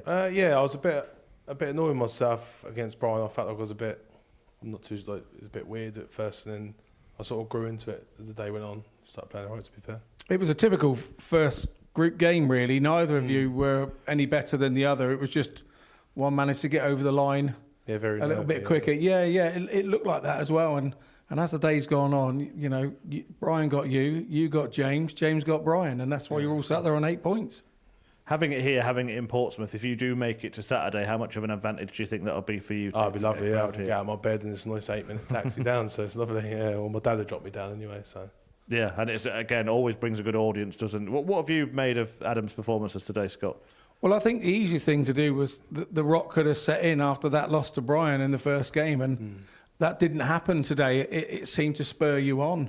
It seemed to make you feel, right, this is what it's all about. I'm going to put the hammer down now, and then that's exactly what you did. And the suspect game could have been the James one, but you looked so confident against Richardson at the end there, knowing that you had it was a big thing to make the group easier for yourself by beating him, and that's exactly what you did. Your scoring was amazing in that game. It's a weird one. I felt like I won this on a qualifier. I got here on merit. Do you know what I mean? And then I've been playing well recently as well. So it's just sort of like when I lost the first time, I thought I'm better than that, and then it sort of just kicked in. So yeah. It's a global championship, so players from all over the world playing over the next 2 weeks to try and get their hands on this trophy. But a couple of players locally, yourself and Gemma Hayter, of course, in this group. Not been a great day for Gemma. There was no friends on the hockey when you played, were there? No, and it was awful. And then she walked out the back. I was like, I didn't know what to say to her. But we know each other a long time. Do you know what I mean? So I said to her, I was the hardest game I played on that stage in ages. Like even with the Modus stuff as well. It's like when you know someone that well, do you know what I mean? It's really hard, you know. And what a key game really probably was the last one against James Richards, and he would have been unbeaten. There'd have been 4 points between him and you. How big was that win? It was a big win, and then I played James this year, in Q School, and I lost. I got into the last leg, and I thought that kicked in my head. I was like, he done me in there. I want to do the job now. I know it sounds weird, but that sort of kicks. It comes in dread. It's weird that you remember your losses, and you think, I don't want to lose again. Nobody likes to lose the same player two times in a row, and here it gets highlighted when you're playing day after day against one another. So he'll want to do the same to you tomorrow, won't he? Probably, yeah. And it's weird because it literally comes straight away. And the third one, I went 3-1 up, I think it was. I was like, sitting thinking, remember him in Q School? He done me. And I was like, I really want to kick on now. It's weird. It literally comes in dread. It's a weird. Pompey boy kicked in. Yeah, it did, yeah. Well, he mentions Pompey. This place, look, we've spoken to a few players. Tom Sykes last week reaching the Champions Night final for the second time. What has this venue and the Modus Super Series, now the ADC Global Championship, what has that done for you, particularly this year? Massive, mate. Honestly, I couldn't thank everyone from here enough. Like, say, keep getting the invites down, and it's boosted me on to come back and start. So I'll come back about 3 years ago playing again now, and then like having this on my doorstep as well, and then like getting invited and getting my name about. It's like when you go to like stuff now, it's like everyone recognises you, they speak to you, and it's lovely. And I wouldn't have that without Modus, you know what I mean? And what would it mean to end that year by potentially standing there in front of a full house lifting this trophy? I'll be chuffed to bits, man. Honestly, yeah, I'd love that. Well, look, there's a bit of I work. kept looking up at it today, to be fair. Yeah? When I was in second, I was like looking at it, I was like, I love that. It's there to do it, but... That's a bit of motivation, isn't it, Scott, with a trophy like that in the venue to be seen? It's something to just... You can see it glowing when it's dark in here. You can see it. Look, it's motivating me to go and do the ADC next year, let alone this year. There's work to do before that, though, of course. Oh, there is 100%, mate. I wouldn't count my chickens now, do you know what I mean? But crack on tomorrow and then, yeah. What's the plan tomorrow? It's going to be a Do the three-horse same race, as what I've done realistically, today, isn't mate. it? Yeah, I wouldn't change nothing what I've done today, obviously, yeah. Are those games, Scott, tomorrow between the three players at the top going to be important, or do they need to be wary of the banana skins from the other three? I think you've got to be wary. We've just seen Gemma go down 4-3 there against Connor, and she doesn't like losing, so she's not going to be a pushover to anybody. And now Connor's really sort of right on the edge. If somebody slips up, then he's there wanting to get in on it. So I don't believe that he's going to be a pushover either. I think those two could be as big a dictatorship as what's going on with you top ones. I said to Gemma today, I was like, you know you're better than that. And she won't come in tomorrow and upset everyone, to be fair. She got it. And I sort of said to her, I was like, I hope you don't come in and, do you know what I mean, smash me up. But it's funny. Well, Adam, we'll let you get away. Thanks for talking to us. We'll take another look at the table. And Adam Lipscomb is top of it. 8 points for him, 8 for James Richardson, 8 for Brian Roman. Conor Heenahan on 4, Andres Nicolo on 2, and Gemma Hayter not on any points yet. Let's start with the rivals for Adam Lipscomb. Now he's left the studio. James Richardson, until he met Adam, it looked like it was going to be a perfect day for him. Yeah, absolutely. It looked like James was doing the James thing. You know, he goes about his business in his own way. I wonder whether the little hiccup with the flight and the stem, or whatever problem he had with his darts, in the practice darts in that game, kind of put him on the back foot a little bit, because he had to go off the stage, run and find something, come back in, have 3 darts, and then start. So I wonder whether that really did affect him, actually. Yeah, it was interesting, wasn't it? That was a really strange moment when he did that. It could have upset the preparation for either player, couldn't it? Something like that. Yeah, very much so. But I think Adam's the sort that, well, it wasn't down to me. So he stood up there and he's kind of happy with it. I'm so pleased with the way that he's played from after the first loss. It would have been easy to have folded over. Maybe the fact that he played Gemma next, and he said he's never been so nervous, made it more difficult than it could have been. But yeah, and then Brian Roman, he's been good today and shows flashes of what we do. We said he was a bit hit and miss in the first 3 days. He was certainly more hit today than miss, and I think that first game against Adam gave him a lift, and that's why he played like he did. Has he found a bit of a B game today, a bit of a way to win when he's not at his best? Yes, he has, and that's what he hasn't had this week. when he's had a double left, he's looked really good on the doubles. But my fear for Brian is that he has these moments that he chastises himself so badly and stops himself for the next 6 darts because he's disappointed with a visit of one sort or another. And he's got to let that go. If he's going to continue on in this group, that could be his frailty against the top 2 if things aren't going right. Well, things didn't go right for much of the day for Conor Heenan, and he looked pretty angry, didn't he, a lot of the time? Well, look, he's in a situation where he comes to this place and it's like a given that he gets to the Saturday night final. And we're now finding that, last time I don't think he did. So now there's a doubt in his head because he's had that comfort of every time he walks in, well, I always make Saturday. And then last time he didn't. And maybe he's come a little bit more apprehensive about the place than having all the good memories of being in the finals and the 9 darters and everything else. So he's had a bit to think about today as well, and it kind of hasn't gone his way.